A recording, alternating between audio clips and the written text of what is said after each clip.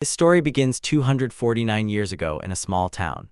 The surprised townspeople froze in the square, raised their heads to the sky, and watched in fascination what was happening. One of the men, to whom a girl was clinging, raised his hand and pointed with his finger at what had already become the focus of everyone's attention. On the faces of the people, unhidden fear and confusion were visible.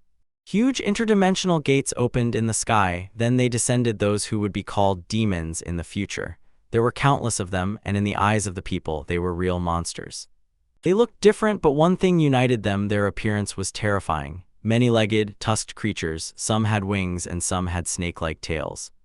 After their appearance, they declared that they would conquer humanity. Thus began the demon invasion. Chaos and death reigned on Earth. The monsters destroyed everyone, sparing neither children nor the elderly. Understanding how serious the situation was, the Orthodox Alliance created the Heavenly Corps to destroy the demons. It boldly declared that it would subdue them. 3 days later, they encountered a demon squad in Manhwa, and they were literally wiped off the face of the earth. The bodies of the brave warriors covered the entire field where the battle took place. A year later, during this time, half of the population of the Central Plain was killed. Orthodox and unorthodox Murim forces united to establish the last line of resistance in Sichuan. A heavy and bloody battle lasted more than half a month. The warriors who dared to stand against the invaders fought desperately, understanding, here and now, the fate of all people was being decided. 90% of the resistance army was killed, and the Central Plain was officially destroyed. Those who remained alive became slaves and were taken to the demon realm.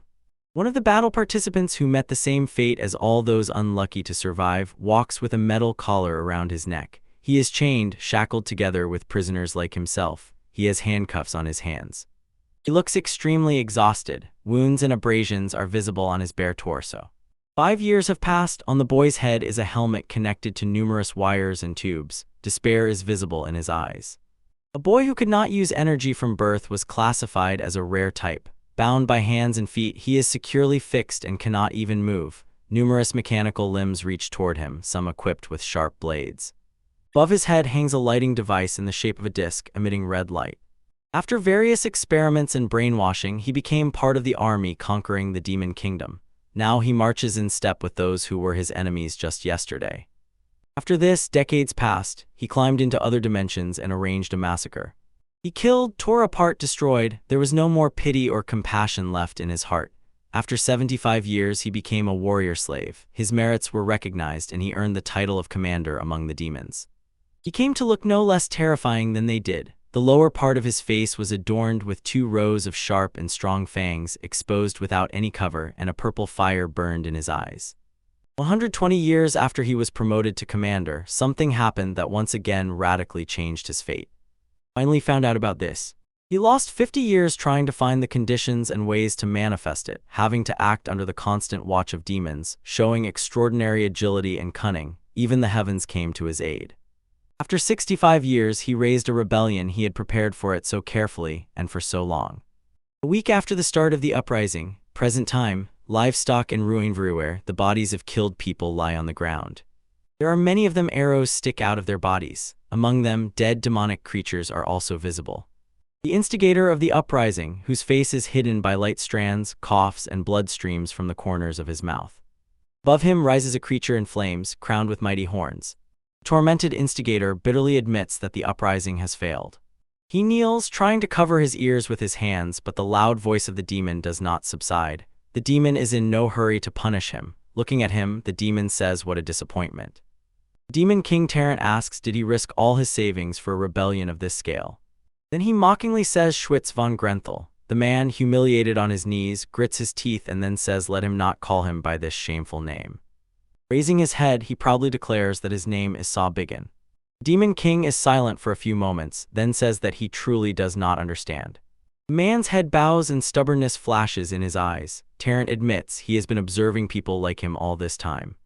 The Demon King says that despite the man's meager abilities and talents, he always had a stubborn desire to survive regardless of the situation.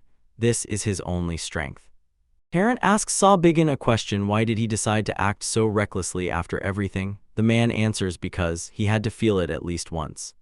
Again throwing back his head and staring angrily at the Demon King, he adds so that next time when they meet in battle he could be sure of victory. Saw Biggin says he has no other choice but to fight the king at least once. Parent replies that his words sound quite interesting, but that is also a foolish way of thinking. He asks the man did he really think that he would give him a second chance. No, Saw Biggin will die here and now. The man raises his bloodied hand, fingers clenched, twisted. He says he will not let the Demon King kill him. Clenching his teeth, Saw Biggin sharply rises to his feet, blood flows like a river.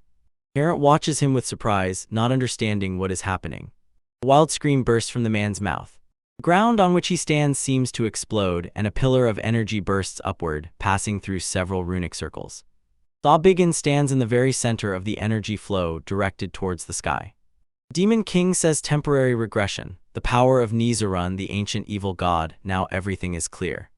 Looking at Saw Biggin, engulfed in purple energy and protected by a magical circle at chest level, Terrence says that now he understands the reason why the man silently endured his defeat and humiliation for 200 years. So it was all for this. Gloatingly laughing, Saw Biggin says let him wait and he will see everything himself. He insults Terrent and promises, next time he will prepare even more thoroughly and will knock all the souls out of the Demon King. Red murderous energy flashes in his eyes as he swears that all demons will perish. Terrent smiles mockingly, showing a mouth full of fangs. He says he will be looking forward to it. Watching as a pillar of purple energy strikes the sky with doubled force, the Demon King adds the only human he acknowledged. The central plain of Murim, the estate has fallen asleep. Above it stretches a starry sky. A purple lightning bolt crashes into the roof of the estate. A light cloud of the same color rises from a hole in the roof tile. Through the breach in the roof, a dark-haired boy lying in the attic is visible. The young man's eyes are closed. From this moment begins the countdown of the time left until the demon invasion. 10 years remain until the invasion. The boy opens his eyes, red sparks of deadly energy burn in them. Combat Training Institution of the Orthodox Alliance, the Dragon Spring Academy. A man holding a nail in one hand strikes it with a hammer in the other. Two men are repairing the roof, talking to each other. One of them swears he can't believe the lightning struck out of nowhere. His interlocutor agrees yes, and so powerful that it destroyed the training hall roof. He says they should be glad at least because only that fool got injured. The man asks who he is talking about. The interlocutor explains that it is about the deputy instructor, an orphan cared for by Dr. Jinbeek. He was the one struck by lightning a few days ago. The man sighs, a martial arts instructor who can't use internal energy. He says that as far as he heard, the boy apparently did not receive serious injuries. The interlocutor believes that it would have been better for him himself if he had died then, because today will be his public execution. In the ring, young men stand against each other, clutching spears in their hands. Many people have gathered around the arena. An old man with a long beard, on both sides of whom sit two mighty men with stone faces, folding their hands in a greeting gesture, an open palm covering a fist, says, "From this moment, the duel for the position of spear instructor assistant at the Dragon Spring Academy." After a short pause, he solemnly adds, "Officially we begin." The spectators are electrified by the upcoming spectacle. The elderly man continues speaking, introducing the young men in the ring. On one side, their current spear instructor assistant Saw Biggin. He further introduces the participants, stating that his opponent will be the contender recommended for the position of assistant instructor, the invincible divine spear man Sondok. All eyes shift from the boy to his opponent, a burly giant with a powerful build. The elderly man announces that a request has been made to verify the abilities of the assistant instructor, Saw Biggin, so this duel will decide who truly deserves to be the assistant instructor. Then the man adds that they both must fight, putting on the line their honor as martial arts masters. Raising his spear, man Sondok tells his opponent that he looks better than he expected. Gritting his teeth, he adds that he heard that boy was struck by lightning, and that he allegedly is making up excuses to avoid fighting him. Saw Biggin assesses his opponent with a glance. He knows. The invincible divine spear is a name he gave himself. He also knows that the man uses the bull demon spear technique. Pointing his spear forward, man Sondok says, but since the boy did show up, he will quickly put an end to this, considering his bravery. Continuing to mock with a smile, he adds, or Saw Biggin can simply surrender. The young man replies, in the very distant future. He says that he was an instructor at the Martial Arts Academy and could not use internal energy. Unfortunately, the reason was simply that he was born with such a peculiarity, but of course, nothing could be done about it. He was naturally despised by others. He recalls his defeat in that battle, what happened in a past life. Then he remained kneeling with his spear cut into two parts while his opponent triumphed. Ultimately, this incompetent instructor, known as the disgrace of the Martial Arts Academy, suffered a terrible defeat in a public duel. Sabigana was expelled from his position and he had to perform humiliating tasks and assignments. He endured truly terrible days, sweeping the yard under the mocking glances of the academy students. Then Sun Doc asked, "What nonsense is he telling?" The guy says, in general, he damn well waited a long time for this moment. He beckons the opponent with his finger, calling him a freak. Man Sondok's face turns crimson with rage. In response, he insults the guy and asks how he dares to behave so arrogantly. His foot slams forcefully onto the ring floor as he shouts that he wanted to leave the guy some of his pride, because that instructor. After that, he adds that it's time to pay for his foul mouth. Men Sondok, thrusting forward a spear wrapped in a red deadly aura, lunged into attack, using the bull demon technique. Opening his mouth to shout and fiercely flashing eyes filled with evil energy, he rapidly approaches Sabigana. Using the first form, the opponent employs the cruel bull attack and directs a stream of energy at the guy. Man Sondok looks confused. The sensation he should have gotten from his spear, he realizes he feels nothing. Finding no target in his path, Man Sondok suddenly ends up on the ring. The guy, who remains in place again, tosses the spear over his shoulder and without looking back says, "Though it looked quite decent, now Man Sondok must hit the target for there to be any effect, right?" Jumping to his feet and hissing curses, the man swings his spear, trying to hit the opponent. While he catches his breath, Sabigin lands a little further away. Anger bulges the veins on Man Sondok's forehead. He doesn't understand what happened, how this boy so easily dodged the spear of the demon bull technique which he had practiced for decades. Looking at the boy, the man thinks they said he was weak, before him is like a completely different person. This is not at all what he heard. Sabigin says that was slow. He asks, how can a man teach anyone with such skills? Man Sondok thinks this cannot be true. The boy was just lucky. He bursts from his place with such force that the rings covering tears under his feet. He literally rises into the air and in a jump attacks Sabigin, directing the spear at him. Killer energy pours from his eyes as he shouts die. He uses the spear of the demon bull technique, fourth form falling strike of the bull. The opponent, enveloped in a red, deadly aura, relentlessly approaches the boy, who calmly waits for him. Sabigin looks at Man Sondok from under his brow. His hand grips the spear shaft lying on his shoulder more tightly. He raises the spear and begins spinning it at incredible speed. Sabigin freezes for a moment and raises his hand in front of him. His gaze is full of determination. The opponent, engulfed in a deadly aura, shouts there is no chance that this unfinished spear technique can block him. Sabigin utters fireball. A fiery sphere bursts from his palm. Flames rush toward Man Sondok. His face freezes in confusion and complete disbelief at what is happening. Fireball hits him and the man drops his weapon. The onlookers are frightened and stunned by this spectacle. An admiring expression appears on the faces of some students. Engulfed in flames, Man Sondok rolls around the ring and shouts, "Fire!" An elderly man with a long beard, whose face is full of bewilderment, announces that the duel is over. He says that the winner is the assistant instructor Sabigin. The boy triumphantly raises his hand. His opponent continues to spin around the arena and shouts, "Water!" Sabigin thinks about that cursed time when he was held captive by demons. Then he was dragged into the demon realm and he survived as best he could for hundreds of years. During this, he understood one very important thing. He asks the fallen opponent, from whom the flames have already been extinguished, what he thinks about his art. Smiling, Sabigin says that this martial art is known as fireball, and at the same time he thinks that high-level magic is no different from martial arts. Man Sondok lies on the ring. Finally, the groaning man is carried out on a stretcher. Sabigin waves to him friendly, saying it was a good fight. The attendees are impressed by what happened and ask, what was that? Could it really be real martial arts? One of the students says that, according to rumors, it is the art of hit-yan fingers. One of the men sitting next to the elderly person who declared the guy the winner angrily throws, "What nonsense is this?" The second mutters confusedly, "What is this?" The boy hears his name being greeted and called Instructor Sabigin. He sharply turns his head back. The respected man says he won this fight, but he is surprised that the boy knows how to use internal energy. A slight smile slides across Sabigin's lips. He carelessly replies, that, just lucky, a chance meeting." His interlocutor is surprised, "Lucky?" The boy says that a few days ago he ate some herb he had never seen before, and suddenly he was able to use internal energy. He says that fortunately he has quite a lot of internal energy, but suddenly he is interrupted by an exclamation, "Is this a joke?"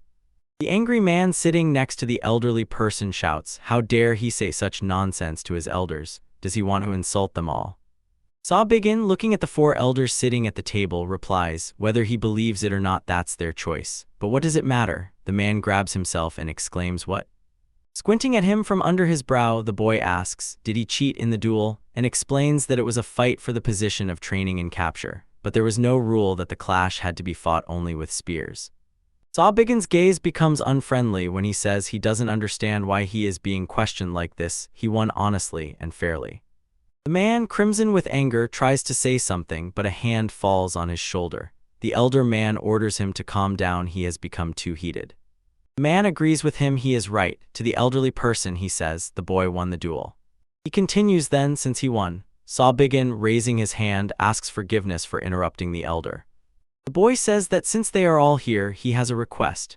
The man who made unfounded claims against him blushes with anger again. The elderly man is a little surprised. A request. Driving the spear tip into the surface of the ring, the boy respectfully bows his head and folds his hands in a traditional gesture, covering his fist with his palm. He says he officially requests a trial to be promoted to senior instructor. Saw-Biggin confidently takes step after step. He ignores the confused students watching him go. With a smile, he listens as they secretly whisper behind his back, "It's him, the one who took part in the duel." "What, really?" He sharply throws his head back and defiantly looks at the sky. Dragon Spring Academy, one of many martial arts training halls created by the Orthodox Alliance to prevent difficulties in Gyeongju-Murim. Her goal is to train martial arts masters who will become the backbone of the Orthodox Alliance in the future. They take children aged 15 to 18 from sects and clans who are already mature enough. Instructors are martial arts masters from the Orthodox Alliance. They are divided into assistant instructors and senior instructors, but for assistant instructors to truly teach children. Saw-Biggin reaches out to the slightly ajar door. Behind, a question echoes, "What is happening?" The boy glances sideways behind his back towards the man who asked him the question. The man asks, how did he suddenly learn to use internal energy? Master of the Pavilion of Body Restoration, Jin Beck, asks, what did he do? This person is not an instructor. She is a doctor who cares for patients. Without looking back, Saw-Biggin replies, he already said it was luck. The man shouts, nonsense. The boy himself knows perfectly well that he treated him for a long time. From the day Jin Beck learned that the boy was unable to use internal energy, he tried all possible methods to cure him. Among them were acupuncture, massage, and various medicines. Saw-Biggin throws an interested glance at him, not knowing what to expect next from the interlocutor. Jin Beck raises his hands to his face and says, if only this were something that could be fixed so easily. Then, the man painfully asks himself, how can I be such a useless doctor? He says that he knows best how other people hated this boy for it, and with tears in his eyes admits he is too ashamed now to look the boy in the eyes. Jin Beck says he is very sorry and asks for his forgiveness. Saw-Biggin, surprised, listens with his mouth agape. Then the boy's lips close. He thinks that the man has not changed at all. For Saw-Biggin, he is like a father. 542 years ago, no, probably about 15 years ago, Jin Beck was the one who rushed into the fire to save a dying child, not fearing bandit ambushes. He was also the man who died trying to save others. He remembers how that man died in his arms. He decides that this time everything will be different. Saw-Biggin turns to the master of the Pavilion of Body Restoration. Holding the man's hand in his palms, the boy decides to do everything so that he does not die on that fateful day. He tells Jin Beck that he should not blame himself and should not worry about him. Looking the man straight in the eyes, he tries to say something. The boy smiles and, squeezing his hand, asks him just to believe him. He says that from this moment he will solve all the problems. Night is approaching, but the lights are still on in the academy windows. Saw-Biggin took off his shirt, stands by the window, and looks at the moon appearing in the sky. Above his head, a lamp burns dimly.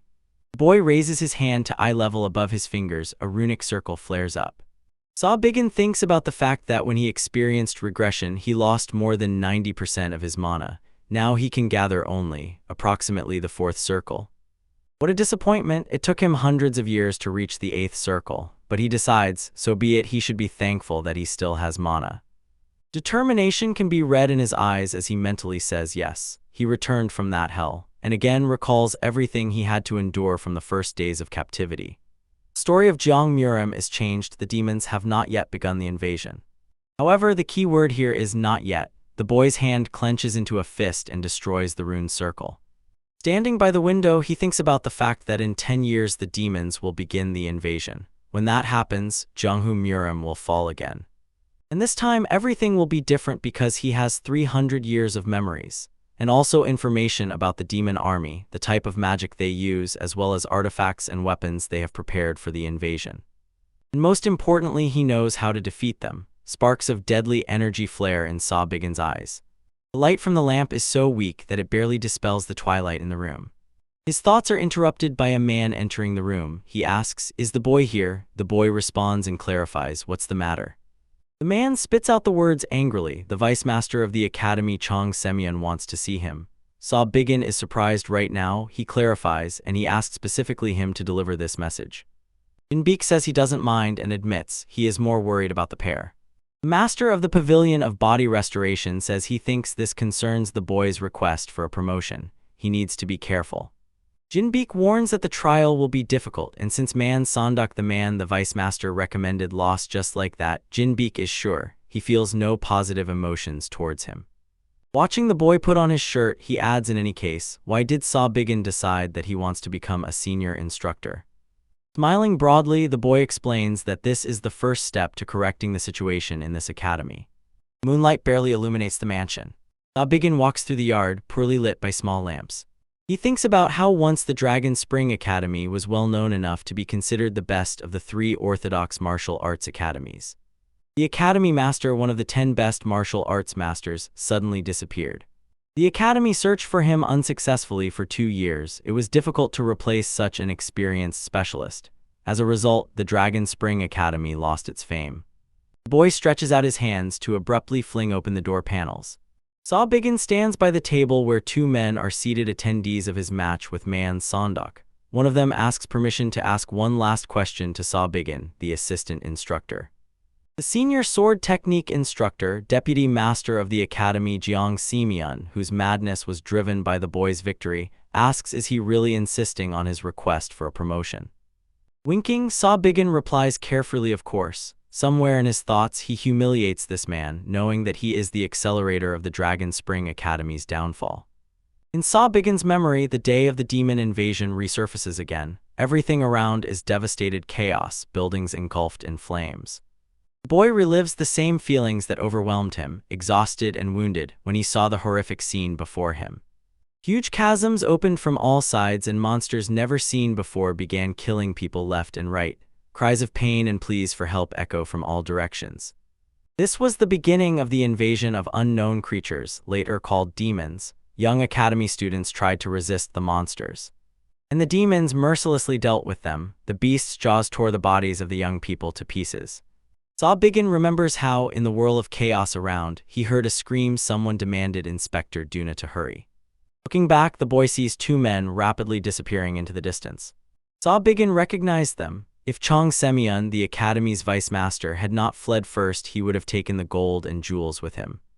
If he had just reported the situation, if he had activated the academy's defense system, it would have stopped so many deaths. Standing before the 2 men who so shamefully fled on that terrible day, the boy seems to hear the death cries of the students who were sacrificed.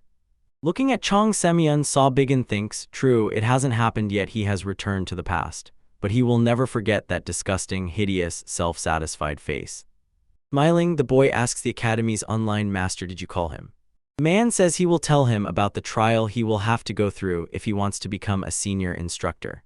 He reports that it is an attack on the fortress of Demonic Night. Saw Bigin asks in surprise, is it about the gang that operates in the mountains behind their academy?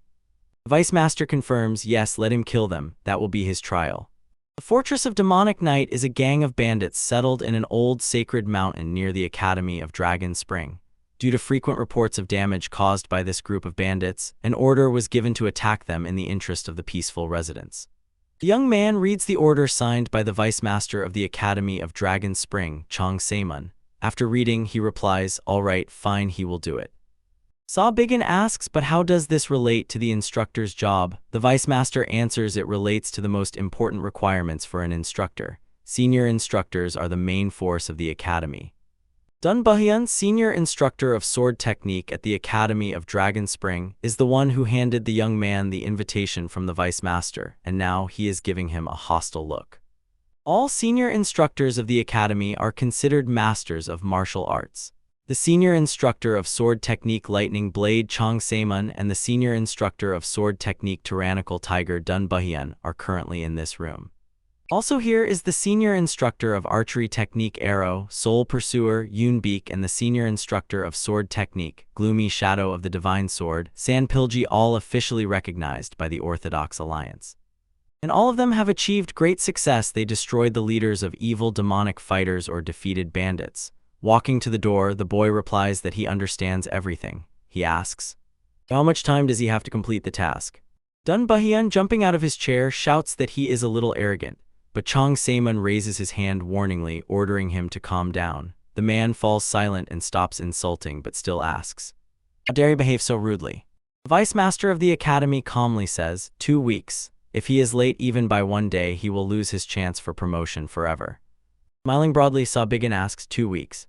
Rising to the exit, the boy says they will see each other in 3 days, and he promises by that time he will return. Dun Buhyun, clenching his fist, shouts this youngster. Jeon Semyeon's face darkens.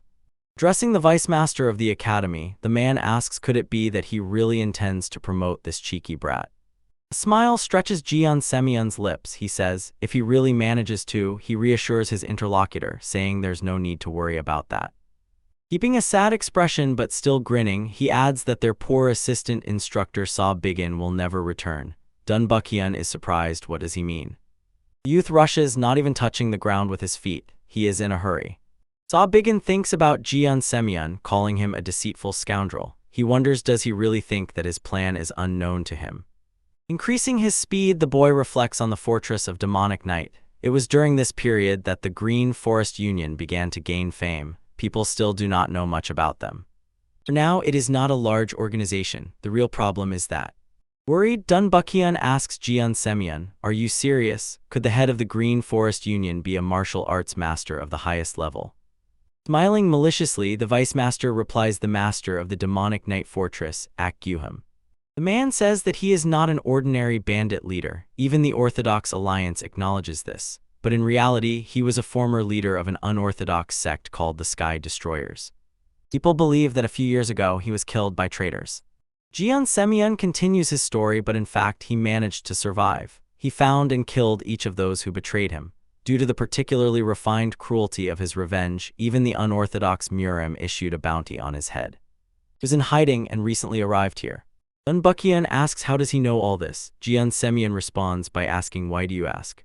He admits that Saw-Biggin undoubtedly made an impression today during the duel, but it only happened because he was hiding his true skills.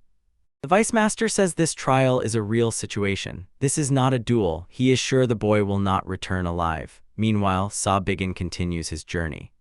He moves with incredible speed and very soon finds himself in the forest. Guy uses levitation to accelerate. With her help, he, without wasting time searching for detours, crosses the chasm. He thinks, if this Ak Gyuham is as he remembers him, then it is not enough for his victory in the fourth circle of magic. Saw-Biggin reaches the top of the cliff and, levitating at an incredible height, says that he is in place. His feet touch the hard surface. Looking at the cliff towering above her, he decided to strengthen the mana and gather the circle. In his eyes, a purple flame flashes when he thinks that all his experience and knowledge have already reached the 8th circle. Focusing his magical sight on the rocks, he sees the entrance to the cave. Saw-Biggin approaches closer and looks at the stone wall. It looks completely ordinary. He extends his hand to her, wrapped in a purple aura. His finger presses into the stone. The boy knows, in reality, this is a barrier built from mana. Saw-Biggin's lips stretch into a wide smile. The boy is happy he is in the right place. He lifts his leg and overcomes the barrier. No one could have imagined that there are several such places on the central plains, hidden behind mana barriers. Saw-Biggin enters the cave and looks around cautiously. In front of him, on a downward-pointing boulder levitating in the air, lies the item he needs. It radiates a purple aura. Looking at the crystal lying on a special stand, Saw-Biggin thinks that he already knew about this. The mana stone is specially made for particular qualities. Demons are intelligent beings from another world who have repeatedly invaded other dimensions and conquered them. This became possible thanks to the technology of traveling between worlds. But there is one significant drawback. During passage through the interdimensional portal, the time required for living and non-living beings differs too greatly. Even demons could not cope with this problem. Sabigan recalls that eventually they came to this decision. In the worlds they planned to conquer, they secretly installed equipment that would be needed in the future. Boy approaches the crystal without taking his eyes off it. This stone is the source of their power. It restores their mana. For the inhabitants of the Central Plains, it is useless because they cannot use it, at least not until this moment comes. Sabigan's hand reaches for the crystal, radiating a purple aura. In the boy's eyes, lights of the same color flash. Outside, peace and silence prevail. The sun generously floods the mountain peaks with light. Unexpected purple energy, destroying stones, rushes to the sky in a stream. Night, a group of armed people is making their way through the forest. From their appearance, it is immediately clear their intentions are not good. A tall man closes the procession, and his eyes burn with crimson, energetic fire. The bald-headed strong man turned his head back and, addressing the fortress master, says in his opinion, "Something is wrong here." The man asks does he mean that he made a mistake, but the strong man hastens to assure he has no idea to think so, he just. In the eyes of the master of the demonic night fortress Ak-Guhum, deadly energy flashes even brighter when he orders him to be silent and thoroughly search everything. When he speaks, his sharpened teeth are visible more like fangs. He adds that he definitely felt an energy explosion here. Ak-Guhum says that losers like him will never understand. The gaze of the bandit, directed somewhere behind him, makes the leader turn around. On a huge boulder sits Sabigan. Clapping his hands, he tells Ak-Guhum that he knew he is truly a master of the highest caliber. He believed in him. The master of the demonic night fortress glared angrily and asked, "And who is this guy?" Sabigan carefully clarifies who he is. He stretches his lips into a smile, creates a magical circle above his palm, and says that he is an instructor of the Dragon Spring Academy. Sabigan, sitting on a huge shiny boulder, looks disdainfully at the bandits standing below. Showing a magic circle on his palms, he introduces himself and says that he is an instructor of the Dragon Spring Academy. The bandits exchange glances, not understanding instructor, academy, but what is he doing here? And Ak-Guhum orders them to be silent, and immediately all, fearfully looking at him, fall silent. The hand of the master of the fortress of demonic night reaches for the hilt of the sword fixed in the sheath behind his back. The man, whose head and body are almost completely covered with strips of cloth, says, "If the boy is telling the truth, then he means that he himself is the cause of that great energy blast wave." Sabigan mockingly asks what if it really was him. With some surprise, the boy looks at the flash of blood-red energy coming from Ak-Guhum. Bandits watch the powerful energy explosion for a moment. It blocks their view of the boy. The master of the fortress of demonic night says that then he will kill him. That is why he is here. Sabigan asks, "Really?" And then the boy unleashes a stream of purple energy on Ak-Guhum. The man tries to hide from him. Raising a hand wrapped in a purple aura, the boy creates a mana blade and in a moment deals with the crowd of bandits, mercilessly knocking their heads off with one strike. Ak-Guhum looks in horror at what is happening. Fear is frozen in the gaze of the master of the fortress of demonic night. He does not understand what is happening. Meanwhile, Sabigan stretches out his hand forward. A purple aura wraps around the sword stuck in the ground nearby. He says, "What a coincidence." The boy pulls the sword towards himself and tightly grips its hilt. Purple energy envelops the sword, and the same energy flashes in his eyes as Sabigan says he also came here to kill him. The swords of Ak-Guhum and Sabigan cross. Bloody red energy opposes the purple. The evil boy smiles and says that the man better avenge his subordinates. The master of the fortress of the demonic night, looking a bit confused, asks who is he.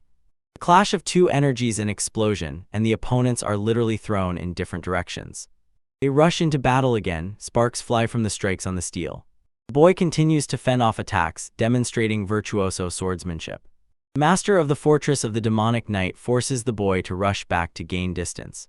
Sabigan answers the question posed by the opponent, who is he, but he has already introduced himself. He is an instructor at the Dragon Spring Academy.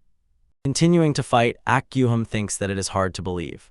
The man mentally showers the boy with insults, understanding that he, so to speak, hardly resists. He circles around him as if playing. Master of the fortress of demonic night grinds his teeth in anger. He lets out a loud scream. Bloody red energy spills out of him nearby. Under her pressure, the boy is forced to kneel on one knee, but he resists successfully. The enemy uses the technique Divine Art that destroys the Sky Core release. The concentration of energy around him increases. Energy flashes burst from the eyes of Ak Gyuhama as he, insulting the boy, frantically demands how dare he force him to use this power on him. The man asks does he even understand what kind of power this is. After the traitors threw him off the cliff, he gathered all this innate core energy, dreaming of revenge. His speech is cut off by Saw Biggins' question who asked. Ak Gyuham literally chokes with indignation. He feels as if he has gone blind from what he heard, and he asks again in disbelief what. The boy uses the freezing wave and the man's legs begin to grow blue crystals. They stretch in a narrow strip from Saw Bihan to Ak Gyuham, covering more and more of his body. The boy says he doesn't care about the story of some worthless villain. Master of the Fortress of Demonic Night looks down and a question slips from his lips. What? Saw Biggin, concentrating the magic circle, utters astral link. Ak Gyuham raises his gaze upward and watches the purple energy circles approaching him. They hover above him on both sides. Chains break free from them and rush to the master of the Fortress of the Demonic Night. Chains wrap around the man's wrists, but he still does not let go of the sword. Then they again pull him into the circle and sharply raise his hands up. Ak Gyuham glances sideways at the circles and thinks about how to get out. The guy approaching him says that the fight is pointless. Saw Biggin stands opposite the master of the Fortress of Demonic Night, who desperately tries to break free and casts a spell. At the very moment the chain touches the man, it drains his inner energy. The spell was specially created to defeat martial arts masters. Looking at the boy with hatred, Ak Gyuham asks where did he learn such sorcery? Is he from the demonic cult? Saw Biggin says that it is magic, not witchcraft, but still can you expect more from such a bandit fool? Master of the Fortress of Demonic Night curses. He bitterly says to die in such a place. The boy asks what, does he have regrets? The man screams madly yes, he has not yet avenged those scoundrels who manipulated his subordinates while he was in the sect Sky Destroyers. He explains that the reason he worked with those disgusting guys from the Orthodox Alliance and the reason he hid in this mountain and restored his strength, all of it was to take revenge. His speech is interrupted by the boy's applause. Ak Gyuham literally howled in helplessness. Saw Biggin says he was so determined. He laughs and adds that this is exactly how revenge should be, slowly, carefully, without giving up. Master of the Fortress of the Demonic Night, whose body trembles with anger, asks, is the boy mocking him now? What could he possibly know? He's just a child raised in comfort. In a moment, the boy's dark face comes close to Ak Gyuham's face. The boy asks in comfort, does it really look like that? The man looks into his eyes in confusion and thinks, what the hell? He believes that this boy is not just one of the madmen, it seems something is wrong with him. Meanwhile, Saw Biggin's hand with 5 spread fingers approaches him. He places the hand, radiating a purple aura, on the prisoner's head. The boy says, all right, he will let him try it too. Looking down at the man clenching under his hand, he adds the hell he endured for 200 years. Ak Gyuham finds himself in an unfamiliar dark area, nearby ruins and remains of a fence. He looks around in confusion, trying to understand what is this place. Wherever he looks, only ruins and semi-darkness.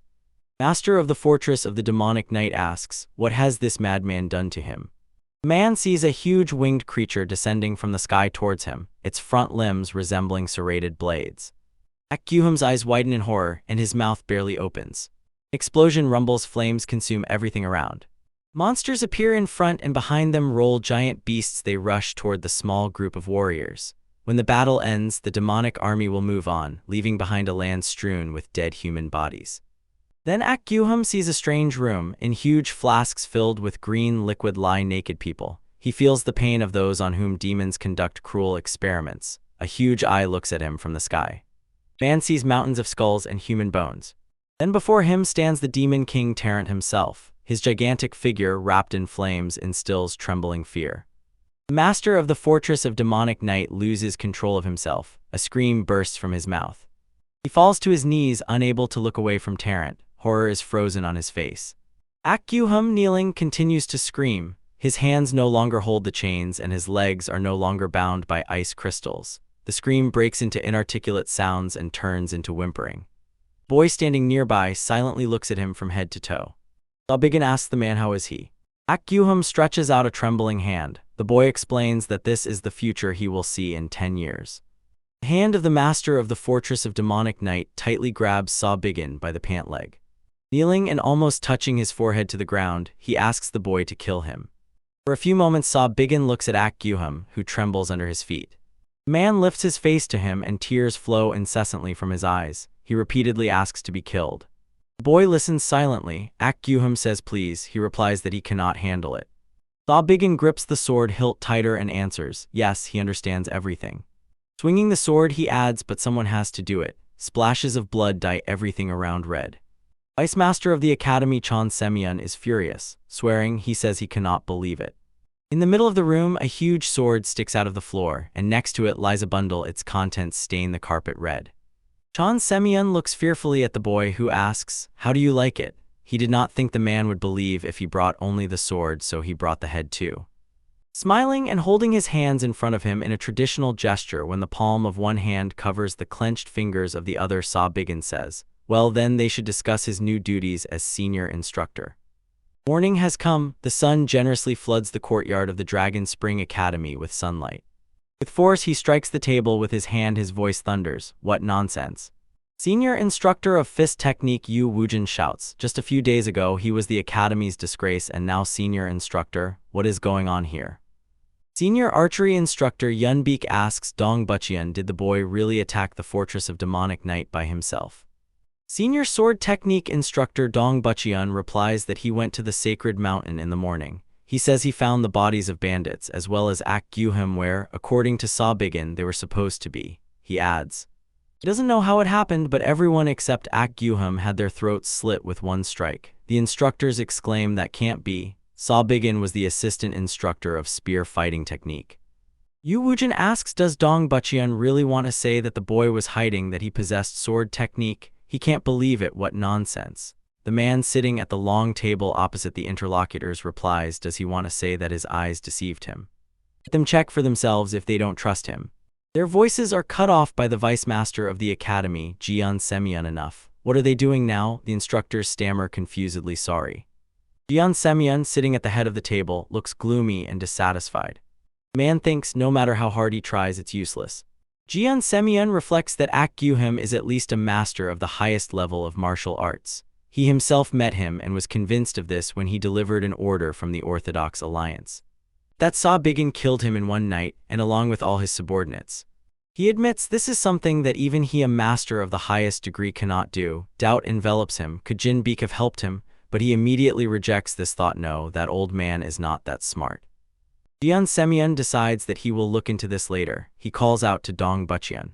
The vice master asks, can he still go to the estate of the Phantom Shadow? Dong Buchian is stunned by this question. He clarifies, does Jian Semyon mean?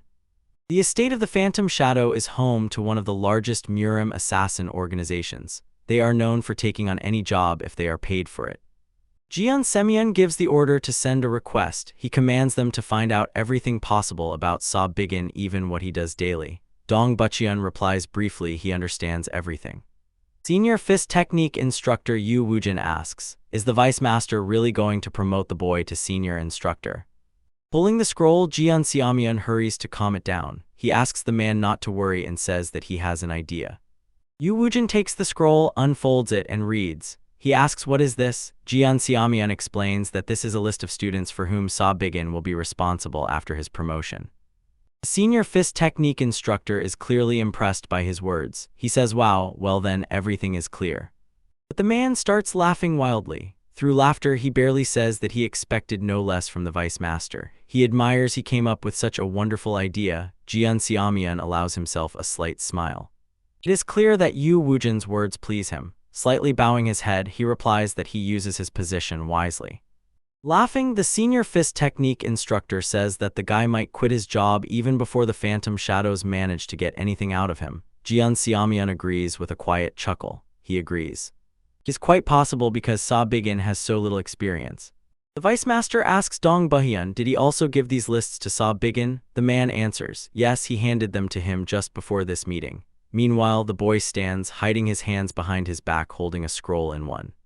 Saw Bigin clenches the list that was handed to him. Jian Xiaomian asks, what did the young man say after reading it? Dong Buchian answers, what could he say if he hasn't seen the students yet? He just smiled and said that he already received them. And Saw Bigin meanwhile decisively walks through the academy courtyard.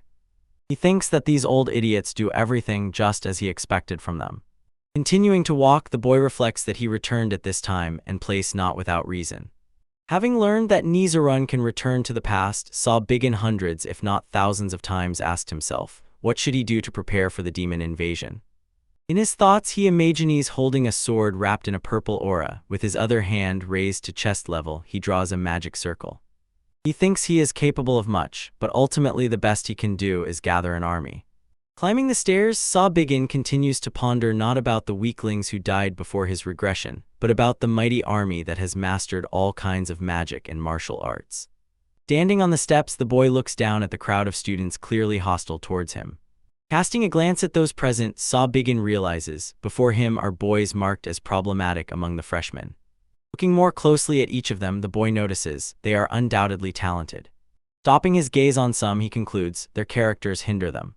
Looking at others, he assumes they may lack talent or they are treated with contempt because they are not from prestigious families. Surveying the group, the boy understands the senior instructors thought he would not be able to handle them. But they would never have imagined who those two heroes were who showed the best during the demon invasion. One of them was a martial arts master who, in his early 20s, reached the evolutionary level, the last hope of Murem, who led the alliance against the demons, the leader of the Heavenly Sword Alliance. The second was a talented marksman, led a squad specializing in assassinations and patrols, and personally destroyed most of the demons, the Divine Shooter. Smiling broadly, Saw Biggin says he is pleased to meet them. The boy informs the students that today he is their instructor. Saw Biggin knows these two heroes are now standing right in front of him. Clash begins. A muscular guy strikes the more fragile-looking opponent in the solar plexus with his fist. The unfortunate one's eyes widen in pain, he cannot breathe in, and saliva flows from his open mouth. Curled up, he kneels, leaning on his elbows, and bows his head low over the floor. Rubbing his hands, the freshman of the Camellia class, the second son of the Dragon Tiger Escort Agency, Gok Bok, rises above him and says that their martial arts training is not over yet. He demands that the opponent stand up. Raising his head and wiping his chin with his hand, the freshman of the Camellia class of the Dragon Spring Academy, the eldest son of the one-star sword clan Tan Lijan, asks him to stop. Gok Bok angrily asks what's wrong with him. Someone might think he is torturing him on purpose.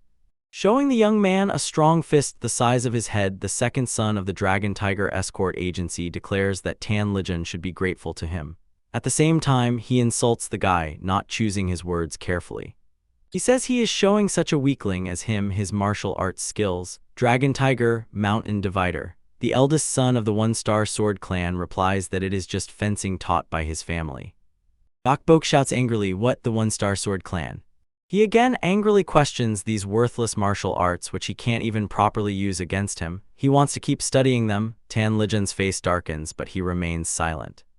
His hand, pressing against the floor, begins to tremble as he, gathering his thoughts, shouts angrily at his interlocutor, "You." Leaning over him, Gok Bok, calling him an insulting name, orders him to stop clenching his fists. The big guy says if he is wrong, maybe they will have another duel, and here he recalls how his opponent weakly sprawled on the ring next to a broken wooden sword. Tan Lijan's hand begins to tremble even more strongly, and he hastens to say, "No way." At the threshold of the auditorium, where students have arranged a duel in the aisle between the tables, a young man appears. He speaks enough to the one crouching near the youth Gok Bok. Looking intently at his classmates, a freshman of the Camellia class from the Destructive Swords clan, the second son of En Wuken, adds that exams will soon begin, so they should stop creating unnecessary fuss. Cursing, Gok Bok heads to the door and says, "All right." Turning to Tan Lijan, he adds, "Let him think he got lucky." Tan Lijan raises his head and thanks En Wuken. The youth glances at the eldest son of the one-star sword clan. Then, without saying a word, he turns away from him. Embarrassed, Tan Lijan lowers his head. He is deeply depressed by what happened, and shame gnaws at him. He cannot stand up for himself. A man appears in the doorway and says, "En Wuken, Gok Bok, Tan Lijan." The second son of the Dragon Tiger Escort Agency, slightly turning his head toward him, asks what's the matter. The man says it happened suddenly. Stammering a little, he reports that he has just received an assignment from the Academy Director Jiang Semyon. He says that he was ordered to inform them they will no longer study in the Camellia class. Instead, they will be transferred to a newly created class. By that time, Tan Lijan has already risen from the floor, and all three look at the man in surprise, not believing what they heard. Gok Bok asks what. Saw Biggin surveys the students standing before him, among whom are former students of the Camellia class.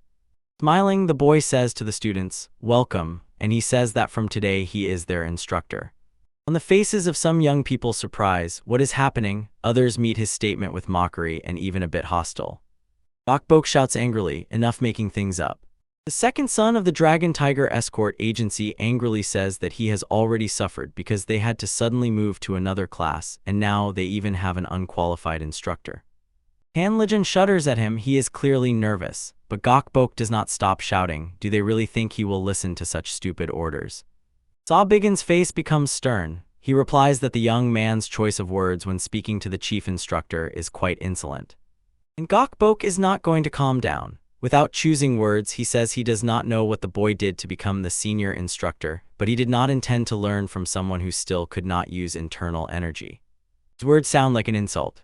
A slight, barely noticeable smile slides across Sabigin's lips. The magical circle concentrates in the hands folded behind the back. Using the flash technique, the boy is instantly in front of Gokbok, who obviously did not expect this. He even shudders and recoils backward. Pronouncing each word, Sabigin says, Academy Rules, Article 3, Clause 5. A drop of sweat runs down the face of the second son of the Dragon Tiger Escort Agency. Stammering a little, he asks what. The boy steps with such force that the stone tile covering the academy yard crumbles under the sole of his boot. Gokbok loudly screams from pain. Sabigin retreats backward, and the young man immediately falls to one knee, examines his leg, and is afraid to even touch it. Coldly looking at him, the boy says, if a student shows bad behavior, he can be punished for instruction. The second son of the Dragon Tiger Escort Agency snarls through clenched teeth. You. His fist engulfed in a fiery aura swiftly flies forward. Throws insults, and Gokbok attacks Sabigin using the technique Dragon Tiger, splitting mountains with fists. Avoiding his blows with barely noticeable movements, the boy continues to speak calmly, swearing and violence against the elder. Sabigin lightning-fast moves behind the back of the confused but still waving fists of Gokbok. The boy continues to speak using internal arts during class without permission. Sabigin adds that the worst, the second son of the Dragon Tiger Escort Agency, feeling the enemy behind, turns to him. The fist of Sabigana, wrapped in purple energy, strikes the solar plexus of Gokbok. From the mouth of the young man, who convulsively curled up in pain, a scream bursts out again. I raise my fist for another strike, Sabigin says. This is a pathetic martial arts skill. Hailstorms of blows pour down on the second son of the Dragon Tiger Escort Agency one after another. Sabigin makes a sweep, and his opponent flips in the air, waving his arms in confusion.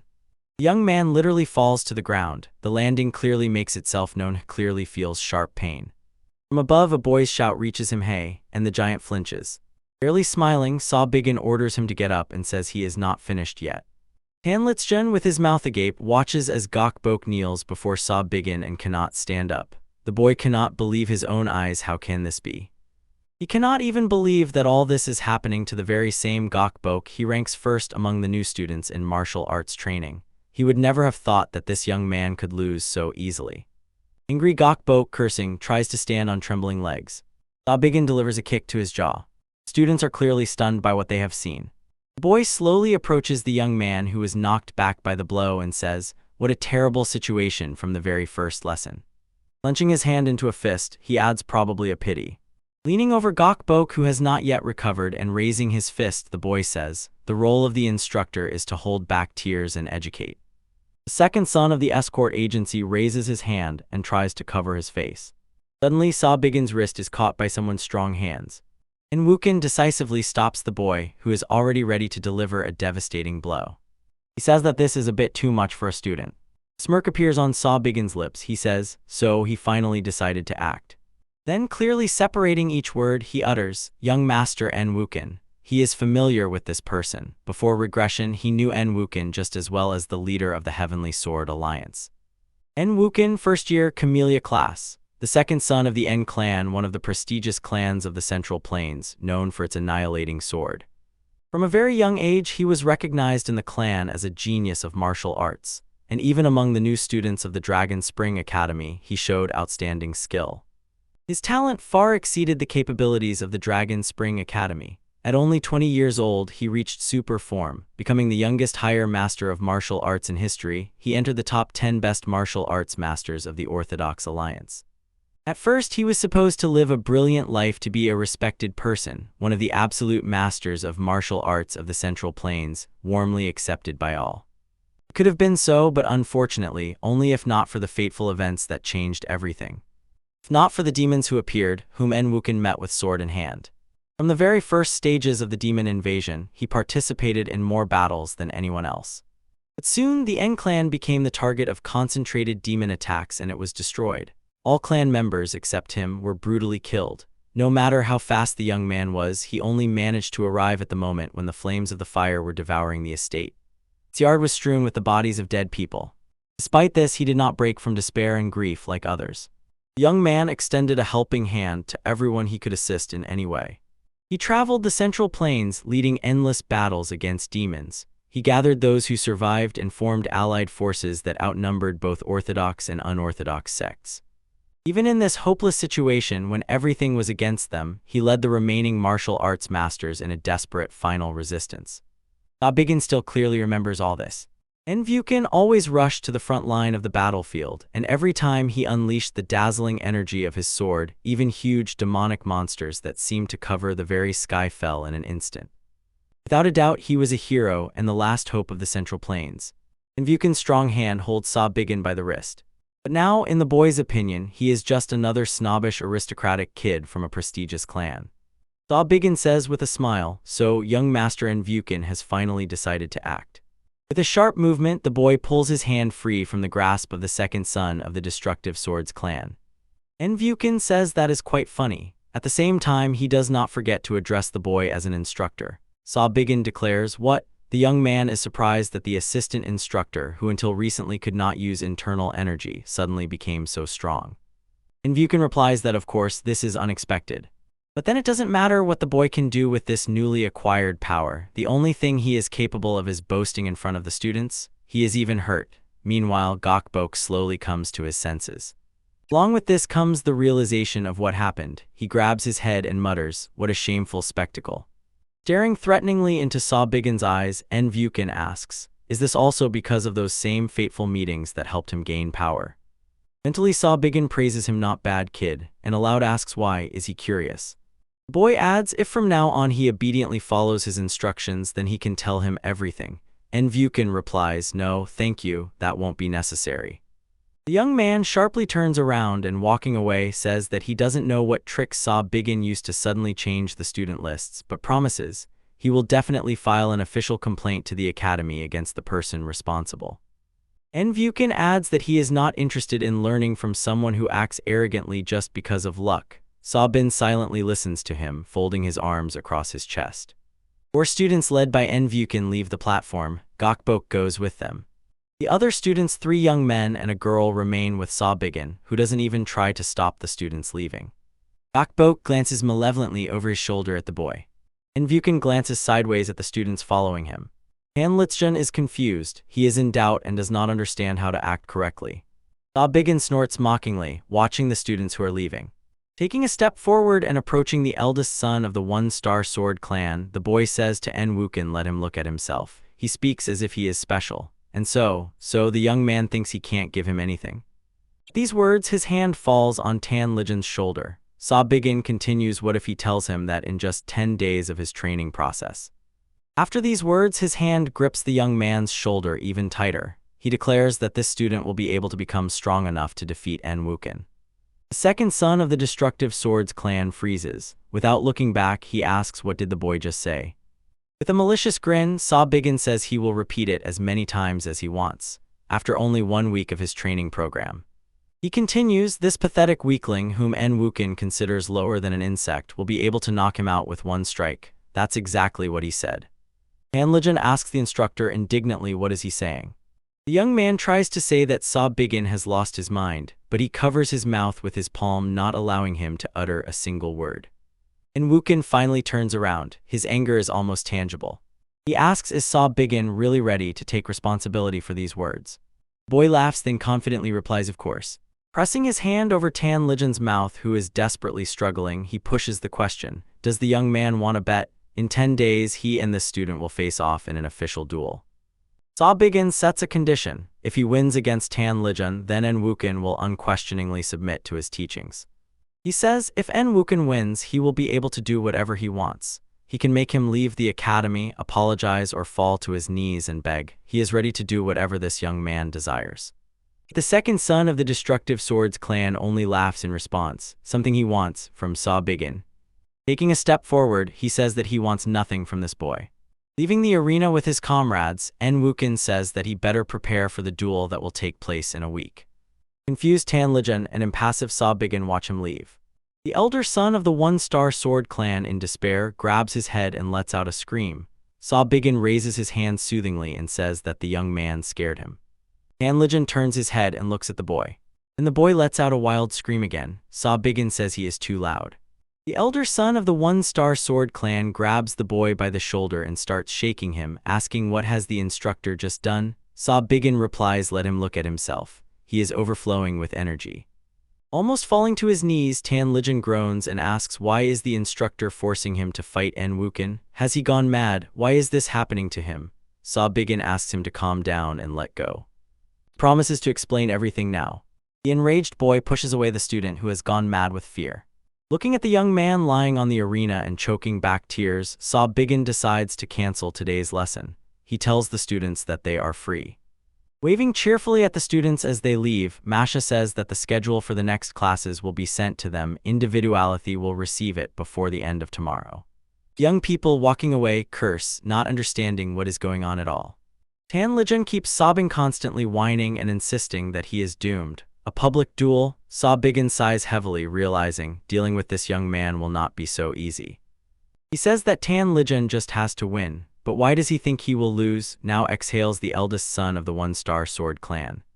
The young man says that during his first public duel after joining, he lost to Gokbok, and he clarifies it was not just a defeat but a disgrace. Since then, he tortures him every day.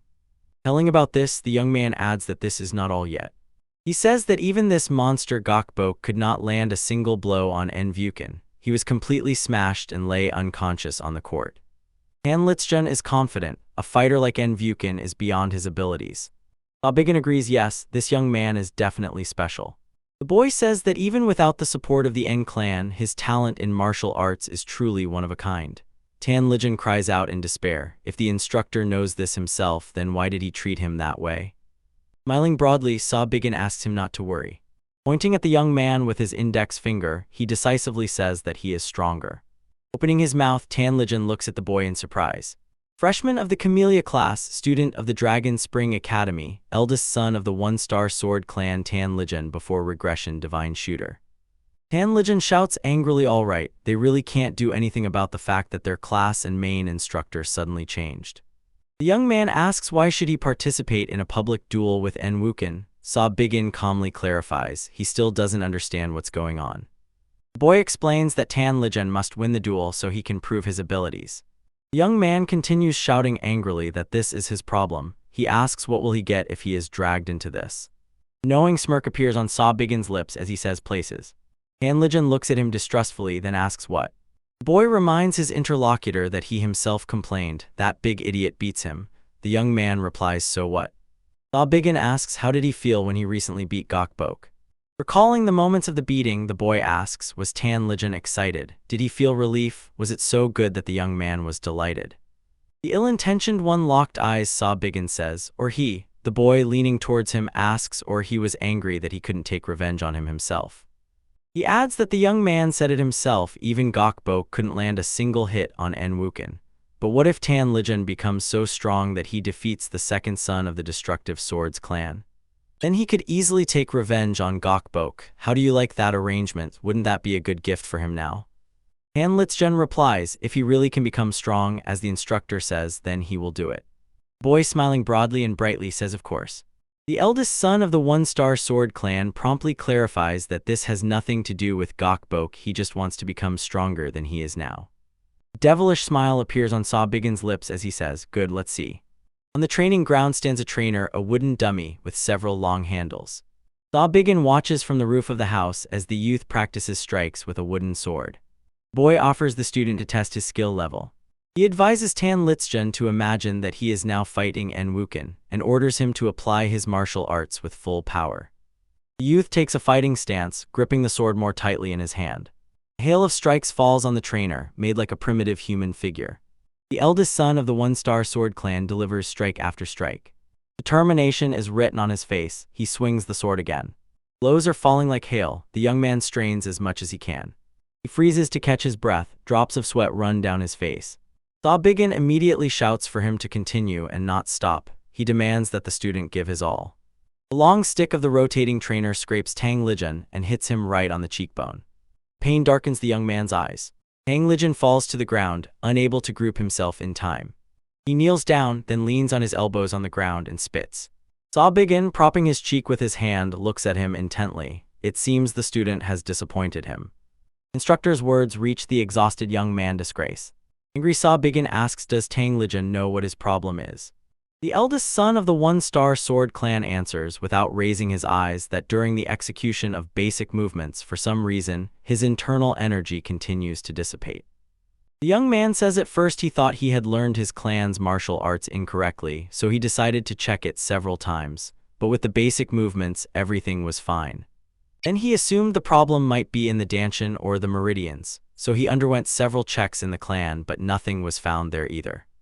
He thinks that maybe he is just unlucky or perhaps he has some unknown disease. Bigin, smiling, replies no, that's not the case.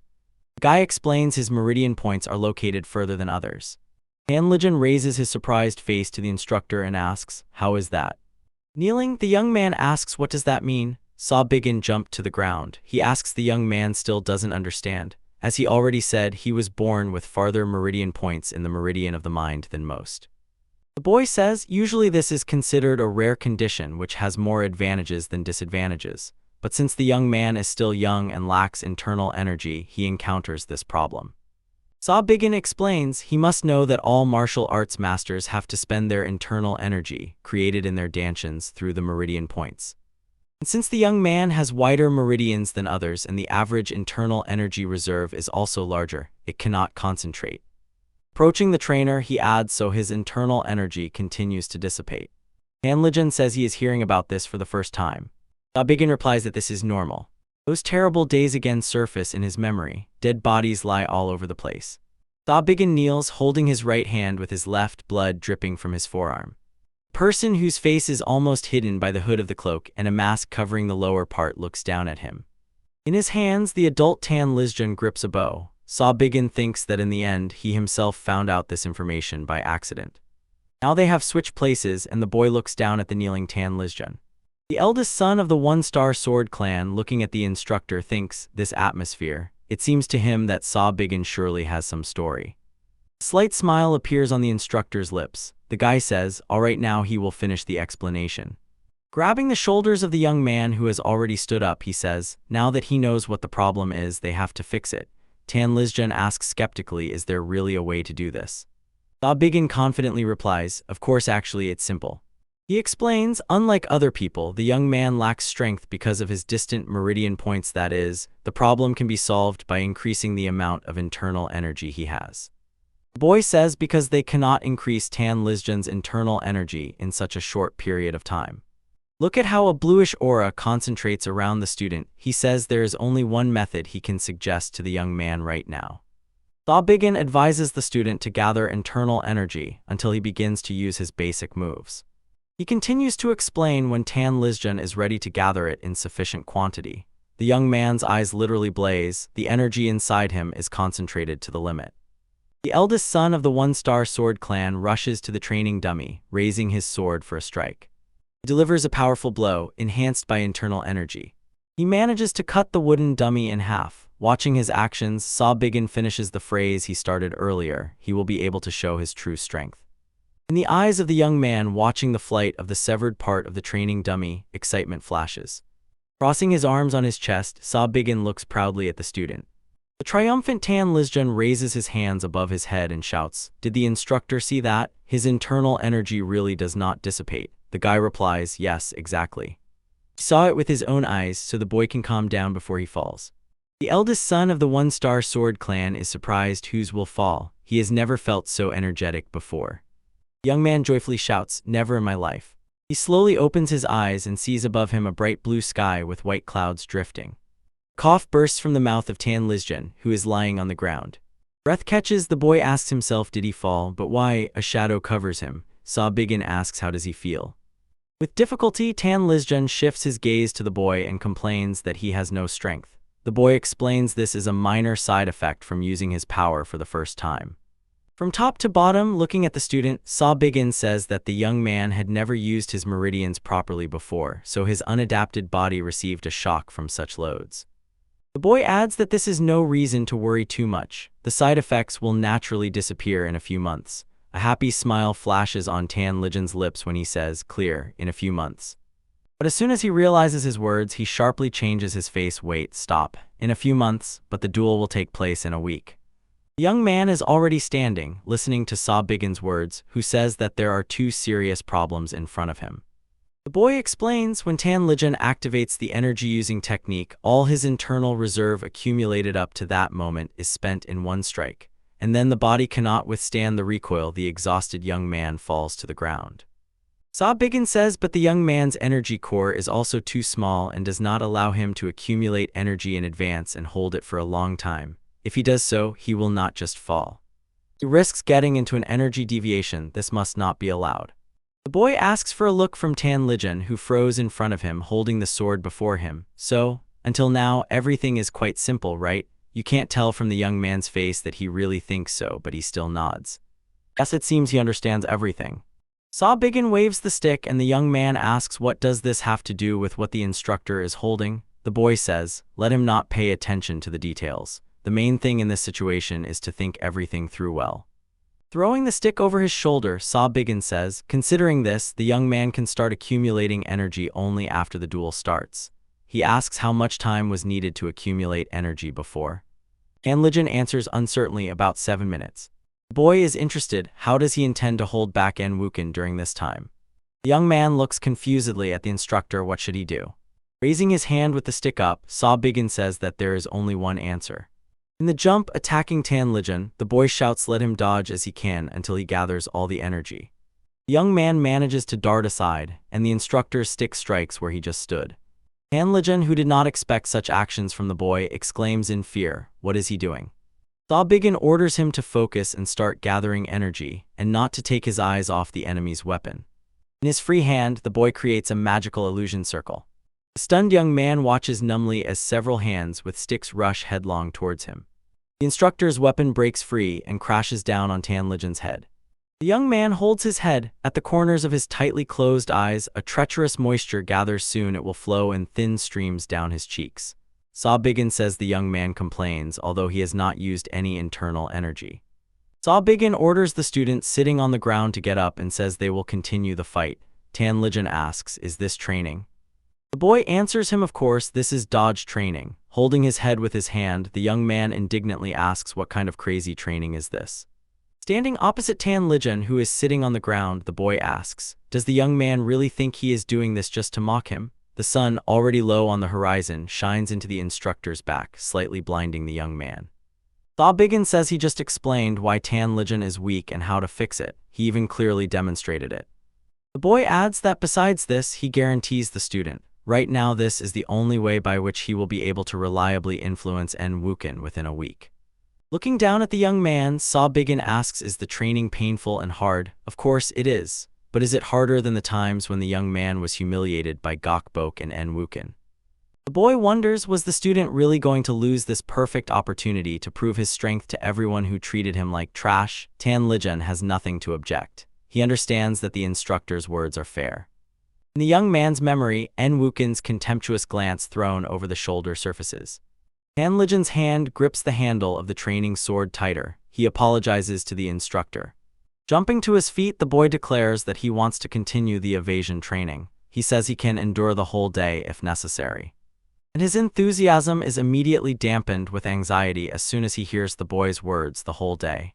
What is he making up? Warming up his shoulder, Saw Biggin says he will do it without breaks for the rest of the week. The young man whimpers fearfully, what? He warned that he would start, and the boy immediately rushes into attack. Tan Lijin, shielding himself with the wooden sword, cries miserably no. Tears flow from his eyes. A week later in the ring, surrounded by a crowd of students, En Wuken and Tan Lijin stand opposite each other. The attendees freeze in anticipation of the start of the duel. En Wuken, folding his arms on his chest, drilled the opponent with his gaze. The eldest son of the one-star sword clan looks exhausted. Bruises and abrasions are visible on his face.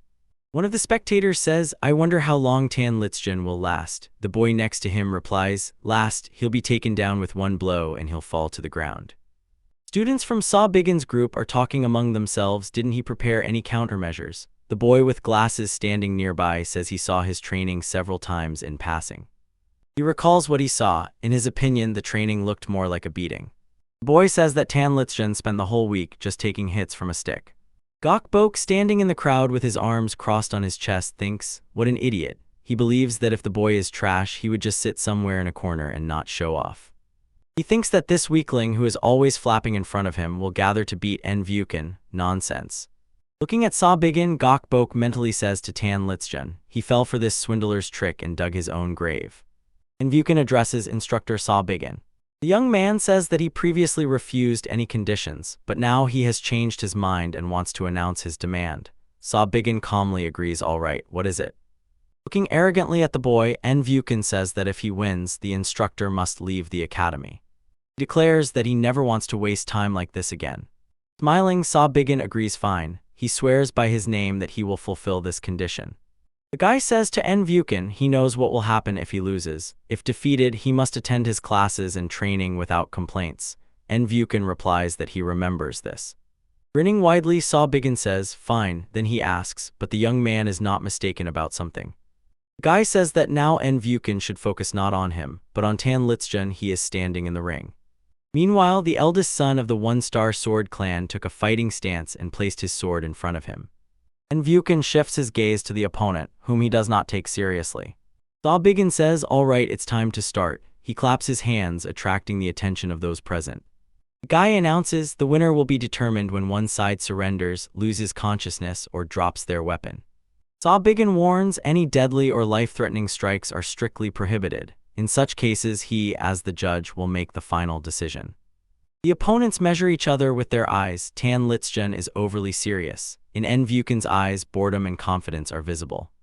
Giving a hand signal, Saw Biggin announces the start of the duel. Tan Litzjun is extremely focused. A drop of sweat runs down his cheek from the tension. Saw Biggin announces the start of the duel. En Vuken does not hurry to draw his sword. His gaze literally pierces the opponent. The eldest son of the One-Star Sword clan looks a bit confused and does not rush to attack. An elusive movement unseen by the eye in Tan Litzjun's arm, cut almost at the shoulder and gripping the sword, flies aside, splattering blood in all directions. Drops of red warm liquid run down the young man's face. He does not understand what is happening. He sees his limb flying aside, splashing blood. The voice of En Vuken reaches the confused young man. He offers him to surrender. He looks at his hands holding the sword and realizes they are fine. En Vuken, looking at his confusion and surprise, says, "What an idiot." The second son of the Destructive Swords clan asks, "How could this young man agree to fight if he is so shocked by just his small deadly intent?" Tan Litzjun tries to control the trembling in his hands. He is overwhelmed by shock. What he just saw turns out to have been only a killing intent. The boy thinks with horror. This means that if he wanted, he really could. He imagines En Vuken cutting off his limb with a single sword stroke. An overwhelming, trembling fever pierces his whole body. He thinks he will not be able to do it after all. People consider En Vuken the best of the best in the academy. He is sure there is no chance that such a terrible fighter as he could defeat the second son of the Destructive Swords clan after only a week of training. Against students like Gokbok and En Vuken, he feels small and worthless. From the turmoil of self-reproach, the instructor's voice pulls him out. He calls him by name. The young man's face is completely impassive, and a faint smile barely glides on his lips. As if in a dream, Tan Litzjun sees Saw Biggin approaching him with a stick in his hands, surrounded by a purple aura. The eldest son of the One-Star Sword clan experiences conflicting emotions. It is clearly visible on his face. The youth closes his eyes and tries to pull himself together. It occurs to him that he needs to remind himself. He must remember he wants to become stronger than he is now. Tan Litzjun orders himself to recall why that day, a week ago, he decided he wants to become stronger. En Vuken calls the youth an idiot. After all, he gave him a chance to get out of this fight without injuries. The second son of the Destructive Swords clan rushed into attack. Drawing the sword from its sheath, he attacks Tan Litzjun mid-jump, claiming that he himself is to blame for everything. The opponent's blades cross. A slightly puzzled expression appears on En Vuken's face when he encounters resistance. The second son of the clan of Destructive Swords was surprised that the boy reacted in time. For him, it was an unpleasant surprise. Tan Lijun retreats backward, increasing the distance between them. He thinks that everything could have ended badly. The chi he gathered has almost dissipated. Meanwhile, En Vuken decides to use the Supreme Dragon Sword technique, Sky Cutter. He uses the first form Berserovsky Dragon's Fury Stream. The young man swings the sword, and at first glance chaotic energy circles emerge around him. Tan Lijun manages to dodge the strike, barely missed his face. A thought flashes in his mind: this chi sword is so powerful. All the time retreating from enemy attacks, he thinks maybe it's just his perception. Tan Lijun understands with relief that evading the enemy's attack is easier than he expected. Spectators watch the duel tensely, which, as many thought, would be decided by a single blow. But time passes and the duel continues. Bok was stunned by what was happening, definitely did not expect such agility from Tan Lijun. En Vuken shouts, it seems the young man has still somehow learned something. He uses the third form of the technique Supreme Dragon Sword, sky-splitting double dragon fangs, and his sword blazes with a mighty aura. The second son of the clan of destructive swords raises his blade above his head and fiercely attacks the enemy. Tan Lijun's gaze is tense. He carefully watches every move of En Vuken. Suddenly, the young man realizes this is the very technique that instructor Saw Biggin used in training. He pushes off with his foot and makes an incredible somersault, flying over the opponent's head. En Vuken watches him with surprise, raising his head up. Tan Lijun lands, rejoicing that he managed to stay on his feet. There is no fear in the young man's gaze anymore. He is focused and fearlessly awaits En Vuken's next moves. The second son of the Destructive Swords clan attacks again. His eyes flash with the light of inner energy. He strikes blow after blow, but Tan Lijun manages to dodge each time. The young man, demonstrating incredible flexibility and amazing reflexes, avoids the opponent's attacks, freezing at his strength, speed, and precision. However, he did not expect less from the sword technique, the best of the Central Plains swordsman clan. Dodging and tracing with his gaze the blade that passed right in front of his face, Tan Lijun thinks, this does not mean he cannot avoid his strikes. En Vuken continues to attack rapidly. The eldest son of the Single-Star Sword clan does not understand why, but this swordsmanship technique. He recalls that during training, instructor Saw Biggin moved exactly the same way. He used the same techniques. The movements of En Vuken and the instructor are almost identical.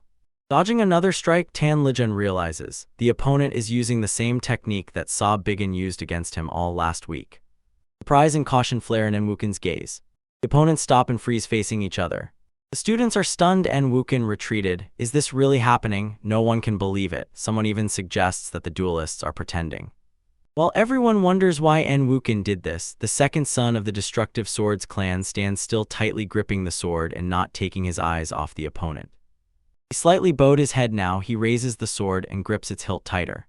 Tan Lijun hears with surprise how the young man apologizes to him for calling him an idiot. En Vuken says he must admit that over the past week he has learned a lot. Raising the sword wrapped in a shining aura with the tip downwards, he adds that he does not know where he learned about the Supreme Dragon Sword, Sky Cleaving. A flash of astonishment passed in Tan Lijun's eyes. Frozen in place, he watches as En Vuken raises the sword tip towards the sky, and a powerful energy vortex spins above it. The second son of the clan of Destructive Swords uses the technique Supreme Dragon Sword, Sky-Splitting Cruel Dragon Annihilation. Sternly looking at Tan Lijun, he says, if the young man dodges this too, he admits defeat. Spectators raise their hands, covering their faces from the fierce air waves surrounding the ring. Shouts are heard, what is this sword technique? Students scream in fear, what kind of terrible sword technique is this? Bok watches the events, slightly opening his mouth. He cannot believe that En Vuken dared to take such a step and calls him crazy. Tan Lijun clenches a sword wrapped in a faint light of bluish aura in his hand and takes a step forward. He boldly strides towards the mighty whirlwind. Frightened cries ring out, where is he going? The night before the duel, Tan Lijun struggles to catch his breath. Sweat pours down his face like rain.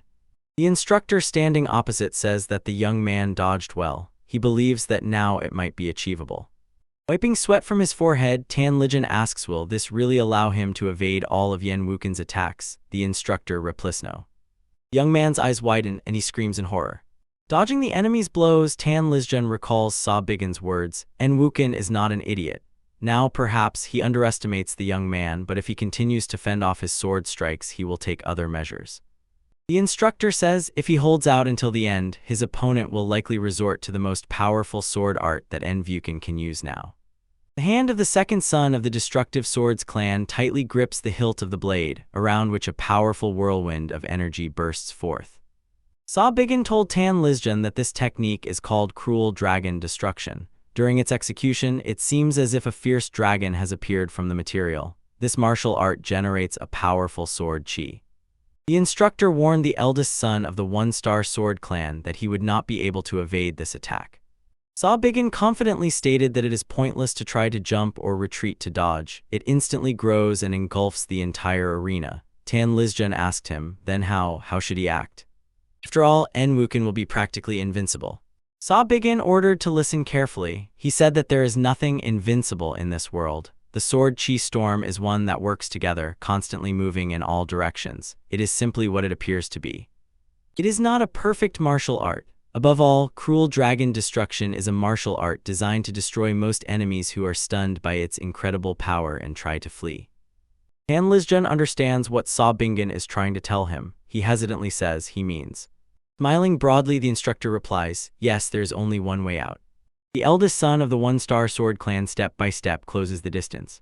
In his head sounds the voice of Sabigan ordering to move forward, only forward, and the young man approaches Enwuken, over whom the energy whirlwind has already reached full strength. The young man's face is focused, and determination and confidence can be read in his eyes. His behavior surprises Enwuken. He clearly expected a completely different reaction from his opponent. The hands of the second son of the destructive swords clan grip the sword hilt even tighter. Tan Lizjan recalls the words of Sabigan. Of course, Enwuken will try to respond instantly, understanding that his cruel dragon annihilation has been read by the opponent. But in that case, it will just be a reaction to the situation in which he is surprised by what happened. The young man, who approached dangerously close to the enemy, dodges the sword strike that he unleashes on him. Tan Lizjan tosses his blade upward, wrapped in flashes of energy. Sabigan said this will be his moment. The instructor ordered him to use the suppressed anger that he had held back for so long and strike this arrogant upstart. The young man follows his advice exactly. With a shout, Tan Lizjan brings his blade down on the opponent. Enwuken is stunned by his assault. His face shows surprise and confusion. Swords of the opponents approach each other. The eldest son of the one-star sword clan delivers a devastating blow. The instructor standing next to the young man asks how does he feel. Tan Lizjan asks confusedly what. The instructor stands holding Tan Lizjan by the waist. The young man's hand wraps around his shoulders. The students erupt with enthusiastic cheers, celebrating his victory. Only Gokbok does not share the general excitement. He is clearly angry and does not even try to hide it. Sabigan asks the young man, "This is wonderful, isn't it?" He raises his gaze to him, and it seems he still does not fully realize how great what happened is. A joyful smile flashes on Tan Lizjan's lips, and he exhales yes. Holding his hand on the handle of the stick behind his back, Sabigan walks unhurriedly through the inner courtyard of the academy. The door opens and he enters the room. His students are sitting at the tables in the room. The young man stands up before them. The young people freeze and look at him. Among them is also Tan Lizjan. He looks at the instructor warmly with hope.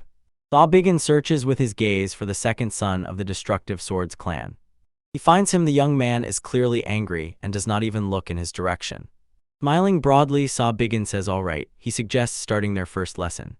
Fist forcefully slams down on the table and curses are heard. Vice Master of the Academy Chong Semyon, sitting at the head of the table, swears aren't these the same ones who were doing the same thing just a minute ago. His face darkens with rage. Continuing to curse, the man raises his hand to his head and exclaims, how did it all turn out like this? Words addressed to him tear him from his gloomy thoughts. He was entrusted, and everything was left in his hands. What does this mean? Senior fist technique instructor Yu Wujin asks. Isn't the goal for Sabigan to leave of his own accord? The man does not calm down. Why do the students voluntarily follow him? What is happening? Especially Tan Lizjan from the one-star sword clan and Enwuken from the En clan both now insist on continuing training under Sabigan's leadership. Senior archery technique instructor Yunbeek asks, what if they are forced to change classes again, like last time? Yu Wujin replies that the students even threaten to leave the academy and report this to the En clan. Instructors shout that they should never have trusted such a genius as Enwuken to any novice. This directly concerns the academy's reputation. This is a critical issue. The Vice Master is asked will he take responsibility for this. The man shouts now they are trying to hang all this on him. They are just parasites desperately seeking the En clan's blessing. Zhang Semyon wonders, are they seriously saying that En Wuken lost to some low-ranking youth from the one-star sword clan? Nearby, an instructor corrects. Technically, the youth refused to continue the duel. According to students who observed the battle, it was an actual, undeniable defeat. The vice master interrupts him. Does he hear himself? En Wuken is one of the greatest geniuses in history, even among the En clan. Zhang Semyon angrily thinks about Sa Bigin. The more he learns about the pair, the less he understands. He decides he can no longer leave him unsupervised. He mentally returns to the idea he had voiced earlier. The vice master asks, have they still not received a response from the Phantom Shadow Manor? Dong Bahian says, since they said they would consider their request. Zhang Semyon is furious with rage. How dare a simple group of mercenaries behave so arrogantly?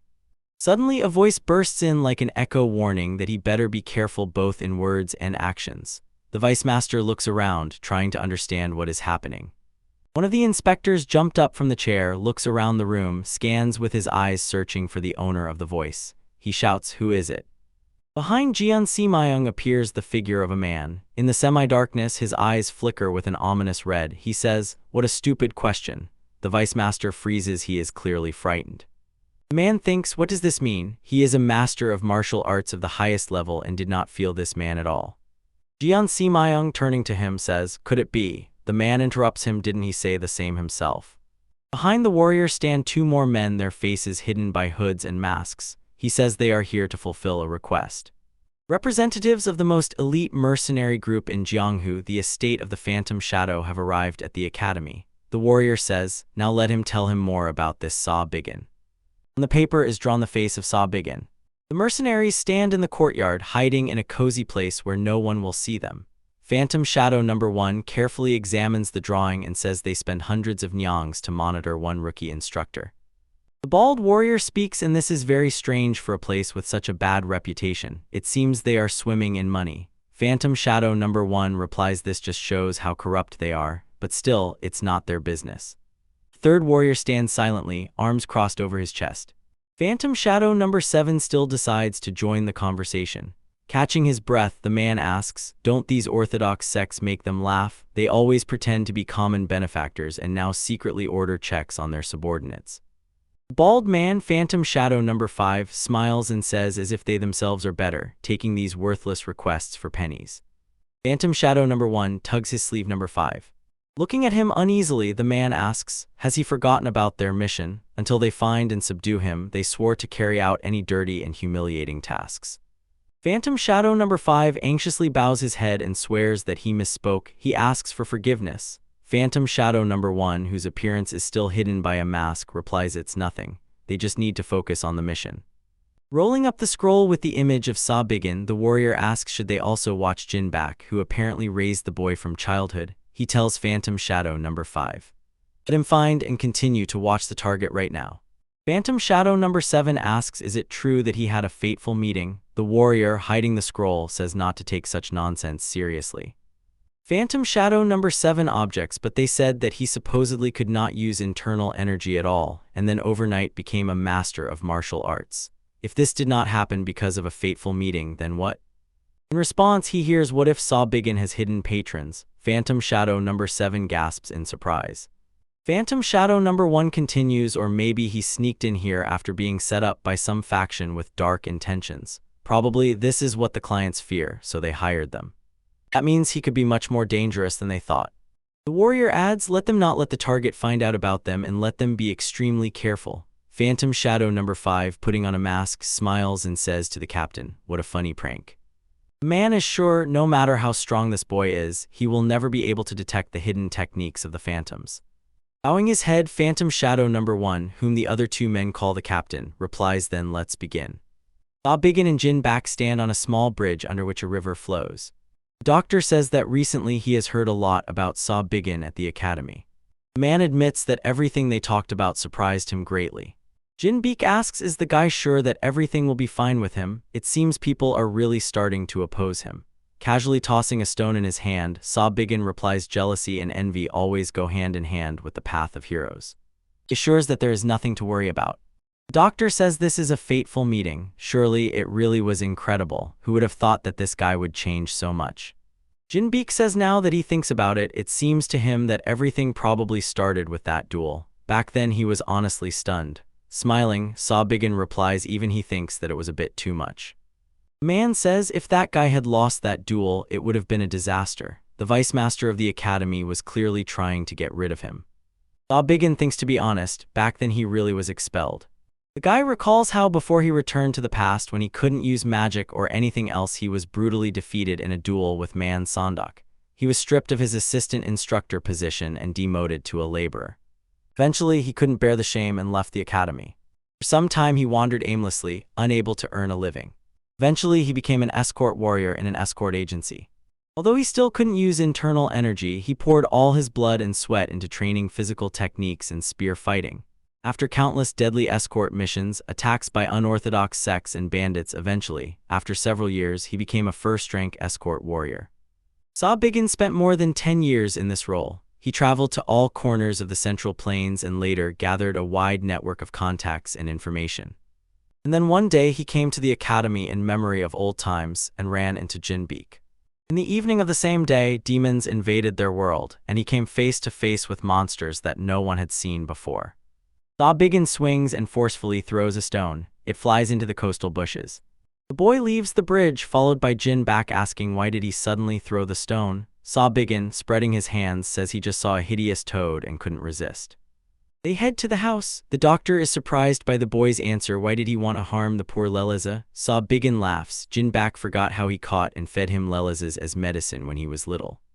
When they disappear from sight, phantom shadows number 5 and 7 rise from the bushes. Phantom shadow number 7 holds his head where the stone hit and whines. Number 5 asks, is he okay? The man removes his hand, revealing his swollen eye. He says that this madman suddenly threw a stone at him. 7 asks, could it be that they have already been discovered? 5 replies, would he just leave if they had found them? He thinks he was just unlucky. Phantom shadow number 5 asks, does he really doubt the cultivation methods of the estate over such a trifle? The man answers abruptly, no, how could he? The bald warrior says, good, let him be more confident in his skills. The boy returned to his quarters and they will continue to watch him. Day passed quietly, the sky spread with the colors of sunset. Saw-Biggin sits by the window on a chair, crossing one leg over the other. He thinks about the fact that his first goal after regression has already been achieved, and he asks himself, is it time to put it into action? Saw-Biggin thinks about the girl. If his memory does not fail him, she should be in. For some reason, a sound catches his attention. He says that the door is open and invites the guest to come in. The guest says he behaves as if he was waiting for him specifically. Saw-Biggin, straddling a chair and folding his arms on the backrest, replies he thought that he was already starting to get nervous. The boy deliberately pronounces the visitor's name, Envuken. The young man asks, what's the matter? What is that disgusting expression on his face? Saw-Biggin is interested what brought the young master of the clan of destructive swords N to such a modest place. Envuken does not hurry to start the conversation, looking sternly at the instructor. Meanwhile, the boy lies down on the bed and, propping his head with his hand, studies the guest with his gaze. Tired of playing silent treatment, he asks, what? The young man explains the reason for his visit, that duel. He says that during the fight Tan Litzjun was able, though clumsily, to react to all his main moves of the supreme sword of the dragon, Heaven Cleaving. Envuken admits, at first he thought it was just the result of a week of training. Looking back, he realizes those were moves that go beyond instantaneous reactions. The young man says that it was as if he knew all the moves and trajectories of swordsmanship technique. Saw-Biggin listens attentively, fixing him with an unfriendly look. Envuken, angrily flashing a look, adds, the one who taught him the unique skill of wielding the sword of the Razrashitlik Mechi N clan, the supreme sword of the dragon, the Sky Destroyer, probably Inspector Saw-Biggin, right? He is interested in how an outsider knows the martial arts of his clan in such detail. Smirking mockingly, the boy replies, who knows? He says that the martial arts of the Razrashitlik Mechi N clan, now considered the largest sword clan in Zhongyuan, are quite well known among martial arts masters. Doesn't it seem so to him? Envuken replies angrily. Stop joking, this was not the level of superficial knowledge. The young man asks, did the instructor really think he wouldn't notice? Saw-Biggin replies that, of course, he had to understand it. If the young man hadn't, he would have been very disappointed. Envuken says not to try to change the subject of the conversation. Sitting on the edge of the bed, Saw-Biggin interrupts him. Wait. Standing up, he asks the young man to be more honest if he wants to become his student. After all, he should admit, in reality he is interested in something else. And Vukin is surprised by his words. He tries to say something, but Saw Biggin interrupts him again, saying that in fact the young man came to check if he knows the same thing as N. Vukin himself. The flaws of the Supreme Dragon Sword, the Sky Destroyer. Didn't he feel it himself? In the student's eyes confusion and surprise. He did not expect such insight from the instructor. The technique Supreme Sword of the Dragon, Sky Destroyer was perfected hundreds of years ago and passed down in the clan as a unique swordsmanship art. Today this combat technique is considered the greatest sword art in Zhongyuan. It has incredible destructive power, constantly changes the sword's movement trajectories, and has no gaps. Saw Biggin says that since youth, when N. Vukin began studying this art, possessing outstanding wisdom, the boy understood one thing. What he understood was that the Supreme Dragon Sword, the Sky Destroyer, is not an invincible art. The boy adds, but as a descendant of the great Razrashitelnik Mechi N clan, Vukin could not admit this.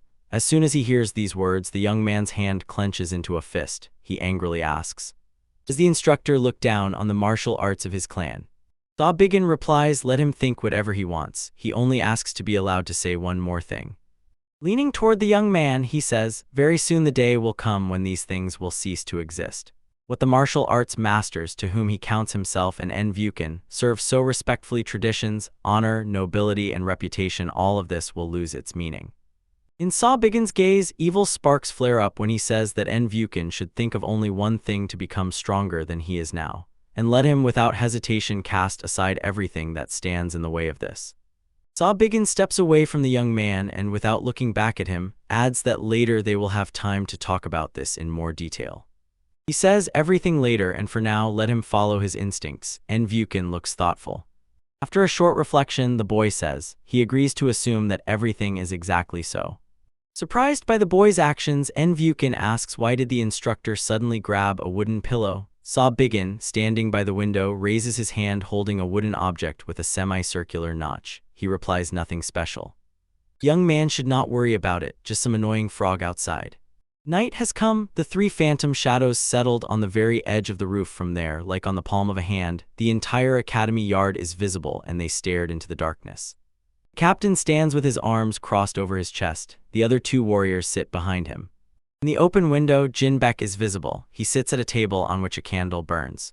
One of the warriors says that he used to be an ordinary medic who worked in Gamsu. But 5 years ago, he joined the service at the Dragon Spring Academy and became responsible for the Body Recovery Pavilion, where patients are treated. Phantom Shadow number 5 continues to insist that despite his medical abilities, he barely mastered martial arts and seems to have little experience in other areas. The captain replies that information about him has already been gathered because he is closest to Saw Biggin, but in his opinion, this man looks like an ordinary medic.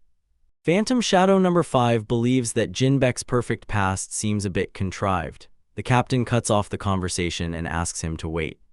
Looking at the distorted face of number 7, who, besides a bruise under the eye, also has a clearly swollen cheekbone and a bandage on his head, the man asks what is wrong with him. The bald-headed healthy man, stumbling over his words, tries to say something. He tells about the misadventures of Phantom Shadow number 7. Today he got hit with both a wooden pillow and a stone that flew straight into his eye. The captain asks, are they sure their presence was not detected? Number 5 replies, neither the doctor nor the boy showed any caution, so he thinks everything is fine. 7th disagrees, he thinks they were exposed. Isn't that so? The captain orders him not to doubt the common sense of their clan. He believes the boy probably has a bad habit of throwing things. He says they have had to deal with worse, let him suffer a little. Number 7 lowers his head, deeply tears roll down his cheeks, but he still has to agree with the captain's decision.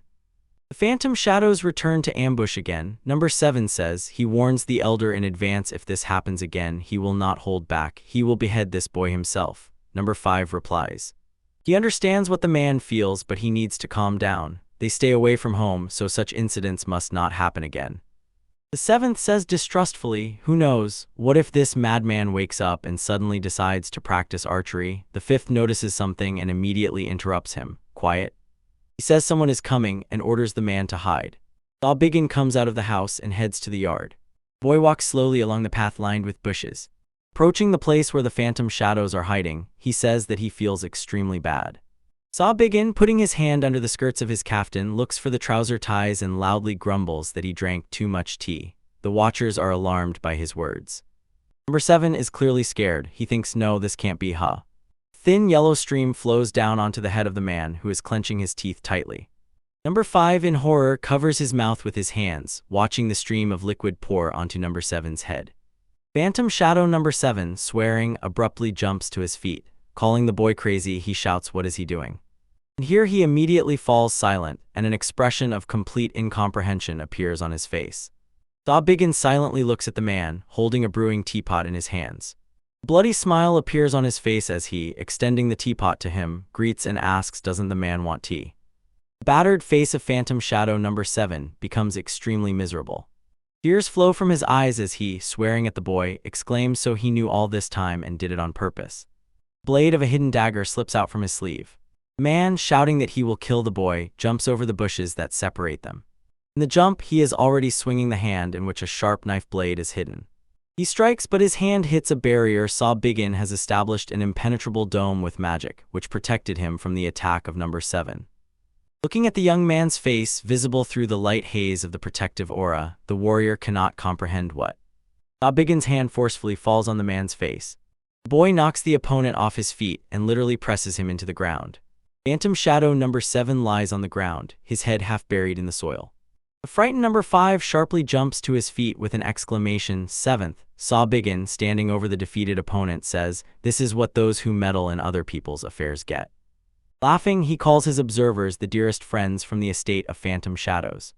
Insulting the guy, number 5 reaches for the sword in the sheath behind his back. He freezes, hearing the command, stand still. Behind Saw-Biggin, the captain of the Phantom Shadows lands. Folding his hands in a traditional gesture, he greets instructor Saw-Biggin. He is truly impressed by how quickly the boy figured them out. Turning his head back, the guy replies, correct, he is Saw-Biggin, the one they were watching, and now he assumes that before him is the leader of these frogs. Smiling, he asks if it is really normal to reveal one's personality like this in front of the surveillance target. In the captain's gaze, the light of inner energy trembles as he draws a sword from the scabbard fastened behind his back. The man says this is a stupid question. If he kills the boy right here and now, what problems could it cause?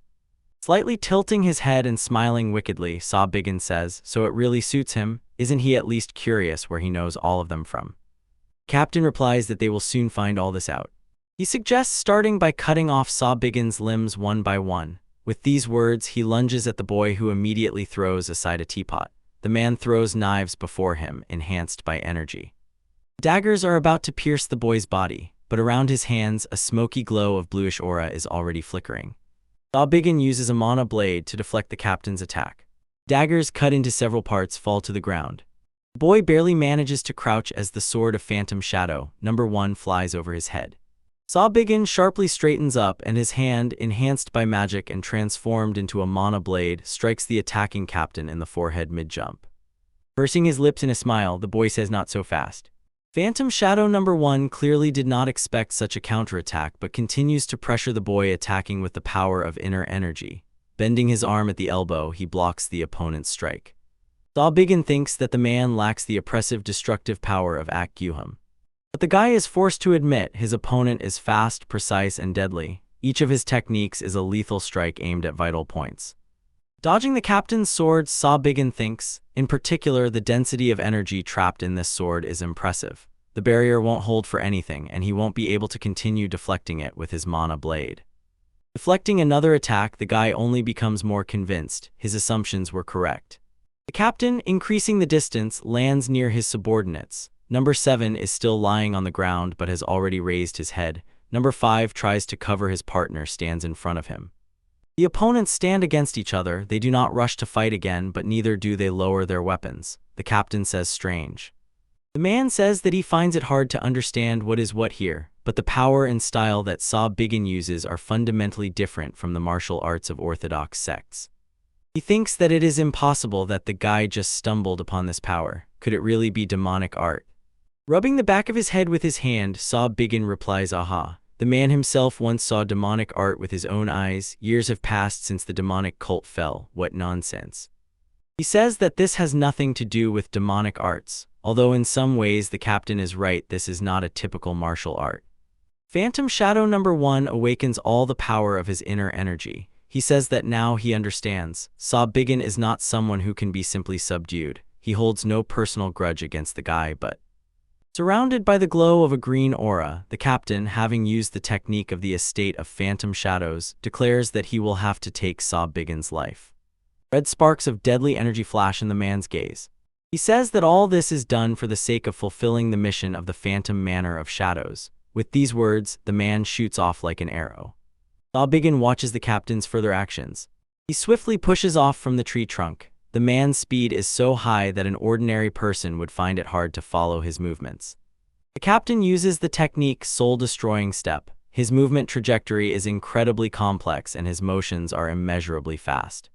This is an exclusive movement technique. It erases all traces of presence and confuses the opponent thanks to the high speed of movement. Saw Biggin raises his hand, which he has transformed into a mana blade. The captain uses the moment of confusion and applies the flash of the phantom soul. He cuts off the boy's hand, wrapped in a bluish aura glow, and without slowing down, flies further, leaving the wounded opponent behind. Saw Biggin's face is filled with shock. The strike will come too fast, it was impossible to predict. The captain's face is stern and resolute. He acts not from personal motives, but so that the reputation of the manor of phantom shadows remains as unshakable as before. Saw Biggin, who used illusion and remained unharmed, rapidly catches up with the captain. The latter feels movement behind his back. With surprise, the man looks over his shoulder and asks, "What the?" Saw Biggin's fist rushes straight into his face.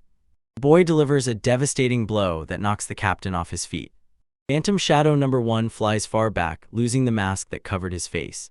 The fifth number is shocked by this spectacle. A shout bursts from the man's mouth. "Sir." The captain, slightly recovering, tries to get up. He asks, "How did this boy do it?" The fifth number fusses around him. Saw Biggin, turning to him, says, "So he is proud of his stealth skills, huh?" He uses a special technique and purple sparks flash in his eyes. He says, "Let his man, of course, apologize," but he sees right through him. Saw Biggin looks at the warriors, using thermal vision that colors their bodies in different colors depending on the temperature. The boy approaches the captain, who is sitting on the ground, and says, "Well, should they have a little talk?" Saw Biggin calls the man lord of the estate of phantom shadows and then corrects himself. "No, leader of the Istok sect." A surprised expression appears on the captain's face. The mysterious sect, like a ghost, has never appeared at any official events in Jianghu. It is unknown whether they are orthodox or not. Their true goals, like the entire sect, are shrouded in mystery. This was extremely important to them, but it was this secrecy that played a cruel trick on them.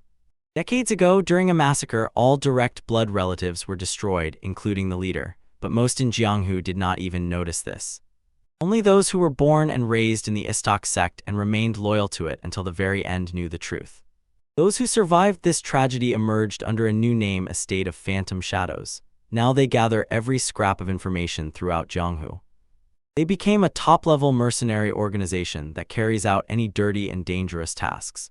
Saw Biggin, looking into the eyes of the captain sitting on the ground, says, "However, all this is done for one single purpose, the restoration of the fallen Istok sect. This is the mission they all talk about, right?"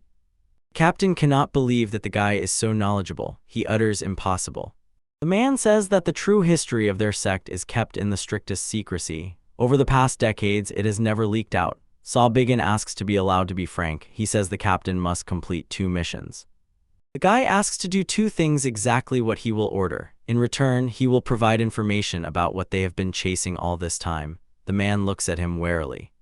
His hand, which he presses against the ground with, clenches into a fist. The captain asks how dare he carry such nonsense. The man says 20 years. They have wasted a full 20 years. During this time, they combed through the central plains. They were helped by a crumb of hope hidden in their souls. All this was done for their mission. Raising his face to Saw Biggin, the captain shouts, "Does he even understand what they are looking for?" The guy cuts him off mid-sentence and says, "The blood of the Istok sect." Surprise flashes in the man's eyes. The guy, showing him a mark on his wrist, says more precisely about a unique lineage that can fully inherit the martial arts of the Istok sect. There should be a strange birthmark on the left wrist, right? The man thinks he is right, the foundation of restoring their sect. That is why they wandered for so long. Even in the estate of the phantom shadows, only a few chosen ones know this secret. He asks the guy, how does he know this? Saw Biggin replies, "Enough, that is all he will tell him. Now let him choose." Creating a magical circle in his palms, the boy says the choice is simple. Either he accepts his request and receives the information, or he spends the rest of his life tracking people. Phantom Shadow number 1 bows his head low, sinking into thought. He raises his gaze to the guy standing before him, and his hand reaches for the sword lying nearby. Saw-Bigen's gaze becomes stern. He closely watches the man's movements. Captain raises his weapon. Hiding the sword in the sheath fixed on his back and standing before the boy with a polite bow, he says he accepts the task. Looking up at Saw-Bigen, the man adds, and if it turns out he deceived them, he swears, the boy will regret it. Saw-Bigen, showing 2 rows of even teeth and a smile, says good. Then he will give him the first task. In the room, dead bodies of people lie in puddles of their own blood. The girl sits on the man lying on the floor and presses his hand to his face. He asks her to stop. On the forehead of the man, whose face is covered by the girl's hand, framed by a purple aura, the veins are swollen. Inarticulate sounds burst from his mouth. With the other hand also enveloped in inner energy, she holds his hand, pressing it to the floor. Looking into his eyes, the girl calls him the deputy leader of the Black Scorpion Gang, the demon of fist fight Manhwa. She says that after the attack on this place with subordinates a month ago, they killed all the men and raped all the women. The girl declares that the women who survived entrusted her to kill him. However, the man, insulting her, tries to tear off her hand. She pins his limb to the floor with her knee. His fingers tremble and he realizes with fear mixed with surprise that he cannot gather his own inner energy. What is this? Manhwa does not understand why his inner energy is slowly disappearing. He thinks this is simply impossible. Continuing to shower the girl with insults, the man asks, isn't she afraid of what is about to happen? After all, she is the deputy leader of the Black Scorpion Gang. Throwing his head back, the girl raises a blade above herself with the words she already told him about this. Manhwa desperately screams stop. His eyes sharply widen. The girl's fingers lying on his face continue to glow with a purple aura. Leaning over him, she greedily gazes into his face. The girl stands up and looks at the dead body lying right at her feet. She closes her eyes and exhales wearily. Suddenly, from the night darkness through the open window flies in a dove. Hearing the sharp flapping of wings, the girl looks around. The bird flies straight at her and she sharply raises her hand up, covering her face. The girl sees that a note is tied to the dove's paw. She understands this is her next task. She unfolds the message and reads its content. Instructor of the Dragon Spring Academy, Saw-Bigen. The young man is chopping with a training sword, delivering short, sharp strikes. On his face, anger and complete concentration. Approaching him, Saw-Bigen says, don't fool around and let off some steam. He orders the youth to spread his legs apart and slightly lower his wrists down. The guy commands 200 more times in this position. Forward, the youth swears, trying to catch his breath. Saw-Bigen raises his hand with the stick above his head, muttering, what careless attitude. Is he really not satisfied with the training methods? The student shouts, no, he asks, before you strike, let him explain everything. Other students continue training. The youth, pointing his finger somewhere aside, asks the instructor why doesn't he force him to do anything. Saw-Bigen follows the direction indicated. Envuken stands, clutching a training sword in his hands. His eyes are closed and on his face a detached expression. It seems his thoughts are far, far away from the training ground. Saw-Bigen says that Envuken is doing great on his own. The student is surprised. Doing great? He is not doing anything at all. The instructor's stick lowers onto the youth's head. Saw-Bigen says, does he think he is on the same level as Envuken? Let him shut up and diligently take up his sword. The boy throws the stick onto his shoulder, turns away and walks away, while the student continues practicing with the sword. Saw-Bigen slightly glances sideways at Envuken and thinks, yes, this is good. Mentally, he advises the young man not to cling to the original swordsmanship techniques described in the Supreme Sword of the Dragon, the Sky Cleaving, and to practice fencing as his intuition suggests. His brilliant talent will help him reach a higher level. The boy's reflections are interrupted by a student addressing him. Saw-Bigen asks Tan Litsun, who stands before him, have you already completed your chi circulation? He waves it off and says he is still worried. The young man asks, can he really just do as the instructor ordered and freely circulate his chi? Saw-Bigen replies, there is no other way to solve his problem except to accumulate a sufficient amount of internal energy. He adds, of course, unless Tan Litsun secretly took rare elixirs. He hastily replies that he did not. Saw-Bigen, continuing on his way, tells the young man who remains standing in place, besides eating and sleeping, let him continue to circulate his chi. Tan Litsun replies, he understands. The boy thinks that he is rushing too early. Probably he realized he defeated Envuken in that duel only thanks to tricks. Walking along the alley, Saw-Bigen reflects that nothing can be done about this. This is not a problem that can be solved immediately. Moreover, he has more important problems. He mentally returns to the matters that worry him the most. 10 days have passed since that memorable conversation with the captain. Saw-Biggin thinks that if no one contacts him, then perhaps problems will begin in his plans. He is called, being addressed as instructor. The boy looks around and frowns. He says that he has not seen instructor Dunbuhyun for a long time. Then he adds he is glad to meet. The man replies he feels that Saw-Biggin is not happy to see him at all. He asks why did the boy immediately have such an expression on his face as soon as he saw him. Saw-Biggin explains that he is busy now. He has classes with students and the man is bothering him. Dunbuhyun exclaims, "Busy, huh? But he has just been loafing around since early morning." The man curses in his mind if not for that scene he saw that day. He recalls the forest clearing strewn with dead bandits' bodies. He says aloud, "In any case, let the boy immediately go to the main hall." He reports that the vice master of the academy wants to see him. Saw-Biggin stands in front of Chang Semyon, who is sitting at the table in his office. The man says that they have not seen each other for a long time and asks how the boy is doing. Saw-Biggin, smiling diligently, replies, "Very well indeed." He is happy to have the opportunity to teach his students who possess such outstanding talents. This always makes him feel the value of the senior instructor's work. He adds that all this happened thanks to the fact that Jeon Si-myun created a class of outstanding students. The assistant master, clearing his throat, says that this is a relief. Chang Semyon says he knows the boy is fine. But how does he know that if only they, the Academy of Dragon Spring, were a martial arts academy under the Orthodox Alliance? He explains that after Saw-Biggin became the senior instructor, despite the lack of experience, the Alliance seems to have gathered a bunch of problems. And carefully stretching his lips into a smile, the guy asks, "Oh, is the Alliance interested in a simple instructor like him?" The vice master demands that he behave more carefully. At that moment, the office door opens. Saw-Biggin turns his head and looks at the visitor. His attention is drawn to the long female legs visible in the revealing slit of the pink dress. Meanwhile, Jeon Si-myun says with regret that he must inform, the Orthodox Alliance has sent an inspector to support the boy.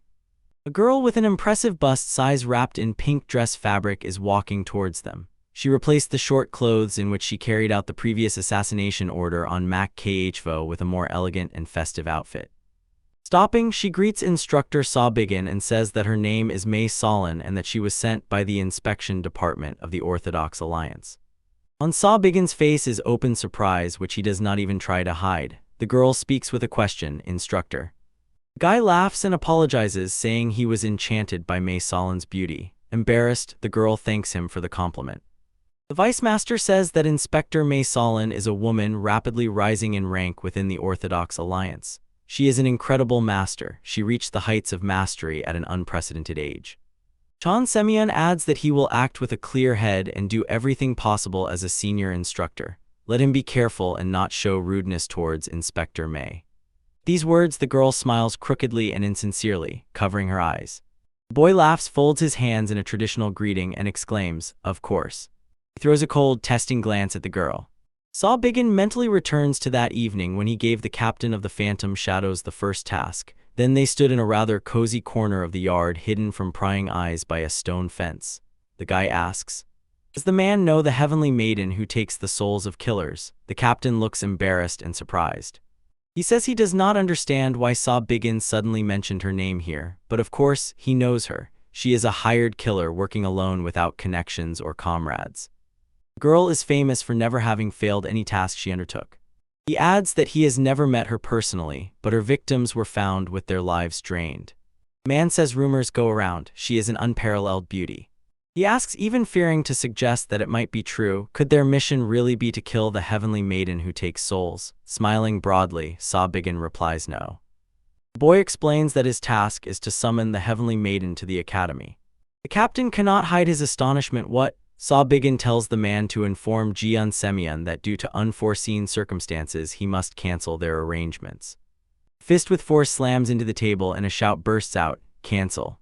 Jeon Si-myun, sitting at the table, protests, "What is the captain saying? How irresponsible of him." The man, whose face is again hidden by a mask, says he sincerely apologizes. There is nothing he can do. An urgent matter has arisen.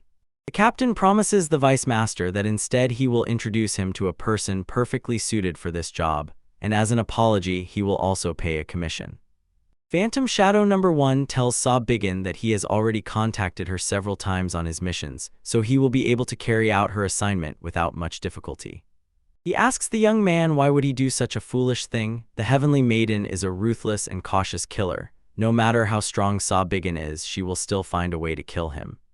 Smiling cheerfully, the boy asks, "What is this? Could the captain really be worried about him?" The man says, if the instructor dies before he delivers the promised information, he will face a dilemma.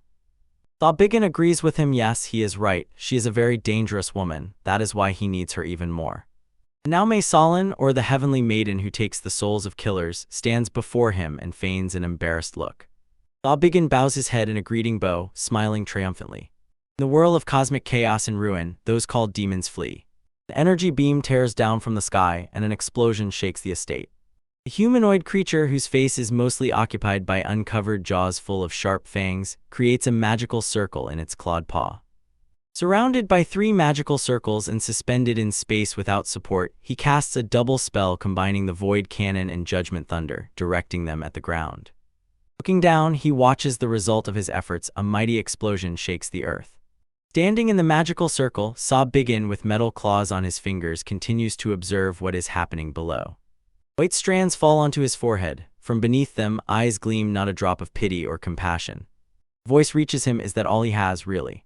Demon King Tarrant, wrapped in flames, awaits his answer. From below upwards, he looks at Saw Biggin, who hangs in space. He stares at him just as surprised. He used 8th class magic several times in a row and not a scratch on him. Tarrant says, "Let Schwitz von Grenthal resist even harder, otherwise he will be executed immediately." Enraged, Saw Biggin, raging and cursing, orders him to shut up. He creates a sphere that blazes with a blinding, unbearably red light and hurls it at the Demon King. He throws the most powerful from his arsenal at Taranto, a nuclear explosion. The Demon King raises his hand toward the pillar of light rushing toward him. Fiery rings spread around like ripples on water. Saw Biggin tries to discern the consequences of his attack. He cast a 9th class spell, the Extreme Destruction spell. Saw Biggin asks himself, did it disappear from Taranta's touch? No, it does not disappear. The force directed at the enemy rebounds and hits the boy, barely manages to craft a defense. Blinding beam strikes his shield, shattering it into fragments. Young Saw Biggin feels himself engulfed by a fall. With horror, the boy wakes up in his bed. He clenches his teeth tighter and sweat pours down his face like hail. Gazing out the open window beyond which the blue sky is visible, he thinks, no matter how many times he has experienced this, the memory remains damn terrible. Walking through the academy courtyard, Saw Biggin thinks, so far it seems he has already crossed the highest mountain. After the regression, the speed of search and security provision by May Solin was one of the most important priorities in his entire plan. The problem, despite all its importance, was that he did not know its exact location during this time. Fortunately, Jiang Ximian and the estate of Phantom Shadows are moving exactly according to plan. In the future, even Tan Lijun and En Wuken, the main forces, will not be able to be on the same level of abilities as May Solin. He thinks so now the next thing to do. He is distracted by the strange behavior of the students bustling about. The young people are talking among themselves. She is so beautiful. If a fairy descended to Earth, she would probably look just like that. On the platform, May Solin is conducting sword training. In a pink dress and delicate shoes, she performs movements that resemble a dance more. The girl pushes off the ground and performs an incredible somersault. She gracefully lands and spreads her arms to the sides. May Solin swings the sword. On her face is an openly bored expression. She strikes blow after blow, moving incredibly lightly and gracefully. Finally, she stops, freezes, and stands with her eyes closed. The girl opens her eyes, and something immediately draws her attention. She sees 3 students peeking out from behind the columns, admiring her intently. The young men continue to stand, unable to look away from her. The girl folds her hands in a traditional gesture, greeting instructor Saw Biggin.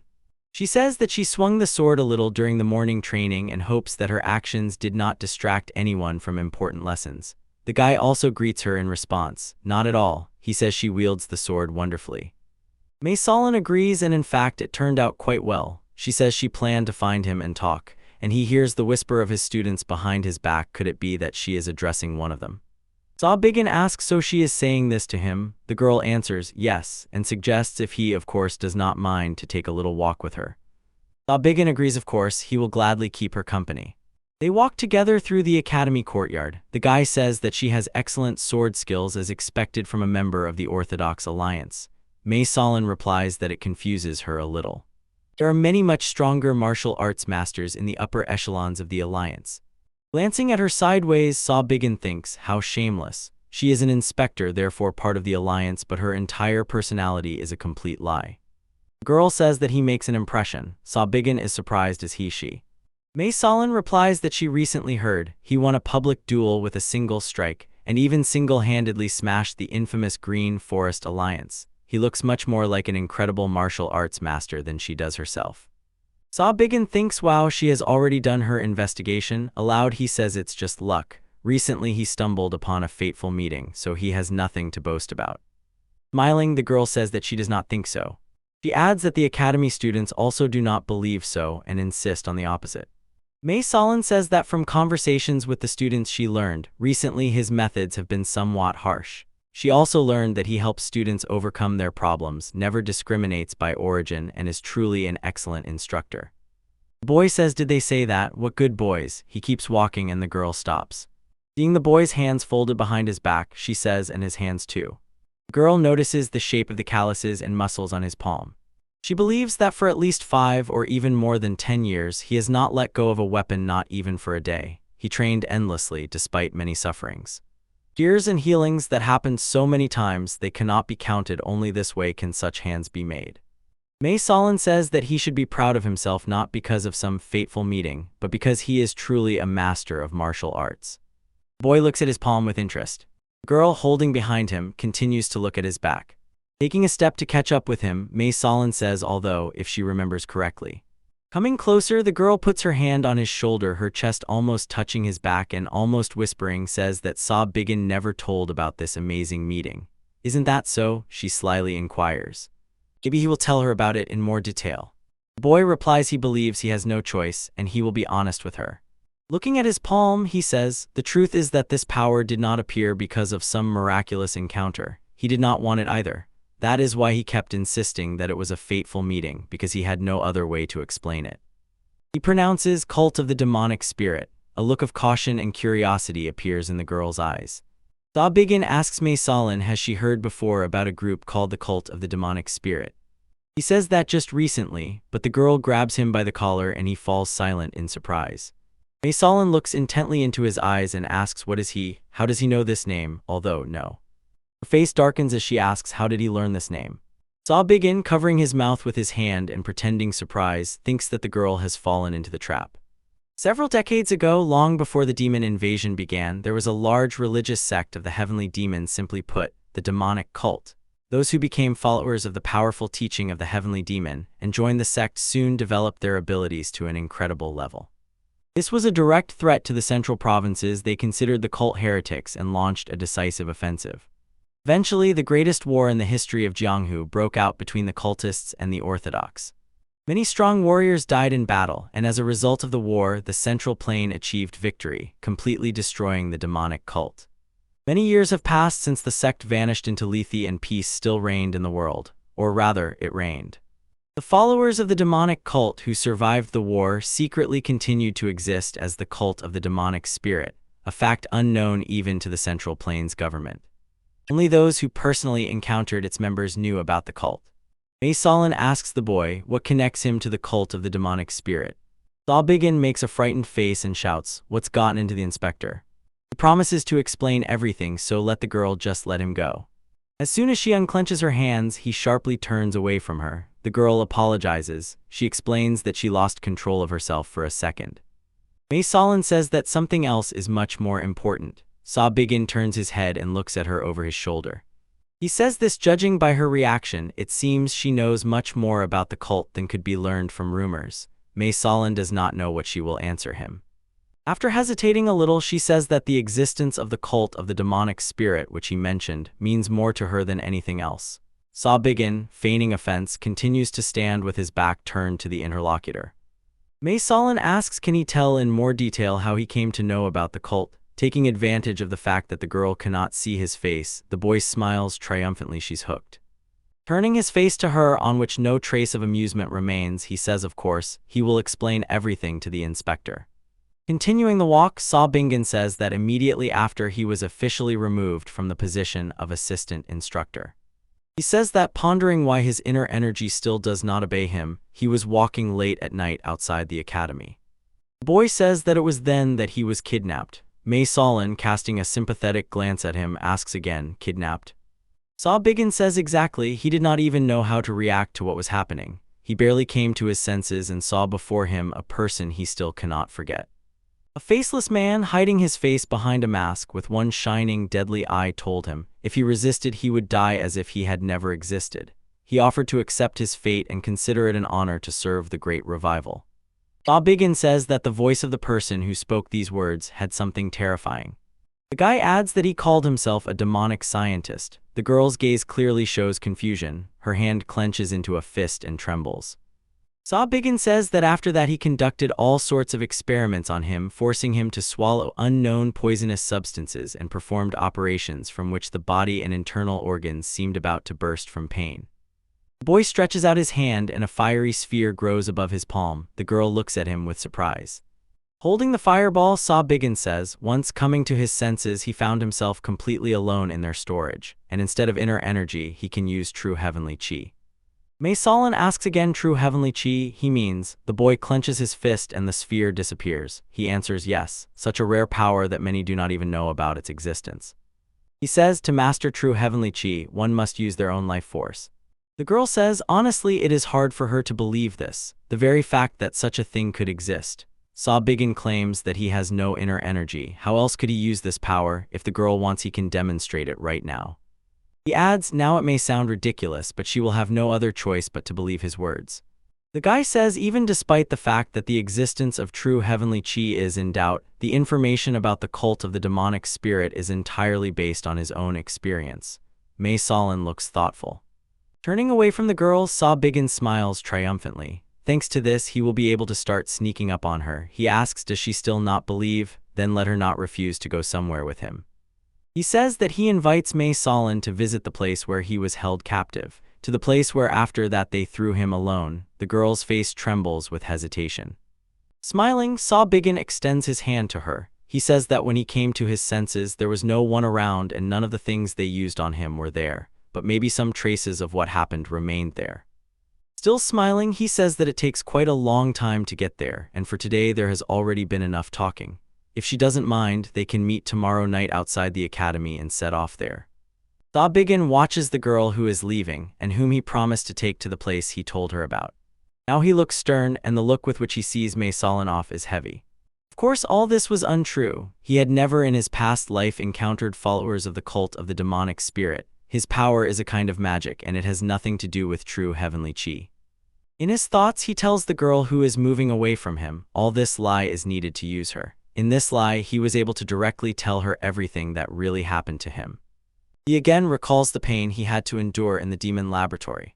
Bound to the table, he could not resist, and they did whatever they wanted with his body, and he only screamed, unable to withstand the hellish pain.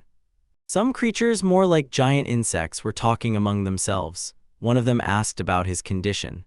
The other replied that at first the reaction was complete rejection of the demonic energy.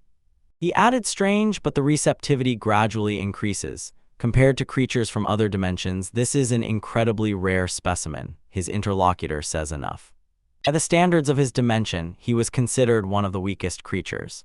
He orders to watch the prisoner so that he does not die immediately and commands to intensify the influence of demonic energy each time. In response, it is said, it will be done. And Saw Bingen again screams incessantly from unbearable pain.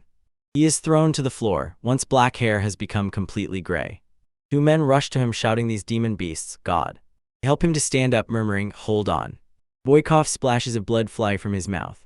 He kneels, a voice sounds, well done. His owner is already ready to argue. Today will be the day of his death. Saw Bingen raises his eyes to her and his lips stretch into a malicious smile. He says, really? What a coincidence. He is ready to bet that she will be next. The young man deliberately pronounces her name, May Solin. The girl standing over him has a bandaged head and eye and also a stump left from her left arm. May Solin snorts, saying that it seems it is still too early for him to die. Then she deliberately adds his name, Saw Bingen. The boy stands motionless, immersed in memories from his past life. He has already left the academy yard and is walking along a path lined with trees. The boy carefully looks around. Glancing at the bushes near the path, Saw-Biggin calls out, "Hey, come out." He takes a stone and meaningfully tosses it in his palms. From the bushes jumps Phantom Shadow number 7, begging him to wait. Grumbling, the man shouts, "No need." Saw-Biggin throws a cobblestone and says, "There's a reason why I pretended to be hooked and stepped back." He asks, "Did you really think I wouldn't notice if I left only one to watch me?" Man sighs, "What a misfortune." Saw-Biggin throws him several scrolls and tells the man to take them. Unrolling a scroll, Phantom Shadow number 7 asks, "What is this?" The boy explains, first of all, a map with a detailed description of the required location. Also, there is information here that will come in handy when he gets to the right place. At first glance, there is a cave hidden behind a rock, but when he gets inside, he should mark symbols from the second scroll everywhere.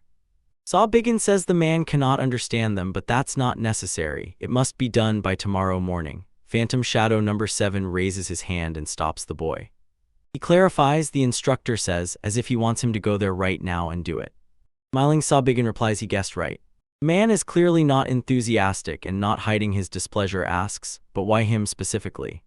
The boy, whose face shows a displeased and trouble-promising grimace, responds by asking, "What?"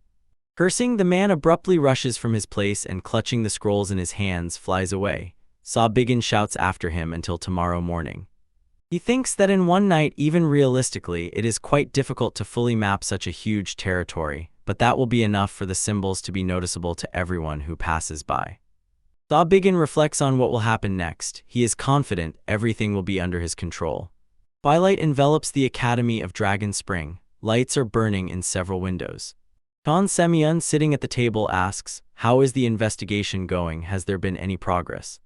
He addresses the Heavenly Maiden, who stands before him with her arms crossed on her chest, who takes souls, calling her by her nickname. She frowns displeased and asks to be called Mei Solin. Such a funny form of address causes only laughter and awkwardness. Clearing his throat, the man apologizes to her. He asks, "Have you managed to sniff out anything yet? Has anything been found about that place the boy mentioned?" The girl shakes her head in denial. She believes that honestly such power is by no means a blessing. He herself did not desire it. Mei Solin replies that she cannot report anything definite yet. To avoid confusion and to obtain more accurate information, she will need more time. The Vice Master asks her to approach the investigation with all diligence. The man is sure Saw-Biggin is hiding something. He thinks that his recent actions no longer admit any explanation. Chan Semyon adds, if it turns out that he is a spy sent by some dangerous group, he could become a real threat to the Orthodox Alliance. The girl replies, whether he adheres to the Orthodox Alliance or belongs to the demonic cult, honestly, she cares little about that. She adds, but for the operation to go smoothly, she needs to check something just in case. The Vice Master asks, what exactly does she want to check? Mei Solin drives a knife into the table in front of the man. Clenching the knife handle, she leans toward the Vice Master and says, if it turns out that Saw-Biggin has a dark past or other motives, will Jian Semyon still not object if she slits his throat? In the girl's gaze, anger and determination. She mentally addresses Saw-Biggin. It doesn't matter whether it's true or a trap. If it turns out that he planned to deceive her with such petty schemes, she will force every word of confession out of him, and his death will be painful and long. Does he understand this? Next morning, sunlight generously floods the academy courtyard and the forest approaching it. Saw-Biggin sits on the floor in the lotus position. His body is enveloped in a light purple glow. First of all, he decided to pay attention to the middle energy core, where mana regenerates. It is strengthened even more thanks to the high-quality mana stone he absorbed earlier. Still, he only reached the level of a 6th circle mage. At this level, he already seems capable of handling 1 or 2 highest-level martial arts masters. And in the academy, essentially, there is no one who poses a threat except for one single person. He has problems with the lower core. Although it is very small, he clearly feels the presence of internal energy. There are no problems with blood vessels and meridians, martial arts, or self-improvement practice. This is the body's constitution with which he was born, his curse. Even Master Jinbeek said he had never encountered such a physique before. But ironically, it is precisely because of this body constitution that he was able to survive and end up here now. At the time when demons captured him, he had only a few general techniques and the basics of martial arts, yet they did not kill him. Instead, death passed him by. He became the subject of experiments. All because of this cursed rare body constitution. And in his memory surfaces that May Solon, whom he met in a past life, crippled in body but not broken in spirit, not in elegant attire in pants and some plain dark sleeveless blouse that clung to her body. Behind him, a voice echoes, "What is he doing? Cultivating his energy or something like that?" Saw Biggin slightly turns his head back and peeks over his shoulder. Phantom Shadow number 7 says he spent the whole night on his feet following his instructions. Swearing, he complains, the guy makes him do all sorts of strange things. Saw Biggin looks irritably at the man standing before him. The guy, with a deliberately feigned surprise, asks, "And what exactly did he ask him to do?" Seventh looks at Saw Biggin with some confusion. The man literally explodes with rage and, stomping his feet, shouts, "Has he completely lost his nerve or what?" The young man stands up, pulls on his shirt, and says he was just joking. It was only a joke. He adds that it was a great job, and asks the man to get out of his sight. While number 7 huffs with anger, Saw Biggin approaches the open window and thinks, so only one thing left to do. During the day, the guy watches the students sparring. The young ones strike and block. Saw Biggin, standing aside, watches them. He thinks that now he only has to show May Solon the cave he disguised as a cult shelter, and later feed her this convincing story. Saw Biggin imagines showing the girl the cave. He thinks, let everything look a bit neglected, it's not that important, because the cave entrance is hidden by a barrier set by demons. And for martial arts masters, it looks like heretical sorcery that only occultists can use. And now any information about cult demonic spirit becomes the most important point, because he still has not managed to find anything about him. Behind, light footsteps of a girl echo. Saw Biggin thinks, even if she suspects him, she will have no other choice but to take the bait. He turns his head back and looks at the girl approaching him. Saw Biggin greets May Solon and wishes her a good morning. In response, the girl says that she will go. She says she will go with him to the place he mentioned, which is believed to be connected with the cult of the demonic spirit. Smiling, the boy looks at her and thinks that from this moment he will start selectively feeding her false information step by step, igniting in her the desire to take revenge on the cult of the demonic spirit. He says aloud, "All right." He will take the girl there. Saw Biggin suggests meeting her outside the academy tonight, and at the same time he thinks that she is a person he can control at his own discretion. The world into which the demons came quickly lost its colors. The sky became crimson and a constant semi-dark gloom prevailed. Clenching his teeth, the man coughs up splashes of blood. May Solon, stopping with her remaining hand, laid the head of the exhausted man on her lap and stroked his dirty hair. The man's heart became a glowing purple hemisphere that burst out of his chest. A fist wildly pounds on the door. A voice is heard. "Hey, you there, outside, this is urgent here." Saw Biggin is wildly banging on the door and calling the demons that kidnapped them monstrous creatures. He shouts, "If they keep this up, the man will die." May Solon orders him to stop. She says it is already too late. Her palm falls on his eyes. The hemisphere on his chest drops and shrinks, almost hiding in the hollow on his chest. The boy stops screaming and freezes. A heavy, dragging silence hangs, pressing down. Saw Biggin lowers his head and sighs deeply. He feels bitterness and despair. Two creatures resembling humans appear. Grabbing the man by the legs, they drag him out of the room. Next to the wall, May Solon and Saw Biggin silently watch the body of their unfortunate comrade. When the door closes, the girl speaks, and now, only the two of them remain. May Solon asks a rhetorical question, "Are these the last masters of the art?" Saw Biggin replies, "It's too early to say. Perhaps there are other camps like this one." He adds that maybe there are other survivors somewhere out there. The girl sighs and closes her eyes, saying, "What a miserable life. It would be better to die on the battlefield." She asks, does the boy want to hear something incredibly funny, and this is by no means the first time something like this has happened to her. Saw Biggin looks at her in surprise. He asks, does she mean that a similar situation already happened to her during her work in Jianghu? Looking somewhere past herself and at her feet, May Solon answers yes, it was the cult of the demonic spirit. She does not consider it necessary to tell the boy about it because he wouldn't understand anyway. The girl shows Saw Biggin her hand, which is enveloped in purple energy. He asks what kind of ability was that? The art of energy absorption? Did she get it as a side effect from experiments? May Solon confirms his guess, yes. This is the first time she has shared this with anyone. The boy says that he also found it interesting because this ability even worked against those monsters. He would never have thought that such a thing could happen because of such experiments.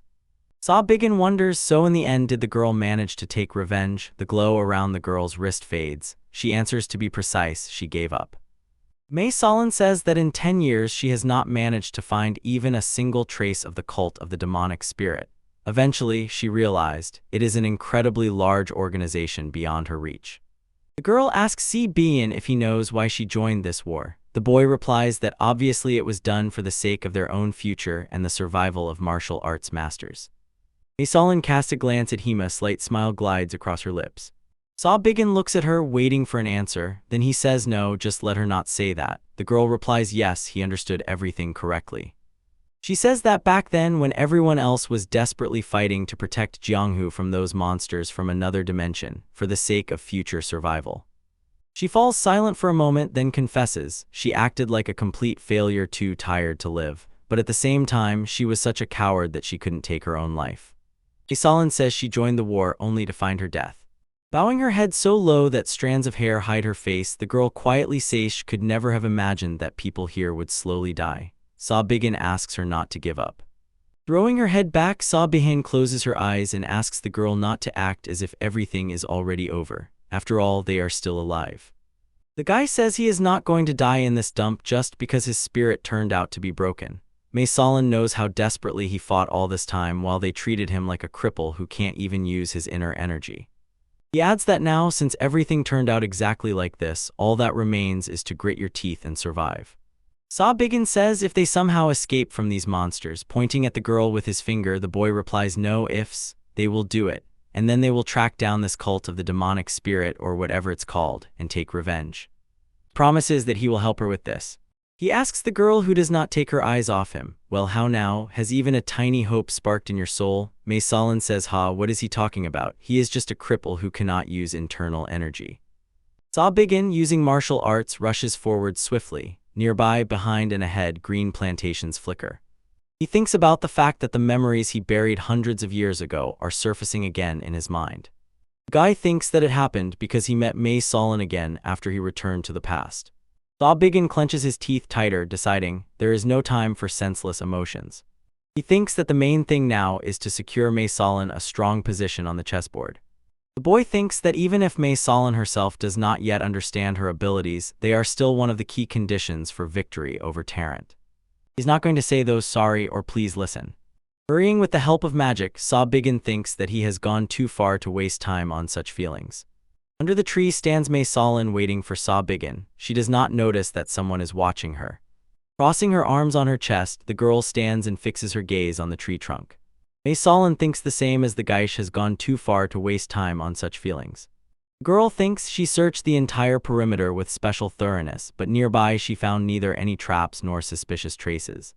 She thinks maybe the guy set something up in the place he mentioned, and if not.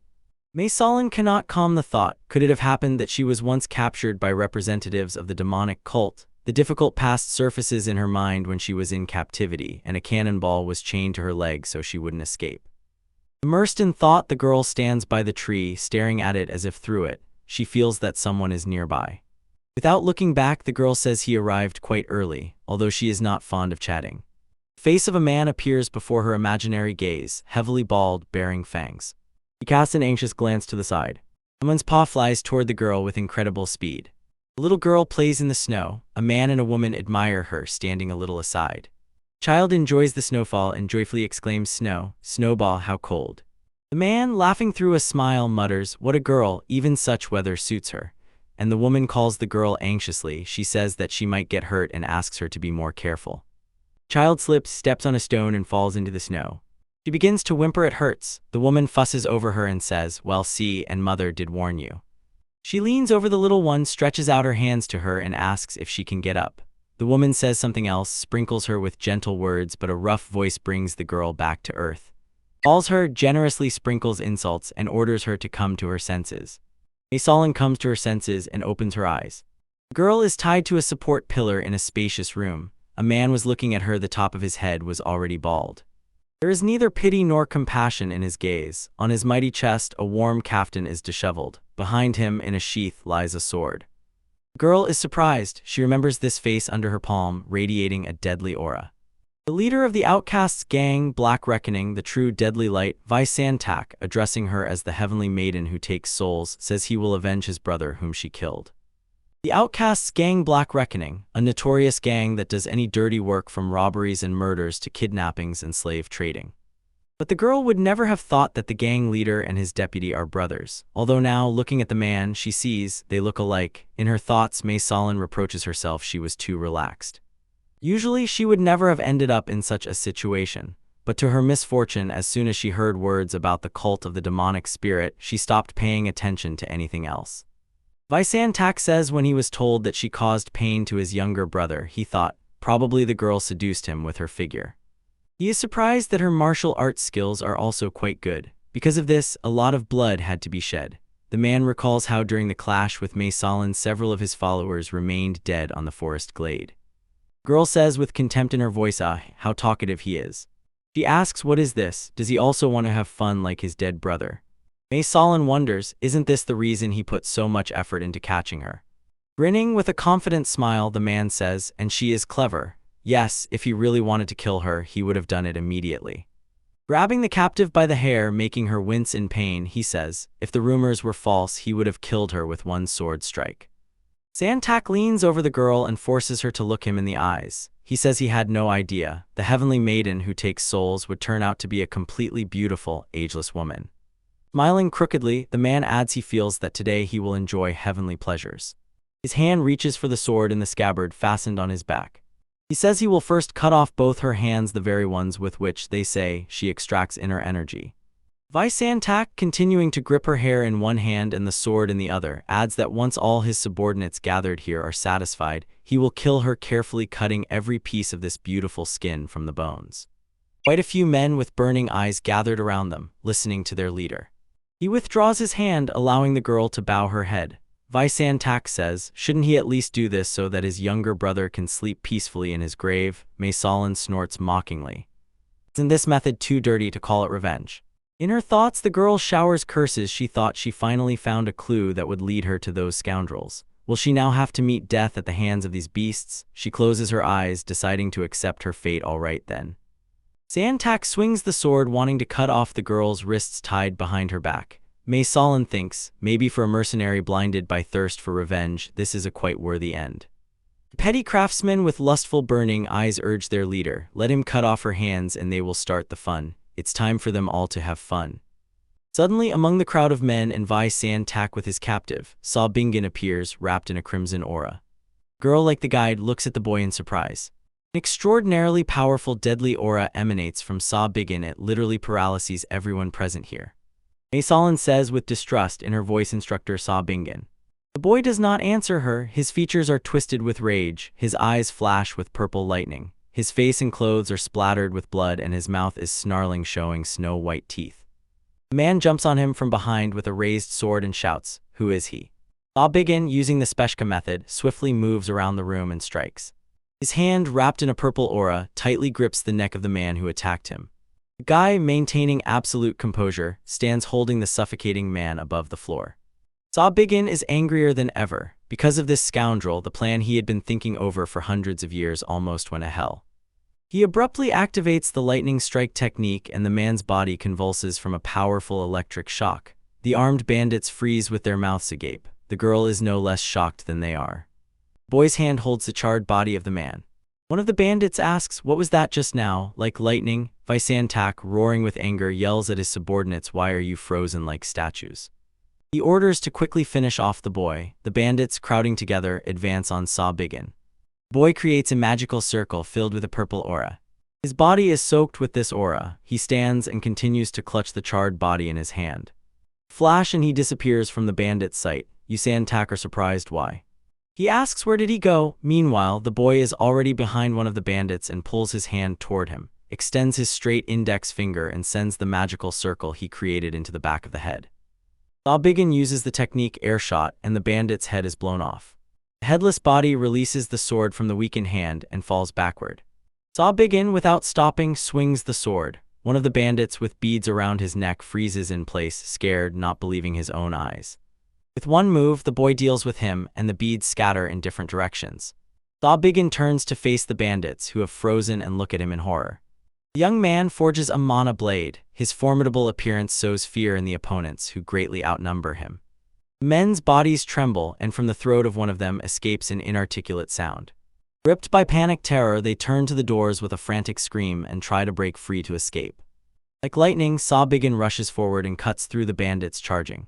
Cries are heard, pleas for life preservation, requests not to kill, but Sawbiggin pays no attention to anything. The girl sees the room filling with dead bodies. Maysalin cannot believe her eyes. Watching the guy deal with the opponents, she thinks, could this be the very man she met 2 days ago? With wide open eyes, she watches what is happening. Noticing danger, she shouts, careful behind. Behind Sawbiggin, who has dealt with the crowd of bandits, Visantak approaches ready to strike him with his sword. Man swings his sword, aiming death at the guy. In Visantak's eyes, surprise, fear, and distrust of everything happening are mixed. He freezes, gripping the sword, mouth open. The guy, who uses the stone skin technique and does not let any weapon harm him, turns to him with a malicious expression. Sweat drops run down Visan's face. Stumbling, he utters a protective barrier enhanced by chi energy. Biggin's fist saw chases into the man's skull. A strong blow throws Visantaka far back. The fallen bandit lord emits a hoarse, bubbling sound. His eyes rolled back and thin streams of blood flow from his nose and mouth. Approaching him, Sawbiggin raises his leg. Beneath it emerges a magical circle with a purple aura glow. He uses the technique, gravitational press. The boy holds his foot above the bandit's face.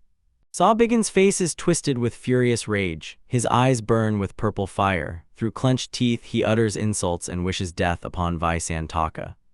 The man tries to stop him, but the boy forcefully lowers his leg. Night, on the roof of a house standing in the forest, a hole gapes from which a faint glow barely breaks through. In the center of the hall, where dead bandits' bodies are scattered on the floor, a large indentation is burned into the floor. In its center stands Sawbiggin, clutching a sword in his hands. The boy stands motionless. Silence reigns in the room.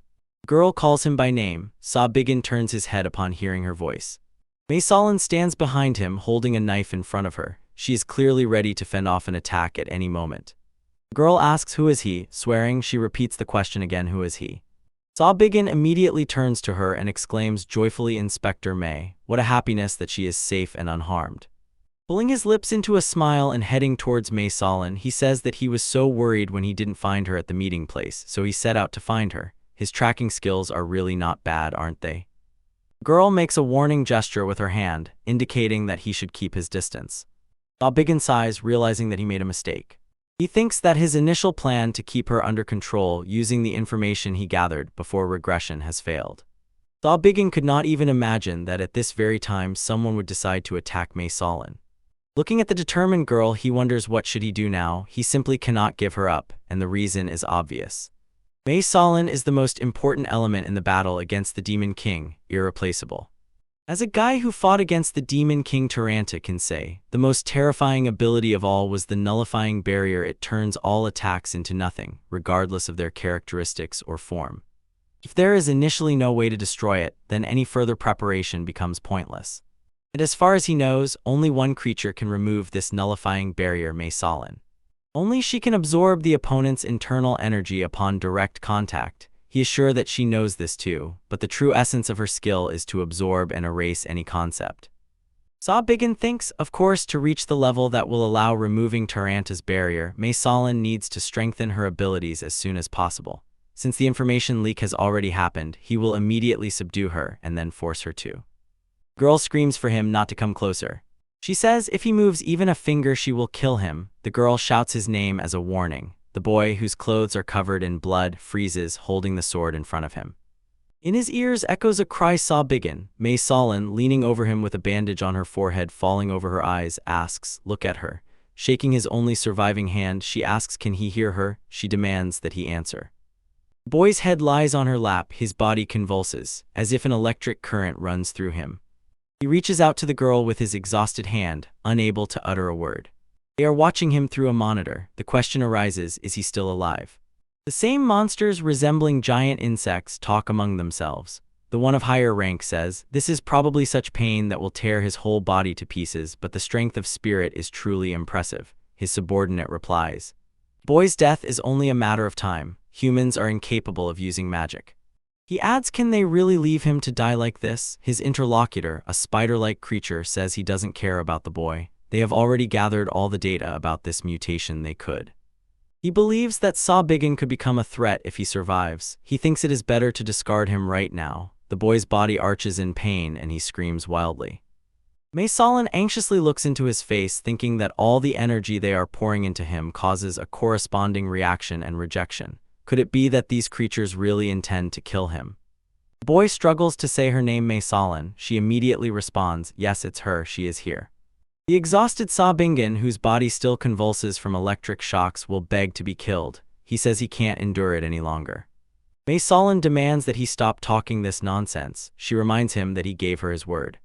The girl says he promised her that they would survive and take revenge together. Sa Bigen's eyes begin to close and the girl panics. No, not this. Consciousness drifts away. Looking at the boy writhing in pain, Mei Solin realizes his body is deteriorating faster and faster. He sits on the floor, holding Sa Bigen's head on her knees. The girl recalls their conversations, how the boy supported her. Closing her eyes, she asks Sa Bigen to forgive her.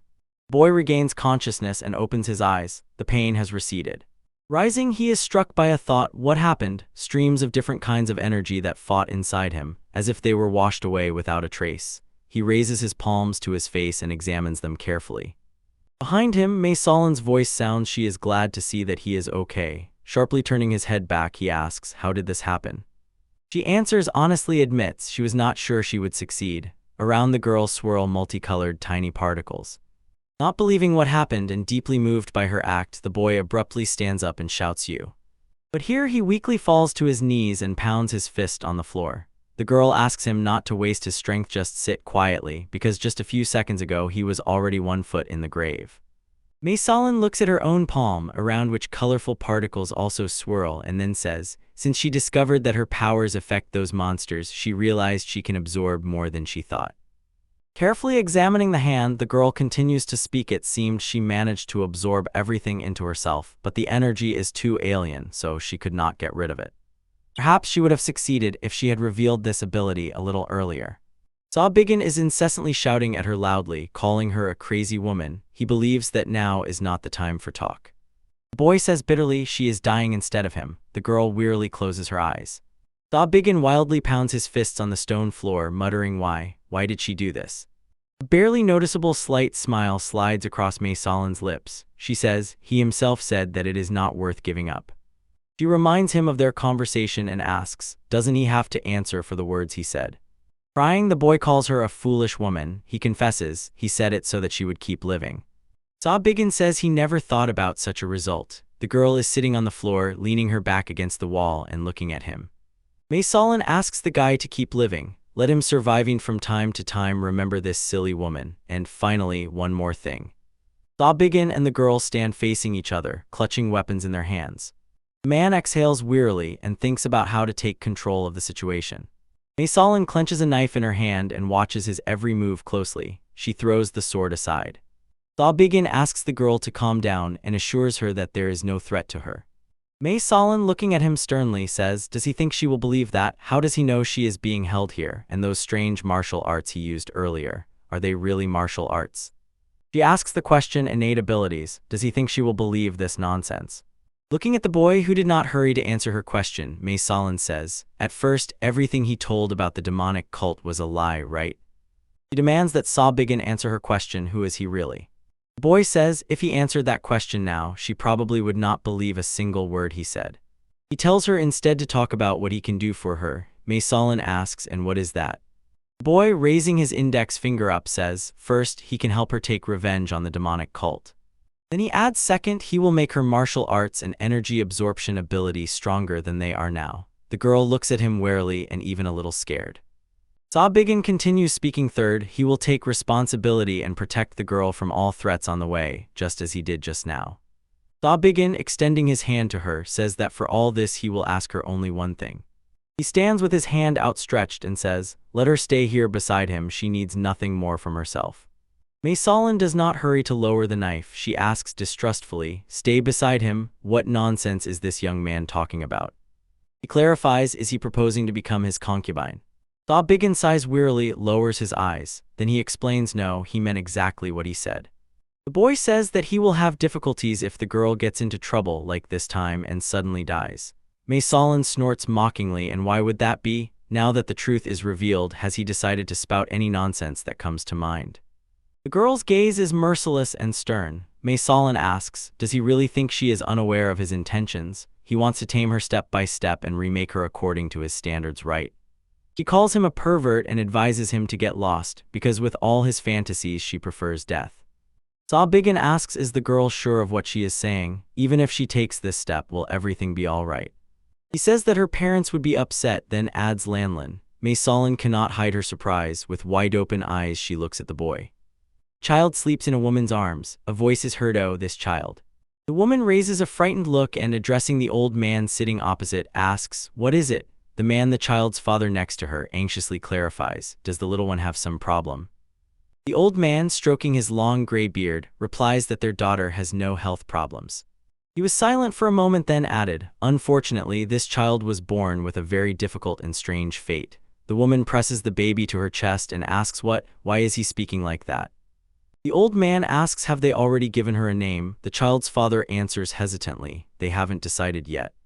The old man asks to name the girl Solin because names have special power, and Solin means winter orchid. Then the girl will be able to survive even in severe frosts. Already grown up, Solin clenches her fists and shouts to Mom and Dad, how stupid they are, how could anyone have believed such a thing at all? The father replies that of course they did not believe these tales, they were just worried about her so they could not act otherwise. Raising his index finger, the mother says. Therefore, so having left the old man, they discussed everything and decided. Holding the girl's face in both hands and gently lifting her head to look into her eyes, the mother says, even if the real name has already been chosen in her childhood years, they will call her by a more tender name. Bending over her daughter and smiling gently at her, the woman says that is why she was given the nickname Lanlin, which means shining orchid. Until the harsh winter comes, they hope their daughter will become a flower that will shine in their embrace. Brushing her mother aside with her hand, the girl asks her not to speak like that. The woman is surprised by her words. The baby declares that they have nothing to worry about. Whatever happens, she, Lanlin, will handle everything. A frightened and devastated girl sits next to the bodies of her dead parents lying face down on the ground. A man's palm covers a woman's hand. Behind them, raging flames are consuming their home. The girl cannot take her eyes off them. From her lips escapes a quiet, hopeless "Mama, Papa." Behind Lanlin, footsteps are heard. A voice echoes, so this is a child and she is the mistress of that rare nature. Tears roll down the child's cheeks. She raises her head and looks at the man standing before her. He asks her name is Mae Solin, right?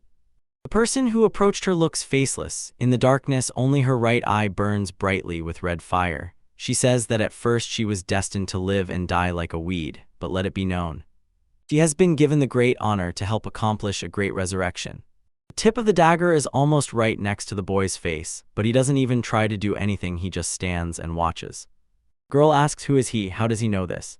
Mae Solin shouts, how does he know her name? Only members of her family know it.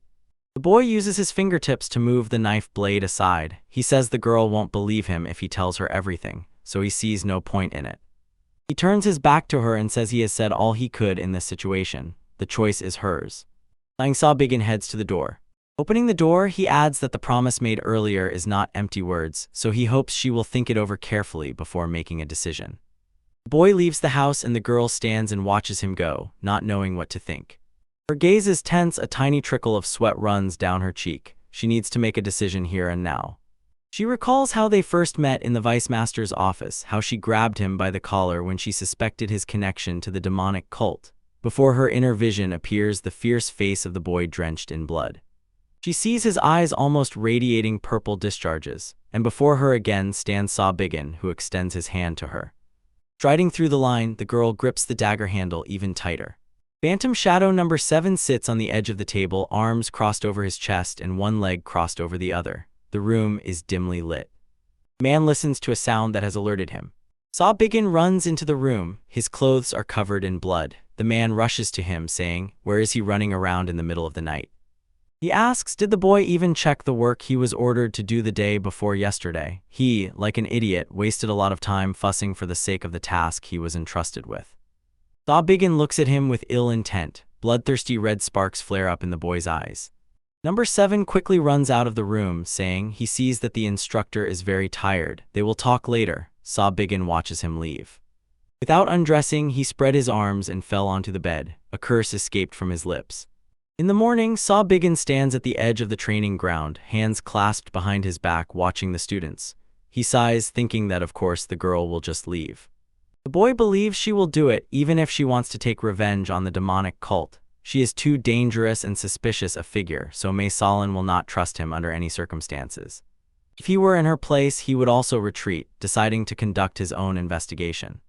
Saw-Biggin mentally scolds himself and calls himself an idiot for planning to ruin the entire plan because of what happened 200 years ago.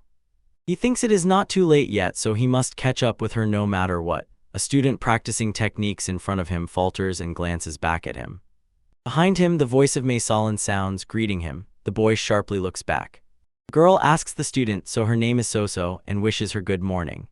Smiling, Mae Solin apologizes to the instructor for distracting him during the lesson, but could he spare her some time? Saw-Biggin, shocked by her appearance, agrees to listen. The students sit in the lotus position and immerse themselves in meditation. The boy and Mae Solin, standing aside, watch them. The girl suggests dropping the formalities and switching to informal address. She asks him to extend his hand. The girl carefully takes his wrist in her palms. The purple aura around her is full. She says that there are no traces of internal energy in the blood vessels throughout his body. She thinks it's true, he cannot use his internal energy. Saw-Biggin asks, does she believe him? Pushing his hand away, Mae Solin replies, don't make her laugh. He has fed her so many lies, and now he thinks she will just believe him. After all, everything was false from their very first meeting, wasn't it? Both about innate abilities and about the kidnapping by the demonic cult. They walk slowly through the academy courtyard. The young man admits it's all true. At first, he wanted her to start an investigation against him. The girl rates his intellectual abilities low and believes that he got close to her from the very beginning just to take advantage later. Mae Solin asks who is he. She would extract all the answers from him, but thinks he is not the type to speak easily. She adds that she will allow him to deceive her one last time. Saw-Biggin throws a surprised look at her. The boy says he thought she would just leave. The girl replies, of course, that's how it should have been. How can anyone believe the words of such a liar?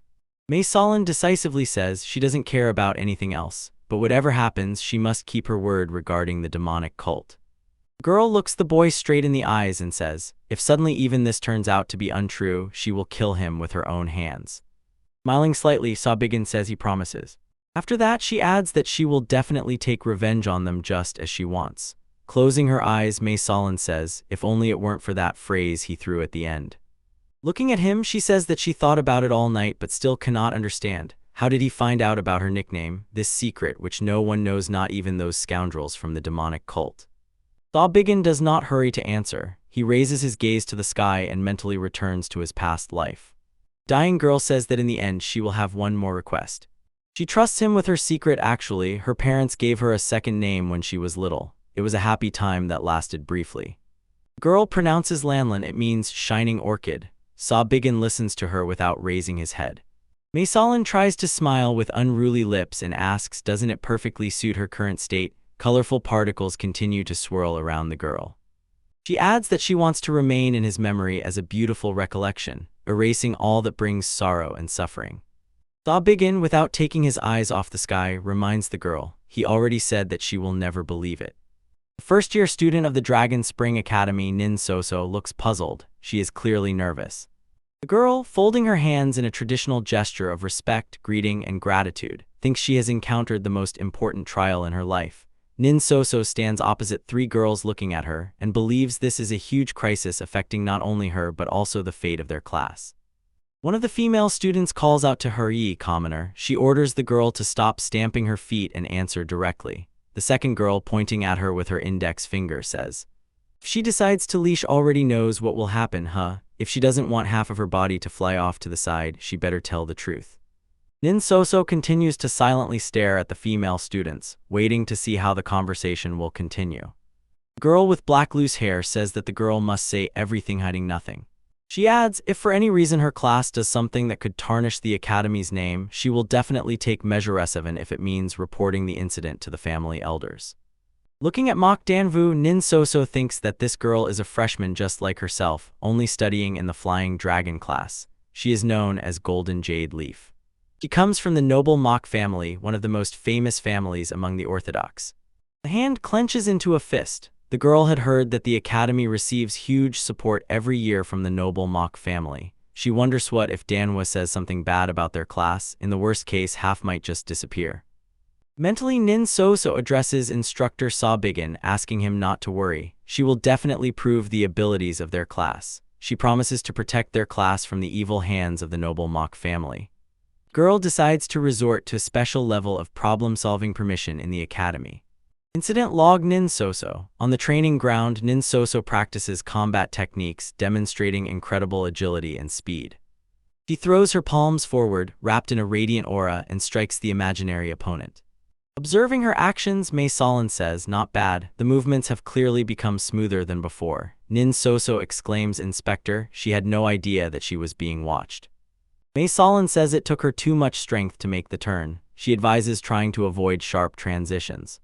Looking at her, Soso thinks, it has been about 2 weeks since the inspector arrived at the academy. At first, the student was a little nervous, had heard that the inspector was watching their class. After spending time with her, she saw with relief that she is a kind and gentle person. Mei Solin says that she must continue to work hard, and Nin Soso promises to do everything in her power. Shout reaches them General Assembly. There is an important announcement.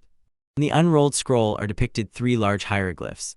Pointing at it with a pointer, Saw Biggin says that from today this will be the name of their class. One of the students raises his hand and asks, "Special purpose class? What kind of strange name is that? It doesn't sound cool at all." The instructor replies that this is indeed the special purpose class period, because it is a class with a very important goal that no academy student can achieve. Han Litzjun, raising his hand, asks, "What is the purpose of their class?" Saw Biggin responds, "Defense of the peace of martial arts of the Central Plains." Nin Soso thinks about the class teacher. Despite his eccentricity, he is still a wonderful and admirable master. Although the instructor was initially known for his complete inability to use internal energy, unexpectedly a month ago he surprised everyone by demonstrating his incredible, magnificent chi energy mastery skills at a public event, and then quickly passed the promotion exam and became the instructor in charge of their class. She heard them say it was just a coincidence, a lucky chance, but Soso sometimes feels that he has become a completely different person. After all, this is good both for the instructor and for them, so everything turned out for the best. Nin Soso turns his head sharply with surprise and looks a little scared at Mei Solin, who is shouting, "What nonsense is this?" Approaching Saw Biggin and pointing at him, the girl says, "He gathered the students and forces them to train stubbornly. Is it some kind of child's play for him?" The boy replies that he is absolutely serious. He asks, "Does she consider the defense of the martial arts world of the Central Plains a joke?" Mei Solin is interested. Does he even have permission from the Academy's higher leadership to use this name? Barely smiling, the boy Seish thinks he needs to go and report this right now. He asks will she go with him. He believes she can help him get the leadership's approval. Soso anxiously watches as they come to a confrontation. Saw Biggin and Mei Solin stand face to face, arms crossed over their chests, measuring each other with challenging looks. The student says that at first they treated each other politely and kindly. They only spoke using formal you. But lately, such small quarrels have been happening more and more often, she wonders. Is the inspector dissatisfied with the instructor? Noit reminds her more of. Watching Mei Solin persistently argue something to Saw Biggin, Soso tries to figure out how to express herself better. It seems to her as if some wall has fallen between them. Student asks a question, what happened between these two? One of the girls standing opposite is suddenly interrupted by another. Purple with rage, she shouts enough of the unnecessary talk. Who even cares to listen to the love story of 2 instructors? Nin Soso is surprised what, after all, they themselves said to tell absolutely everything. Girl asks then who do they want to talk about, and hears in response, about En Vukin. Mok Danhwa says she doesn't care about others. She asks to be told how things are in En Vukin. Nin Soso is surprised why did she single out one En Vukin. She answers aloud, good. She recalls everything she knows about this young man. At first he refused to transfer to their class just like Danhwa, but after an argument with the instructor, he decided to stay in their class himself. Girl believes that in reality she has almost nothing to say about him. She decides to start the story by saying that En Vukin does not undergo any training similar to what they go through. Mok Danhwa exclaims in surprise, what? The girl's aura instantly turns red, she says. So the instructor neglected En Vukin. Soso hurriedly tries to reassure her that it's not like that. She doesn't understand why she suddenly got angry. She says that while they are undergoing basic training, she has seen En Vukin fight with Saw Biggin several times. As far as she knows, the young man is the only one in their class who has crossed swords with the instructor. Besides this, most of the time he stands motionless in front of the training dummy. The instructor even warned them not to disturb others during training. The girl assures that the instructor definitely does not neglect them. Danhwa asks, so is Vukin now completely satisfied with his position? So asks again what? She cannot say anything about this as she herself does not know. She says hesitantly, but it seems he has no complaints. Danhwa stands, slightly lowering her head, and sinks into thought. Then she decides that she has had enough for today. She turns around and leaves, throwing over her shoulder to So that they will see each other next time. Her friends follow her, mumbling to the girl to keep her tongue behind her teeth. One of them adds that from now on she will watch over her. The girl stands still and watches them go. She clearly feels relief. Then she raises her hands in a victorious gesture and shouts, "Hooray!" The girl is happy that she defended their special purpose class. Only later did So learn that Danhwa and Vukin had been engaged since early childhood, but the girl is satisfied that she was able to solve the unexpectedly arisen problem. The evening sun paints the sky in orange hues. Under the cover of night, Phantom Shadow number 1 appears at the academy. Barely Edva lands on the roof of the building, a voice sounds behind long time no see. Behind the captain stands Bigin, hiding his hands behind his back. The man says, "Impressive. After all, he used the strongest concealment technique." Bigin reminds him he had previously said that their praised techniques don't work on him. The guy adds, what's much more important is that the captain came here himself, so the task assigned to him is completed, right? Looking crookedly at the captain, the guy says, if he suddenly came here for nothing. But the man doesn't listen, throws him a bottle, and Bigin catches it. The guy carefully looks at what the captain brought him. In his hand is a bottle containing an insect resembling a purple mantis. It also looks intently at the guy and clicks its jaws. Number 1 says this relates to the second point of the request that Bigin voiced to him. The man, crossing his arms on his chest, says first, the exact location of the unknown, but most likely the one somewhere in Hubei or Chongqing province, in places with a small population. The second point, it must be a swamp transformed into a heterogeneous and bizarre form. Bigin's request was to find a specific place that met these two conditions. He thought it would be difficult to accomplish. The search area is huge, but it didn't take that much time to fulfill the request. The captain adds, and all because it was a spectacle impossible to miss. He recalls how he and number 5 approached the bizarre place, more like someone's fantasy. The man asks Bigin, what kind of place is this? The guy continues to study the contents of the bottle with his gaze. The insect makes strange sounds. Bigin replies, in any case he won't believe it even if he tells him. Red, deadly lights flash in the boy's eyes. He says, but to explain it in simple words, they saw signs of a catastrophe. He clenches his hand and crushes the bottle along with its contents. The invasion of the demon race into this world will happen in 10 years. Looking back, Bigin realizes signs of the invasion appeared long before it began. About 4 to 5 years before the invasion, strange plants and animals were found that had never been seen on the Central Plains. About 2 years before the invasion, mutated creatures began attacking people. 6 months before the onslaught, people started suffering from mysterious and unfounded diseases. Demons were behind all these events. By dispersing highly concentrated forms of mana over the Central Plains, they applied a cruel tactic of environmental change and turned the battlefield to their advantage. Demon King called this terraforming. They had long developed such a tactic and successfully applied it. Bigin learned about this later when he became their slave. And what about the places where the very first and largest interspatial gates opened on the Central Plains? During the invasion, an entire city was destroyed in one day. After that, the largest interspatial gates ever known were found in Hubei. If all the facts are gathered, the foundations of terraforming may already be laid. Previously, this was only a hypothesis, but now Bigin has proof. The boy looks at the palm to which the crushed insect is stuck. He understands the Central Plains are already slowly becoming polluted. Therefore, he decided to check everything with his own eyes and personally take measures to counteract it. With the help of a magic circle, he gets rid of the insect remains. The boy says, excellent work, number 1. Bigin says, as promised, the captain will get the information from his subordinate in a few days. He will need time to detail all the data, so the man will have to wait a bit. Phantom Shadow number 1 calls the boy by name and he looks back at him. The man asks what is his true nature, what does he know, because he is clearly hiding something. Captain asks, what does Bigin need? Turning his back, the boy says he already said. If he tells now, the man still won't believe him, so there is nothing to ask. Walking away, Bigin, without looking back, waves his hand in farewell and says that when the time comes, he will tell everything even if the captain begs him not to do it, so let him wait for that moment. The boy asks himself, is it really time to prepare to leave this cursed academy?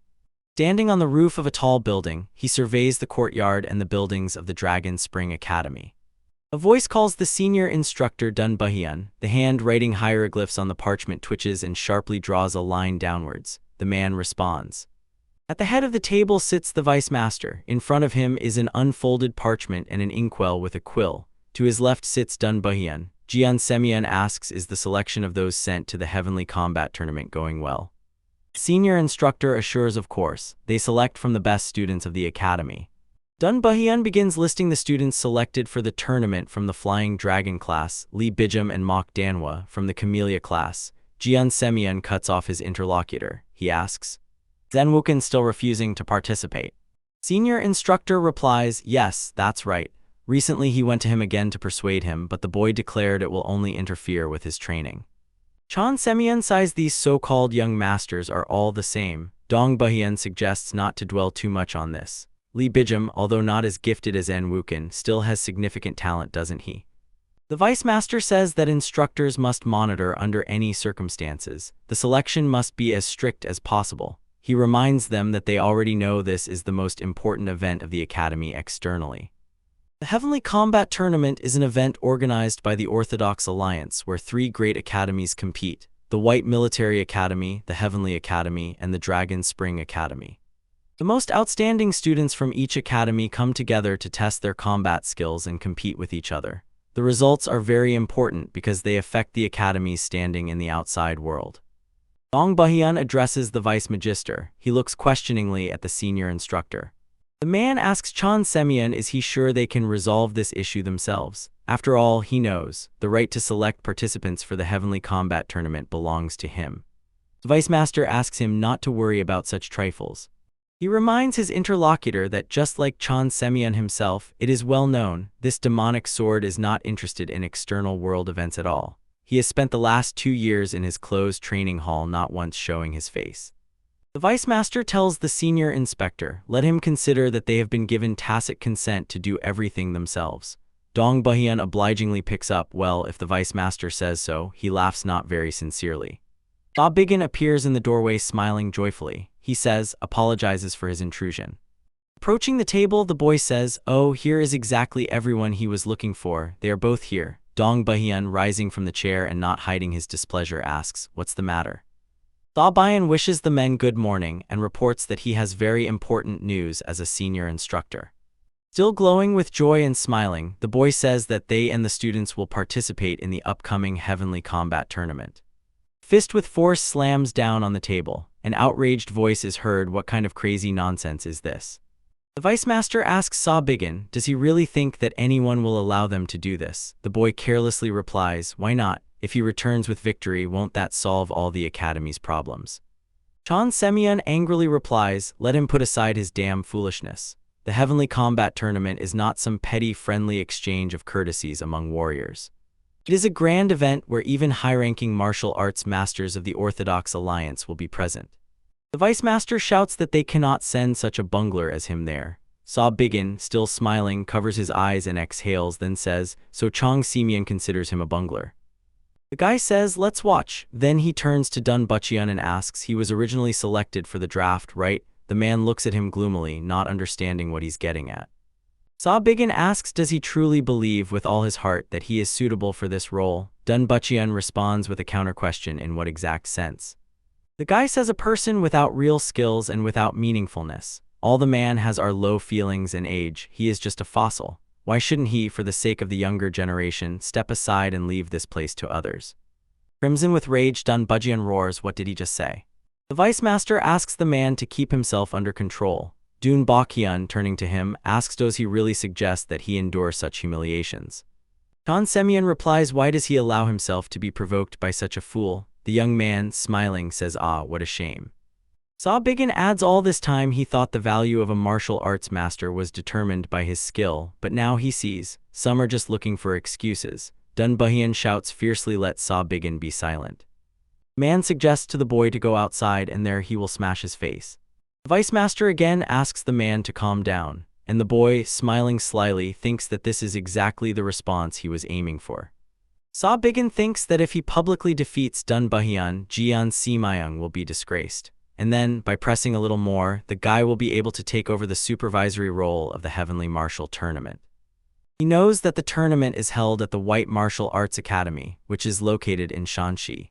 To get there from the Academy of Dragon Spring in Jiangxi, it will take about a month.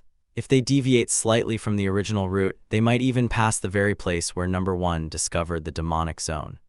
He thinks, of course, if it is about fact-checking, he himself will get there many times faster, but this is not his only goal. Sabigan decides if Jian Simian continues to interfere even after he crushes Dong Buhian, he will have to provide evidence of all the corruption schemes in which he was involved. Around the boy, a sinister aura begins to thicken. He defiantly looks at the senior instructor, provoking him to fight with his entire appearance. Dun Buchian, cautiously raising his hand, signals to the vice master that he should not interfere. He addresses the boy, so what are they waiting for? He accepts his challenge, and today he definitely will. All three turn to the door in surprise. Dun Buhian, hesitating slightly, asks what is this? In Sabigan's gaze, purple energy flares up. From the corridor come the footsteps of a person approaching the office. Still standing at the threshold, he begins to say that he hasn't been here for a long time, and as a result, he hears a rather funny conversation. The gaze of Sabigan becomes angry and cold. The guy downstairs looks up at the man who entered the office from below. On Dun Buchian's face, confusion and fear. Jian Semian is clearly worried. The guest asks Sabigan, so it turns out he says that the value of a martial arts master is determined by his skills. The man adds, yes, a true martial arts master must have such strength of spirit. He laughs loudly, then says that the boy is exactly as people say about him. He declares that he likes this young man. The vice master is stunned by this statement. An incomprehensible sound escapes his mouth. Dun Buchian, nervous, raises his hand to his lips. The senior sword technique instructor at the Dragon Spring Academy, gloomy shadow of the divine sword, San Pilji, says they haven't seen each other for a long time. He asks the vice master and Dun Buchian how have they been. Jian Semian is curious what brought him here today. San Pilji replies, what kind of question is that? With a sympathetic grimace, the man asks, is he now saying that there is a place in the academy where he cannot go? The vice master hastily assures the man that he did not mean that at all. Sabigan thinks that he actually has the same question, why the hell is this guy here? Meanwhile, San Pilji asks everyone to relax. He was joking, so there's no need to look at him with such frightened eyes. The boy thinks that this person is not interested in teaching others. He only dreams of perfecting his own martial art, the most sincere martial arts fan. One Sabigan can say for sure, among all the martial arts masters he has met after regression, this person is the strongest. San Pilji says he went out to get some fresh air, then he decided to check how true the interesting rumors circulating around the academy are. He adds that he heard discussions here about participation in the heavenly tournament. Is that true? The vice master answers yes, but to be precise. Jian Semian says that this young man suddenly appeared at the doorstep and started making his demands. Sabigan listens to his speech with a sour face. San Pilji, addressing the boy, asks, so he intends to represent their academy at the heavenly tournament? Sabigan answers affirmatively yes, but not only as a participant. The guy says he wants to personally select students for participation. The man laughs, complete nonsense, how bold. Abruptly cutting off the merriment, San Pilji becomes serious and asks the boy, does he mean that his students forcibly surpass the best students of their academy? Sabigan gloomily pierces him with a look and replies, exactly so. A slight, barely noticeable smile appears on San Pilji's lips. He says, as if not even a month has passed since the boy became the senior instructor. Under such circumstances, insisting on participating in an official event like the Heavenly Combat Tournament is too unreasonable. Dun Buhian immediately supports him. Exactly, he is absolutely right. San Pilji says that he himself asserted this. Combat skills are the true measure of mastery, and they determine the weight of the master. Sabigan is already dizzy from their arguments. Dun Buchian, stammering, asks what San Pilji means. Clapping his hands, the man replies, all right, this is what they will do. He proposes to hold a public martial arts competition to determine the representative. Those initially selected for the heavenly tournament will compete against the cadets nominated by Sabigan. This is how they will determine who is stronger. San Pilji, addressing the boy, asks a smart proposal, isn't it?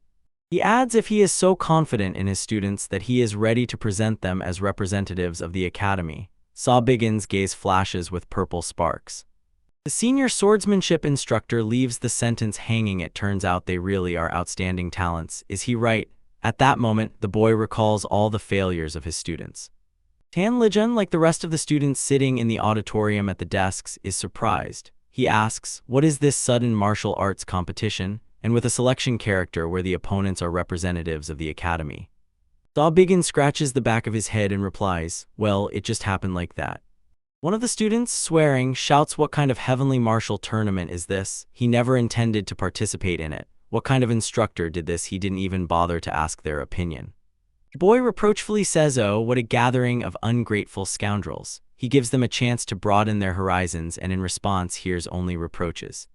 Mei Solin, approaching him, says, this is by no means the first time he has done something without consulting anyone.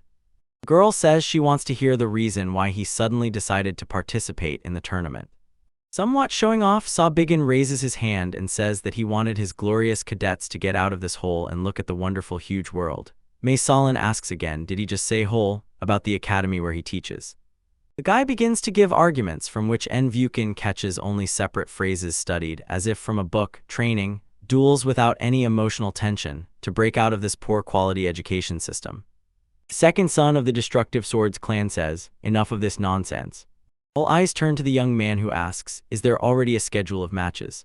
Saw-Biggin gets angry and calls him a tactless scoundrel. Unrolling a scroll, he adds, yes, of course he just got it on the way here. Running his eyes over the list, the boy says, so first of all. He names the first-year student in the special purpose class M. Jaren. The boy immediately responds, huh. Saw-Biggin says that his opponent is San Jin, a first-year student from the Wild Tiger class. The young man's face twists into an angry grimace. He grabs his head and exclaims, damn it. The instructor asks what happened. They know each other. San Jin covers his face with his palms and remains silent. The young man sitting next to him explains they had been seeing each other since they studied in the same class. He says the whole process is hard to explain, but no matter how much M. Jaren challenged him, the result was always the same. He suffered a crushing defeat. The boy objects it wasn't so bad as to use the word crushing. The desk neighbor replies that in any case he never managed to win even once. M. Jaren mutters embarrassedly, well, true, but still. Saw-Biggin says yes, yes. The boy advises the youth since he was beaten he should try to snatch a victory. Then he announces the next student, Cho Muntak. M. Jaren flares up with anger. He is mortified. His desk neighbor states that his opponent is a first-year student from the Flying Dragon class, Manhwa. The boy is confused by his words, almost cries and asks, what? He grabs his head and mutters that he can't believe it. Manhwa, that's it, he's done for. Saw-Biggin asks who is she. He feels like he has heard that name before. He is explained that Manhwa is the eldest daughter of the noble Mach family. Members of her family stand on the same level as many great martial arts masters. When it was announced that several students were transferring to this class, she visited them briefly. Saw-Biggin recalls her, that cheeky girl who refused to study with them, but he is not particularly concerned about it. Ninsoso, raising her hand, asks the instructor not to worry. She says Danwa is her friend and if she talks to her, the problem can be solved. Saw-Biggin replies, fine, let her try, and asks permission to immediately name the name of her opponent. He tells the girl that her opponent is a second-year student from the Wild Tiger class, Huan Gi. Saw-Biggin asks, who is that? Ninsoso replies that she knows. He is the eldest son of a person famous throughout the continent. The boy exclaims, right, that's him, a relative of instructor Dong Bahian. Yes, that's quite a scoundrel. He moves on to the next student. It is En Wukin's turn. He calls his name. Saw-Biggin makes a short pause. The young man announces that En Vukin will fight with a third-year student from the Flying Dragon class, Li Bijum. The boy's aura turns red. Saw-Biggin looks at En Vukin with a question. He asks, and what is this reaction? Tan Litzjun is curious, does the inspector not know Li Bijum?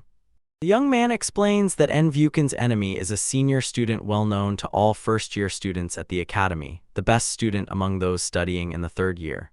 Saw-Biggin replies who said he doesn't know him. What does that have to do with them tiptoeing around him? The boy waits for an answer from his students, but they are in no hurry to explain. En Vukin says the thing is they do not get along with each other. Li Bijum is the deputy owner of the Lotus Sword Hall, and that hall was founded by a side branch of the En clan. In other words, they do not get along very well. Smiling, Saw-Biggin asks, so is he stronger than En Vukin? The young man again does not rush to answer. A faint smile slides across his lips. Finally, he says that he cannot know for sure right now. The instructor replies that this is quite enough. Saw-Biggin says, and lastly Tan Litzjun. The boy immediately tenses. He does not expect anything good. The instructor says that his opponent is the one who previously studied with him in the Camellia class, Gokbok. Tanlichjun's face twists in misery.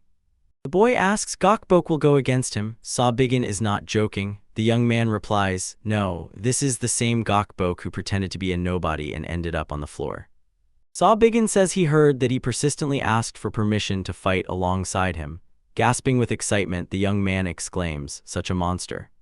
Students sit at desks and hold their heads. This is a setup. Now they will be humiliated in front of the entire academy.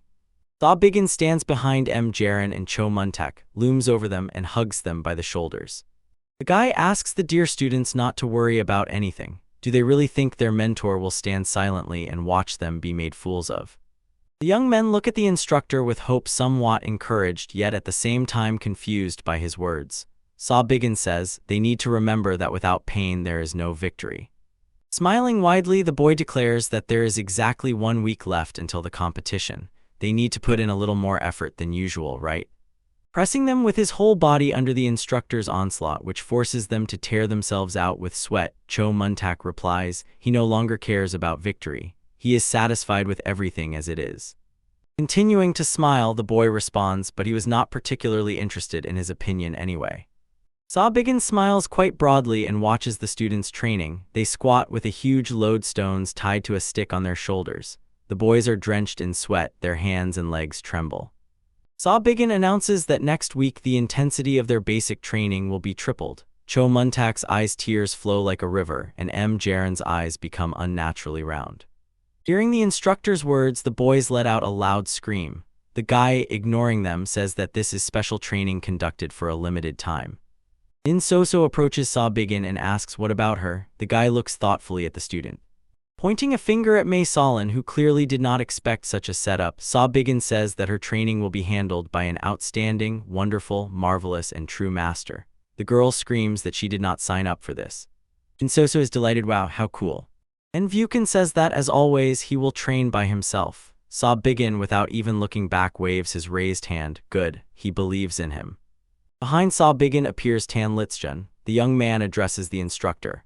He asks, does he also need some special training? The instructor replies no, let him continue practicing the breathing technique. The young man objects, but in such a situation, isn't it time for the instructor to teach him something new? Sobigin asks how many times does he need to repeat it. This is the only way for him to become stronger as soon as possible. Tanlichjun tries to object, but still, the boy looks at him dissatisfied and says, today he is so stubborn. He asks, what's the matter? Is it because Gokbok became his rival? Moving away from the student, Sobigin says, stop trembling with fear without any reason. After all, he was the one who managed to defeat even En Wuken. Approaching Mei Solin, the boy asks her to occasionally watch his fools. At the same time, Sobigin points to Cho Muntak and En Jaren. The girl indignantly says, what, since when, and where is he going in the middle of the lesson? Raising his index finger, Sobigin admonishingly says that he urgently needs to look somewhere. He adds, if he is going to look for someone, let him come up with something. Mei Solin shouts, wait, but the boy is already enveloped in a cloud of purple energy and he literally dissolves into the air. The girl is angry. She thinks, what a pest. Did he really ask her to stay nearby just to toy with her as he pleases? Nearby stands Nin Soso and looks at the girl with admiring eyes. She asks, which training will they start with? Night. Tanlichjun meditates, sitting in the lotus position. In the solar plexus area, a concentrated energy cluster flares up and shines. The young man slowly inhales and exhales. He constantly thinks about the instructor's words, stop trembling with fear without a special reason. After all, this is the one who managed to defeat even En Wuken. Standing up, Tanlichjun thinks that this is not the case. Now everything is also perfectly clear to him. He recalls their fight and believes that before the duel, the instructor showed him the entire swordsmanship technique of En Wuken. Walking across the arena, the young man thinks that if they met again, he would no longer be able to defeat him. Looking at his hand, Tanlichjun reflects. The internal energy, of course, has increased compared to before, but now the development is gradually slowing down. With sadness, he thinks that the duel will take place in a week. The boy imagines in horror that he will have to fight Gokbok in front of everyone at once. He asks himself, will this training be enough to defeat the opponent? Light behind the closed door attracts the young man's attention. Approaching closer, he barely opens the door leaf and cautiously peeks into the hall, asking himself who is training at such a late hour. In the middle of the hall, Gokbok is practicing strikes. The young man's teeth are tightly clenched, drops of sweat run down his face, yet he still strikes the imaginary opponent blow after blow. Tan Lijian, seeing the opponent's training, was unpleasantly surprised and even frightened. Gokbok, having caught something, stops and freezes, listening. He turns his head toward the open door, but there is no one there. Tan Lijian hides behind the door and fearfully covers his mouth with his hand. The young man asks himself, maybe he imagined it, why is Gokbok training so late? He decides that he confused him with someone else and breathes a sigh of relief, probably his mind clouded while he was practicing breathing techniques. Tan Lijian does not notice that Gokbok is peeking from behind the door, his face twisted in a fierce grimace. A loud scream spreads over the academy. Frightened, Tan Lijian sits on the ground. Gokbok looms over him, arms akimbo, and without any ceremony thunders at the scared young man. Does he really think he can shout in the middle of the night as if he had done something outstanding? The second son of the Dragon Tiger Escort Agency, Gokbok, fills with anger. Cursing Tan Lijian, he throws. If he asks, then it turns out he secretly watches others training. The young man stammers, asking, what is Gokbok doing here at such a late hour? The young man shouts angrily, what is he mumbling there? According to him, he can no longer even train. Tan Lijian closes his eyes and turns away, expecting a blow. Then the young man no longer looks so boldly at Gokbok, who stands right in front of him. Tan Lijian says, but when they studied in the same class, did he ever do anything like personal training? The young man shouts, ha, just look at this wretch. Gokbok raises his hand clenched into a fist, saying, and now he even contradicts him. It seems he has comfortably settled in that town and even further away from him. Tan Lijian closes his eyes and trembles, waiting for a huge fist to fall on him any moment. Gokbok, with his hand already raised, freezes as if pondering something. He unclenches his fist, lowers his hand, and then spits disdainfully. Gokbok says that getting rid of him now to the point of losing consciousness is pointless. The boy under his arm looks at him, not understanding what is happening. The young man orders him to get lost and promises, in a week he will smash him into a pancake in front of everyone. Gokbok walks away. Tan Lijian, who understands nothing, looks after him in confusion. Seeing the second son of the Dragon Tiger Escort Agency walking away, the youth thinks, did he just take off and leave? Is that really Gokbok? Tan Lijian breathes a sigh of relief. He does not know why he acted that way, but is incredibly glad that his fears did not come true. The boy praises the gods with all his heart. Suddenly he freezes and reflects on how he behaved. He remembers sitting on the ground, covering himself with his hand and waiting for the blow. Looking at his trembling hand, Tan Lijian realizes he felt relief only because Gokbok did not beat him. With his other hand, he holds the wrist that trembles incessantly and uncontrollably. The young man decides, no, this won't do. This simply doesn't fit any gates. Jaron stands, clutching a stick in his hand. Students have gathered around him and are watching. With a shout, the young man throws forward the hand holding the stick. Suddenly, an unexpectedly strong side blow hits his cheek. The young man catches his breath and wipes his mouth with his hand, asking, is this some kind of joke? Behind him stands a green-haired strong man and strikes with the stick, raising it. The one who hit Jaron says he thought the boy had mastered martial arts, so he challenged him to a duel. He delivers blow after blow. The strong man says this, and he cannot help but look at himself with pity. At the very moment, he begins to get nervous because of this thought. Jaron falls to his knees and catches his breath, leaning on the stick. The strong man throws his stick over his shoulder and approaches him with the words, hey, what's wrong with him? Coming closer, the giant with green braids stops and says, a moment ago he attacked him as if he was going to kill him, but this scene gives the impression that he is the bad guy here. Isn't that so? He asks what was Jaron even hoping for by challenging him with such abilities. What kind of young man froze? Is he angry because he insulted his family? Is that the reason for his furious rage? The guys watching them exchange words. One says that ultimately origin shows who is who in reality. The other replies, could he really have hoped to fight him on equal terms? Meanwhile, the strong man continues mocking Jaron. Is he capable of changing anything? After all, everything he said turned out to be true. Both he and his family are worthless people of low birth.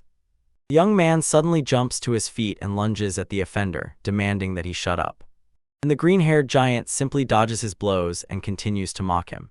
He decides to go on the attack and, insulting the boy, says, if you didn't want it like this, then blow after blow will come.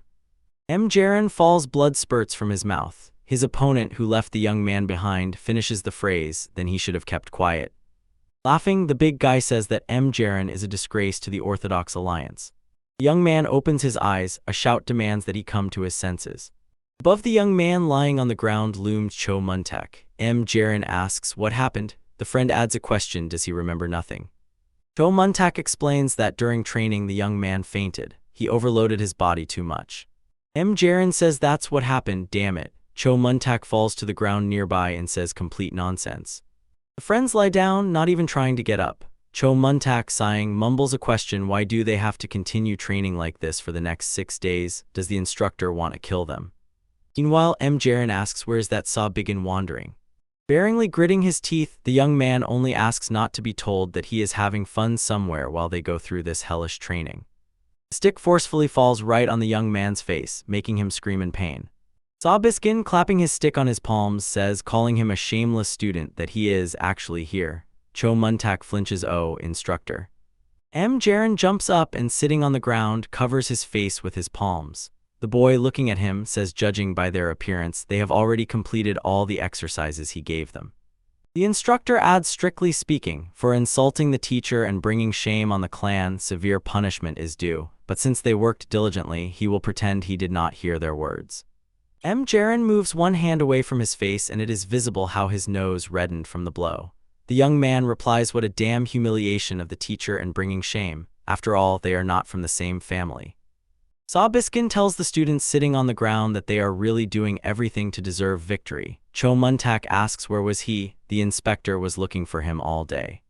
The boy says, does he really think he will waste time on entertainment? He has a bunch of matters to solve.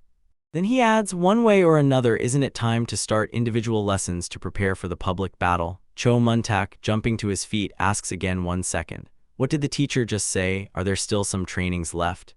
They have already been training according to some strange scheme, and now another load awaits them. Saw Biggin casually replies, so what, that's how it should be. While they were talking, the dark time of day came. The boy asks, do they really think they can defeat those guys relying only on basic training? Cho Muntak, almost crying, says, that's of course impossible. Such a result cannot be achieved in 1 week under any circumstances. The young man adds, let's start with the fact that their skills are average. How can they defeat someone like San Cho Jin and Mok Danhwa?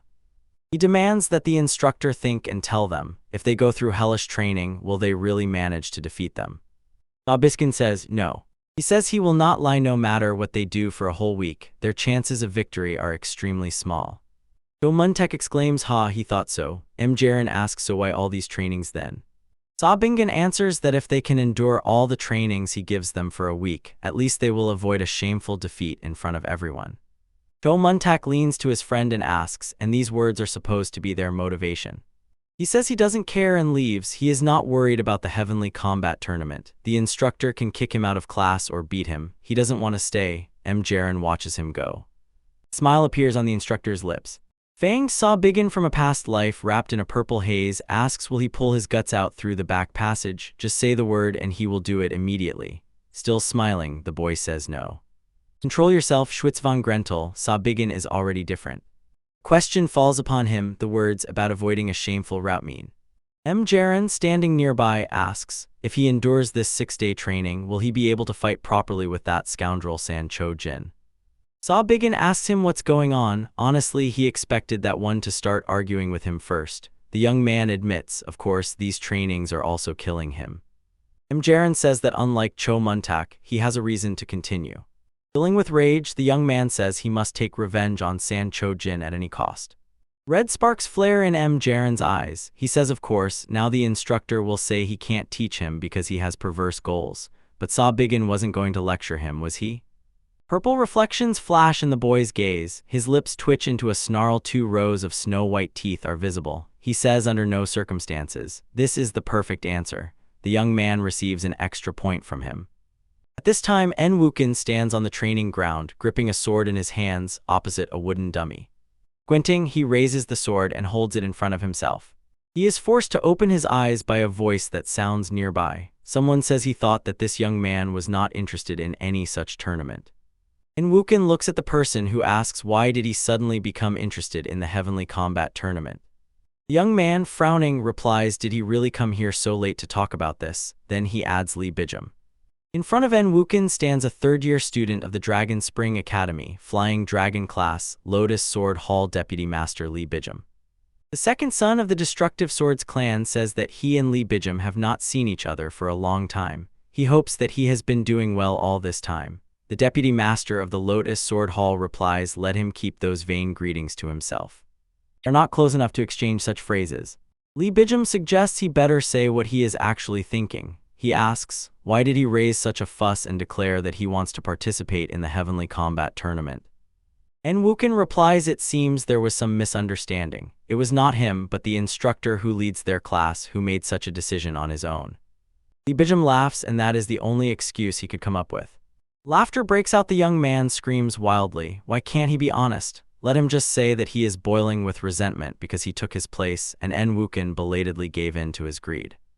Lee Bijum says wherever En Wukin was, he cannot sleep peacefully until he proves to everyone that he is the best. He mockingly adds, a young master from a famous family, the second son of the clan of Destructive Swords, states. Lee Bijum never got rid of the habit of making assumptions based on false fantasies and rushing to conclusions.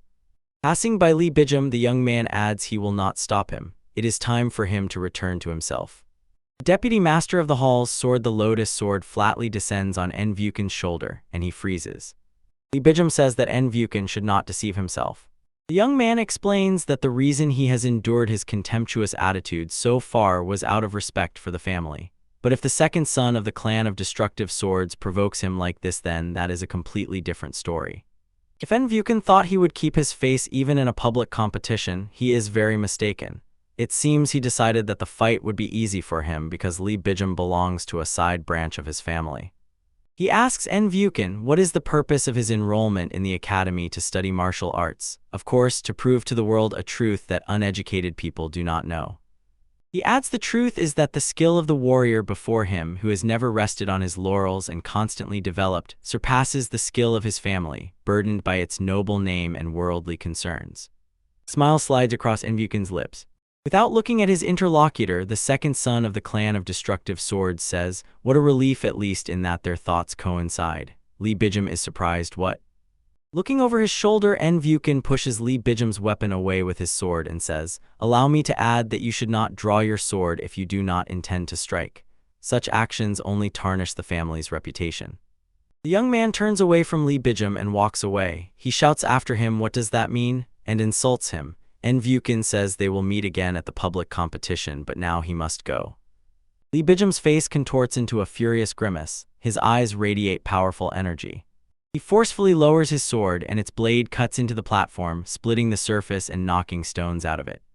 En Wukin doesn't even look back, though the boy is making noise. Lee Bijum, whose veins on his forehead bulged with anger, insults him again. In the morning, Tan Litzjun walks through the academy yard, lost in thought. He remembers Gok Bok, and the words of the second son from the escort agency still echo in his head. Get out of sight, and also the young man's promise to smash him flat in front of everyone in a week. Despair flashes in the youth's eyes. Both the fact that Gok Bok trained alone late into the night and the words he threw out afterward indicate he is preparing extremely seriously for the public combat competition. Tan Litzjun thinks to himself that he is doing everything the opposite way. Jaren, half squatting, freezes in a tense pose. A red aura emanates from him. But from these efforts he even squints and clenches his teeth tighter. Drops of sweat run down his face. Tan Litzjun looks at him in surprise. In his thoughts he notes that today's training is different from yesterday's. Cho Muntak, lying down and resting his head on his hand, calls Tan Litzjun on the ground and tells him not to bother the youth unnecessarily. The eldest son of the One-Star Sword clan looks at him in surprise, then asks what is Cho Muntak doing. The youth replies, can't you see, he made a short pause to rest from this damn special training. Tan Litzjun, scratching his head, says confusedly, he, of course, does not intend to lecture him, but is he sure everything will be fine if instructor Saw Biggin sees this? Squinting slightly, Cho Muntak lazily mutters, he won't come today. He explains that he heard Saw Biggin taught Jaren this strange stance all night and then left the academy early in the morning. Tan Litzjun realizes the information he heard for a few moments. Then the young man asks, did he teach the new technique all night? Were there two of them? Cho Muntak replies, no, he did not participate in this. The instructor only taught Jaren. He was so tired that he didn't even want to eat, so he went asleep. Tan Litzjun recalls asking Saw Biggin maybe he also needs some special training, and he replied that today he is too stubborn and added, the young man just needs to continue refining his breathing technique. His hand clenches into a fist as he remembers that the instructor trained with Jaron all night long and he waved him off, saying there was nothing to teach him. He feels insignificantly small compared to Gokbok. Tanlijin thinks. Then it turns out he just has to keep practicing the breathing technique as the instructor said and then fight Gokbok in front of everyone. He gets angry and his aura fills with red. Tanlijin understands this is not right. The girl's hands are folded in a traditional gesture expressing respect. The palm of the left hand covers the right fist. Nin Soso thanks Mei Solin for today's training. She says that the student worked well today and suggests she go rest. Mei Solin herself closes her eyes and thinks that Sa Biggin is still nowhere to be seen, and because of him she had to teach the children all day long. Squinting one eye she comes to the conclusion, well, despite this, Mei Solin admires the sunset that has painted the sky orange. She hasn't felt such lightness in her soul for a long time. Although being a teacher is clearly not her calling, she believes she is doing quite well. Ascending the stairs, the girl recalls, during training, Soso never managed to properly check how the others were doing. Mei Solin stops and surveys the training ground with her gaze. A wooden stick forcefully strikes the training dummy. Tanlijin delivers blow after blow, honing his skill. Finally, he stops and, leaning his hands on his knees, tries to catch his breath. The young man flinches when he is called by name. He turns his head and sees Mei Solin approaching. The girl asks, what is he doing here? Wasn't he told to meditate until the day of the public competition? Tanlijin assures her that last night instructor Sa Biggin said, from today he should train with the sword. Mei Solin thoughtfully says, is that so? She asks, well, really, if he was here, then why did he never come up to her even once? The girl asks him in any case not to stay out late. Clutching a wooden stick in his hands, Tanlijin replies to the inspector, good night. A young man stands before a huge tree. Vyukin, closing his eyes and holding his sword in front of him, stands motionless.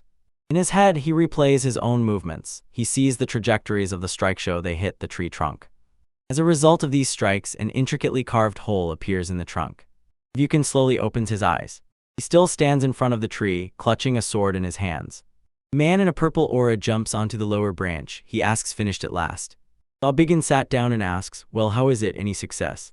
And Vyukin, lowering his head, answers no. He still has a long way to go to the desired result. Raising his head and looking the instructor straight in the eyes, the young man says, and even in this state he is confident he will not lose. Grinning mischievously, the boy says, he is a scoundrel, boasting like that, that's not like him at all. He suggests checking which of his students will not lose their fighting spirit in a week. Tanlijin attacks the simulator again and again with a stick in his hands. Jaron continues training, the aura around him growing darker and darker. Cho Muntak dozes off, leaning against the wall. Mei Solin watches as Nin Soso sharpens her movements. Cho Muntak lies on the training ground, hands behind his head and eyes closed. Jaron, sweating profusely, continues to perform the exercise demonstrated by the instructor. In his thoughts, he returns to the conversation with Sa Biggin that took place the day before. The instructor asks, does he want to take revenge on San Cho Jin? Is his opponent in the duel also the object of his revenge? This is hard to call a coincidence. Sa Biggin asks the young man, can he hear his story? Jaron nervously tugs and tousles his hair. Where to begin? He says probably the starting point was the day when they ended up in the same class. Jaron says that at first they were not enemies, but San Cho Jin remained the heir of one of the most famous clans in all of Jianghu, and the boy himself came from a small military clan that had no influence. So he had neither reason nor desire to associate with him, but unfortunately that scoundrel knew about his lineage, which he carefully concealed. When San Cho Jin is called out, this makes him stop. Jaron, accompanied by Cho Mudek, asks the green-haired giant what he wants. San Cho Jin, insulting the young man, asks whether he has heard that he comes from unorthodox forces and how this runt ended up in the Academy of Dragon Spring at all.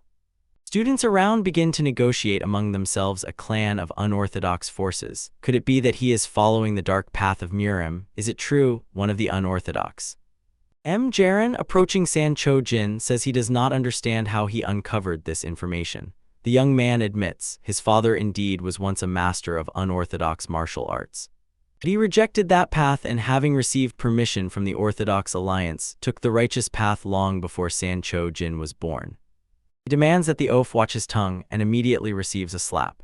San Cho Jin, disgustedly covering his nose with his palm, demands that he be silent. He calls him a dirty half-blood and asks how dare he open his stinking mouth. The oaf replies that the traitor who abandoned his faction and crawled into the Orthodox Alliance even dared to have a child. He considers it disgusting, and adds he is nauseated by both the father and the son. Angry Jaron attacks the offender with a stick in his hands. A moment and the young man lies on the ground while the oaf presses his head to the ground with his foot. He admits to Saw Biggin what he should never have ignored: the skills of this scoundrel fully correspond to his origin. Jaron says that after that humiliating defeat that day, he challenged San Chojin again and again. Not once was I able to even touch a hair on his head. Sitting on the ground next to Saw Biggin, Jaron finishes the story with the words, and then he was suddenly transferred to another class. That is how he ended up in the special assignment class. For a while the instructor silently looks at the young man. Realizing that the story will not continue, Saw Biggin asks, and what next? The young man replies, that's all. The guy clarifies he never sent assassins after him, or maybe sneaked into his room to attack personally. Is there really nothing like that? Jaron exclaims in surprise. What kind of madness is this? Saw Biggin, calling him a scoundrel, forcefully brings his fist down on his head. The young man stands up, rubbing the spot where he was hit with his hands. Saw Biggin, moving away, replies. The young man looked at him with such a flashing, completely serious gaze, so he listened to him. He had no idea it would be about such a silly, childish revenge. Saw Biggin says he is disappointed and advises to train more intensively. Foundations. Jaron remains standing in place, holding his head, quietly groaning and cursing. He shouts after Saw Biggin that this may seem like a petty quarrel to him. The young man adds that he will never forgive this scoundrel. He offended not only him but also his parents. How can he silently endure this? His hand clenches into a fist as he declares that neither the instructor nor that scoundrel knows what it meant for his father to turn away from the unorthodox path. Jaron shouts into the back of Saw Biggin, who is moving away, just wait and see. Someday he will definitely defeat this scoundrel, no matter what it costs him. The instructor sighs heavily. Oh ho, so this is the no matter what it would cost. In the blink of an eye, he is next to the young man, literally looming over him. The young man flinches fearfully from the fellow. Saw Biggin, illuminated by a purple aura, looks insane. His mouth stretches into a smile and his eyes gleam purple. He says so the young man is ready to do anything. He was serious, right? Jaron removes the hand with which he fearfully covered his face and asks, what if seriously? Broad blonde smile serves as his answer. Turning away from Jaron, Saw Biggin says even if his story was not very interesting, his spirit is truly worthy of praise. The instructor adds he likes that unlike Tan Litzjun, who lost heart due to an endless series of defeats, the young man does not give up. Jaron asks in surprise, what does that mean? Saw Biggin turns to face him, focusing a small glowing sphere above his palm. He says that Jaron has passed the test. Enlarging the sphere, the instructor announces that he agrees to help Jaron. He says that he originally intended to give this to Jaron a little later. The seemingly enchanted young man with wide-open eyes looks at Saw Biggin's hand. The boy declares briefly, right now he will transfer this into his core center. Jaron asks, what is this anyway? The instructor replies, even if he explains, he still won't understand. Let him just know that this is a type of energy completely different from the energy of ordinary martial arts masters. He explains so the energy cluster will resist, rebel, and try to break free from his body instead of merging with the core. Jaron's task is to master the method he will teach him before the duel to tame and harmonize this energy. Saw Biggin adds one thing can be said for sure, if he succeeds he will definitely become stronger than he is now. Jaron asks if. He asks what will happen in the opposite case. Saw Biggin pretends to think. He states that the young man's head might swell and explode. The boy crouches in fear. What? The boy smiles widely, saying he is joking. Does Jaron really think he would just blindly stick something like this into his body? The young man exhales and replies, how can you joke about someone's life? Saw Biggin warns, if something goes wrong, Jaron will feel hellish pain so strong that he might want to die on the spot. He asks, well, is the young man still ready to try? Jaron opened his eyes wide and looks at the purple sphere. That's how it all happened, thinks Jaron. He devoted 18 hours a day to training. He focused only on one thing, suppressing and absorbing energy. Unnoticeably, as if in a moment 5 days passed. At first, it seemed to him that his chest was bursting from unbearable pain. He gritted his teeth and repeated the internal development method taught by the instructor and became completely calm. Sighing, the young man tenses the muscles in his back and continues training even when night has already taken hold. Jaron asks a question, has he succeeded? But he does not feel that anything has really changed since he started this practice. Raising his face to the sky, he thinks about wanting to ask his questions to the instructor, but he has not appeared at training for several days. Where could he be? Jaren hopes that Sawbiggin has not deceived him.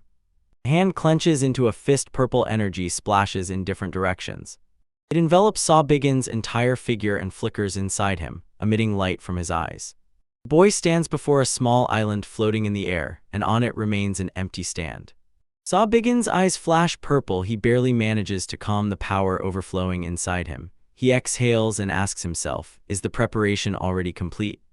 The next day, many students gathered in the square. The senior sword technique instructor at the Dragon Spring Academy, gloomy shadow of the divine sword, San Pilji, stands with his arms crossed over his chest and smiles broadly. The public qualifying match for participation in the Heavenly Combat Tournament begins. Two female students are eagerly anticipating the start of the spectacular matches. One of them says doubtfully, qualifying for the Heavenly Combat Tournament with matches. Something like this, in my opinion, has never happened before. The other girl smiles happily. So what? Thanks to this, today we don't have to worry about training all day. The guys also hold different opinions. One of the students asks, so, a friend says, is this a special operations plan? Does he consider the participants worthy opponents? The interlocutor replies, is the friend joking? Personally, he came to see how these scoundrels will be taught a lesson. The student says, no, you just never know how everything will turn out. He reminds his comrade, has he already forgotten how last time Tan Lijan, against all expectations, won against Enwuken, and now the second son of the Destructive Swords clan studies in the same class with him? The friend says he probably knows nothing at all. No matter how brilliant a student Enwuken is, he still has a long way to go to reach Lee Bijim. He adds, even more, is there only one Lee Bijim participating? There are also Mok Danhwa, San Cho Jin, Gokbok, all of them come from ancient noble families. His interlocutor says regardless of how much effort people put into their struggle, they will never overcome the wall of innate talent. Dong Bahian listens to the student's conversation and barely restrains a self-satisfied smile. Trying to maintain a stern appearance, he thinks that all these talks are pure truth. The chosen candidates are the best talents of the academy. It would be perfect if Enwuken were among them. In any case, his candidates never lose to these brats. The man thinks today that arrogant, underdeveloped kid will understand his place. Behind him, a voice sounds saying that he has an incredibly satisfied expression on his face. Dunbuchian looks back and sees Sawbiggin approaching him. The boy, choosing his words, says how to describe him better, as if he is already celebrating his victory. The man's mood sharply worsens, and he utters the instructor's name, Sawbiggin. The boy stands next to him and, just like him, hides his hands behind his back. Dunbuchian asks, did he hear that Sawbiggin diligently trained his cadets all last week? Barely smiling, the boy replies, to train these senseless children even a little, he had to make at least such minimal efforts. Dunbuchian corrects him, they should be called not barren but pitiful. Sawbiggin looks at him in surprise, excuse me. The man brazenly hisses through his teeth because of the mercy of his stupid instructor. They had to go through so many difficulties, and now they will be humiliated in front of everyone. Sawbiggin, laughing, replies he sees that the man still holds a grudge from that time. He asks, and how long did the senior instructor intend to dwell on such a trifle? Noticing a weapon on Dunbuchian's belt, Sawbiggin exclaims, wait a minute, I've never seen this sword before. Drawing the sword from its sheath, the man smugly says, ha, at least the boy has an eye for good weapons. He shows the sword to his interlocutor and says, this is a special blade. It was forged especially for him so that he would take it to the Heavenly Combat Tournament when he goes there with his cadets. Sawbiggin pretends to be surprised. Dunbuchian tells him that the blade is called the Sword of the Purple Dawn. He ordered it from the best smithy in their province and paid a significant sum for it, 200 silver nyangs. It easily cuts through stone without bending even a millimeter. Its strength is unmatched, but most importantly, he demands that Sawbiggin take a closer look at his blade. The boy brings his face closer to the weapon shown to him, and the man smugly says, this is what deserves the title of a masterpiece. Sawbiggin evaluates the sword with his gaze and thinks, if you discard the unnecessary decorations, the sword itself is very good in terms of characteristics. Moreover, the shape and center of gravity remind him of the sword he used before returning back when he was the commander of the demon army. Sawbiggin thinks it might just be a coincidence, but believes one must use everything that might be needed next. A smile appears on the guy's lips as he addresses instructor Dunbuchian. While the man hides the sword in the sheath, Sawbiggin asks, how does he feel about making match reviews more interesting? The guy suggests placing a bet on the final result. Dun Bucheon is surprised a bet. Where did Saw Biggin suddenly start talking about this? He answers that they are both confident their students will win in any case, but that time they also failed to resolve the dispute. Saw Biggin asks then what about such a condition? Depending on the final results, the one who loses must fulfill the winner's demand. Refusal is not allowed. Dun Bucheon laughs then says bet. He says bet based on the match results. The man asks could he really have already forgotten everything. It was he, Dun Bucheon, who a week ago took on the organization of the qualifying competition.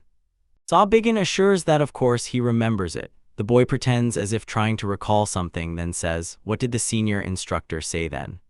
Parodying Dun Bucheon, Saw Biggin raises his index finger and, repeating his words, says, this event is the result of his unilateral actions. Therefore, the initially chosen candidates deserve a proper selection procedure.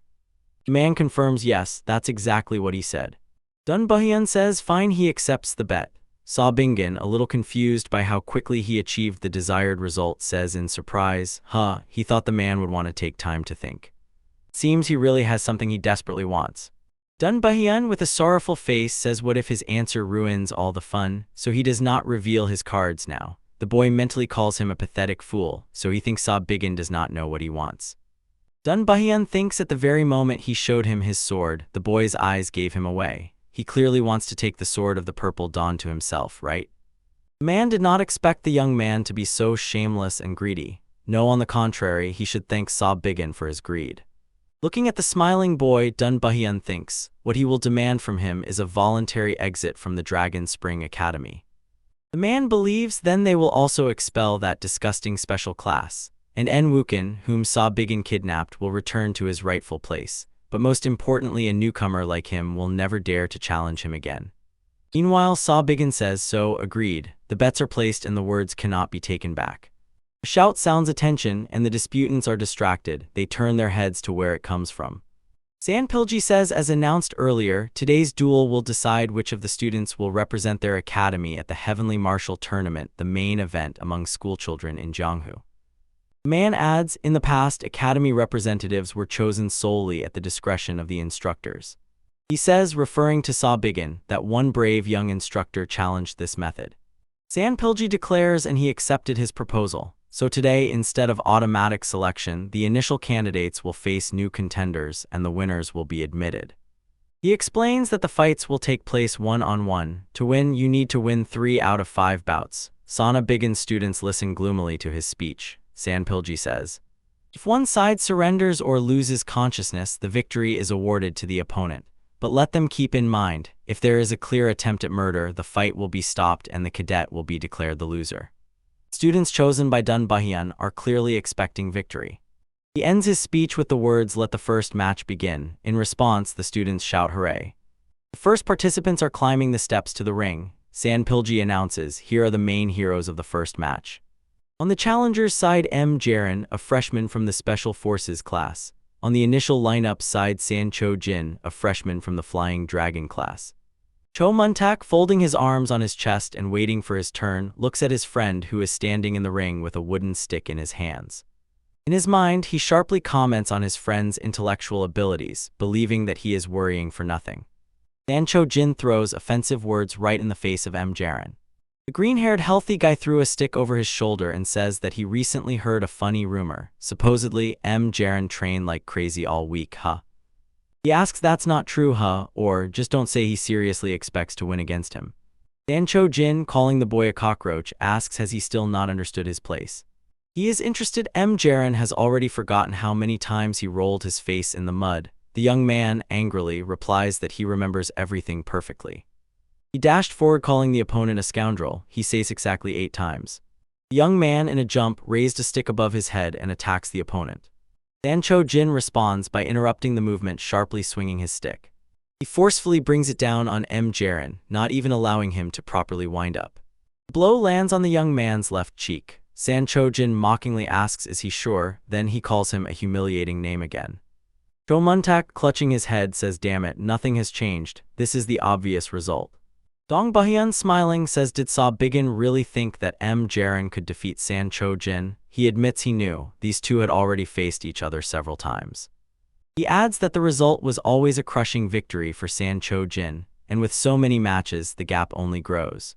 Looking sternly at Sa Bigan, Dong Bahian says this concerns not only San Cho Jin. These competitions are based on a precise pairing selection for each opponent, and all positions are carefully thought out. Seeing how San Cho Jin practically knocks out M. Jaren, who went on the defense, Dong Bahian says, with the experience and knowledge of an instructor which a novice like Sa Bigan lacks, it would have ended in defeat and humiliation from the very start. He believes that because of his foolish pairing, Sa Bigan brought trouble upon himself. Listening to these words, the boy stands silently watching the match. Meanwhile, senior instructor Dong Bahian continues, saying that blinded by greed, the boy bet on his students, so now he will have to face the consequences. A smile appears on Sa Bigan's lips. Dong Bahian says he doesn't know about the bet. M. Jaren manages to hit the opponent with a strike and he explodes with incredible surprise. San Cho Jin cannot believe what happened. Just like Dune Bahian, he also looks at them with no less astonishment. Sa Bigan turns to the man and asks, what was he saying there? Isn't the bet just a predetermined result? The guy finishes the phrase for Dune Bahian, who has already lost the power of speech. Purple reflections flash in M. Jaren's eyes, and his facial features are twisted with rage. M. Jaren manages to snatch a stick from the opponent. San Cho Jin cannot believe what happened. He responds with a strike, knocking M. Jaren off his feet, but San Cho Jin holds his hand to his chest, right where the young man hit him. Big guy is furious this run hit him. He insults the opponent. M. Jaren, getting back on his feet, smiles sinisterly and looks him straight in the eyes. San Cho Jin looks at him distrustfully. And then, without letting the opponent get up, he rushed forward and delivered a blow. M. Jaren falls on the ring again. He was knocked down by San Cho Jin. The young man clenches his teeth even tighter to avoid screaming from the pain. San Cho Jin shouts furiously, rootless plebeian. Delivers another devastating blow and shouts, how dare he mock him. Cho Muntak, worried about his friend, hurls curses. He says that he finally landed at least one hit, but now he is being beaten again, purely one-sided. Holding his head, he looks shocked. Did he really manage to attack because San Cho Jin momentarily lost vigilance? He rages, noting, after all that hell, nothing has changed. And Wukin, standing behind, says of course he was careless. Cho Muntak exclaims in surprise, and Wukin, the youth adds, and during previous fights he didn't particularly stand out for concentration either. The second son of the Destructive Swords clan says that this fool always boasted. In all his fights against M. Jaren, he never allowed a single hit to reach its target. Cho Muntak replies that's his style. And Wukin believes that despite his rotten nature, he is a genius born into a prestigious fighting clan. He asks, but does Cho Muntak really think that San Cho Jin, just through carelessness, would allow such a clean hit from someone he fought 8 times? Muntak says distrustfully he wants to say, the youth understands there can be only one conclusion. San Cho Jin lets out a scream and rushes at the opponent. He barely manages to dodge M. Jaren's stick.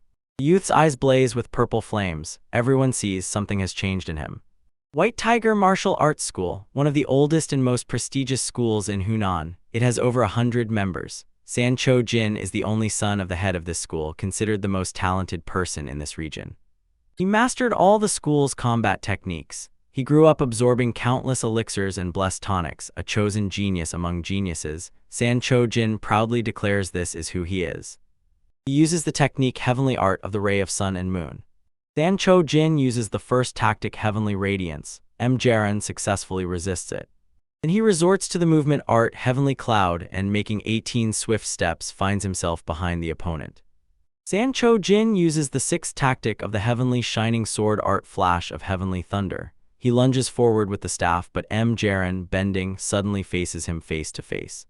San Cho Jin does not hide his anger. The giant, wrapped in a green aura, thinks that no matter how careless he is, he still cannot believe he has brought disgrace here. He decides to put all his strength into this clash and presses the opponent, whom he contemptuously calls a piece of trash, so that he does not have even a second to rest. Blow after blow falls on M. Jaren.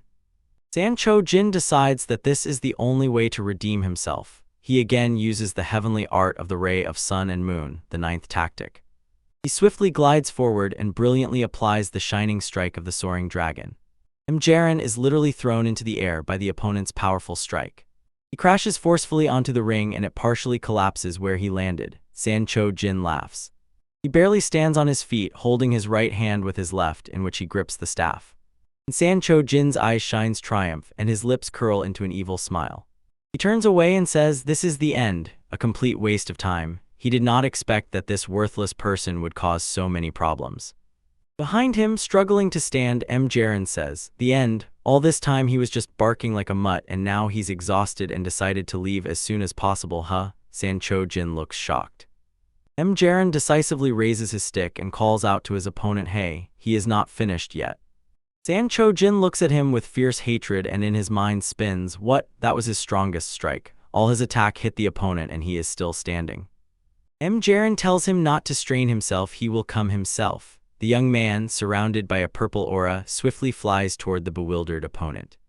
Sancho Jin quickly pulls himself together. A golden energy stirs in his eyes. The same aura envelops his weapon. He insults the young man, disdainfully commenting on his mental abilities, and admits, of course, he has well trained his endurance. Sancho Jin, saying that Jaren needs to know his place, delivers a devastating blow. Jaren staggers, almost falling backward. Recovering, he rushes forward again, throwing, "I wonder, does he think so?" Continuing to catch the opponent's blows, he realizes they are not so terrible at all. And with incredible strength, Jaren brings his stick down on the big guy he hates. The latter barely manages to dodge, and the young man's wooden weapon breaks the ring's surface. Sancho Jin recoils and realizes too late. What is this? Deflecting Jaren's strikes, he thinks that the movements of his wooden sword differ from those before. And suddenly an epiphany flashes through Sancho Jin. The opponent accumulates energy every time he takes blow after blow. At this very moment, Jaren attacks him mid-jump. Boy is hard to recognize. Purple energy spreads in his eyes, and his body is surrounded by a crimson aura. Sancho Jin is forced to retreat, dodging the blows. He is bewildered. Has the opponent gone mad? What has he been doing over the past week? Spectators are surprised. Shouts are heard, "It can't be. I don't believe my own eyes. Look, Sancho Jin is being pressured." Dun Bahian angrily shouts at Sancho Jin, "What is he doing?" He demands that the young man knock out the opponent. Saw Biggin stands with his arms crossed, smiling. The boy thinks that Jaren has fully adapted. The young man is much better than he had assumed. Since, as a Legion commander, he became convinced of the existence of time regression, he began calculating all sorts of ways to fight the demons that would reappear after his return. He constantly thought about how to kill these demons as effectively as possible. So over 65 years, they studied and developed hundreds, no thousands of tactics against the demonic race. Many of them were set aside for practical reasons, and this is one of the abandoned projects. It concerns the infusion of mana into the body of a martial arts master and its forced awakening so that the body learns to adapt to it. Simply put, this is a simplified version of the modification experiments that Saw Biggin conducted on himself under the influence of demons. Of course, compared to that time, very little mana was used now. After all, it is energy from another world, and no matter how much he improved it, the side effects were never completely eliminated.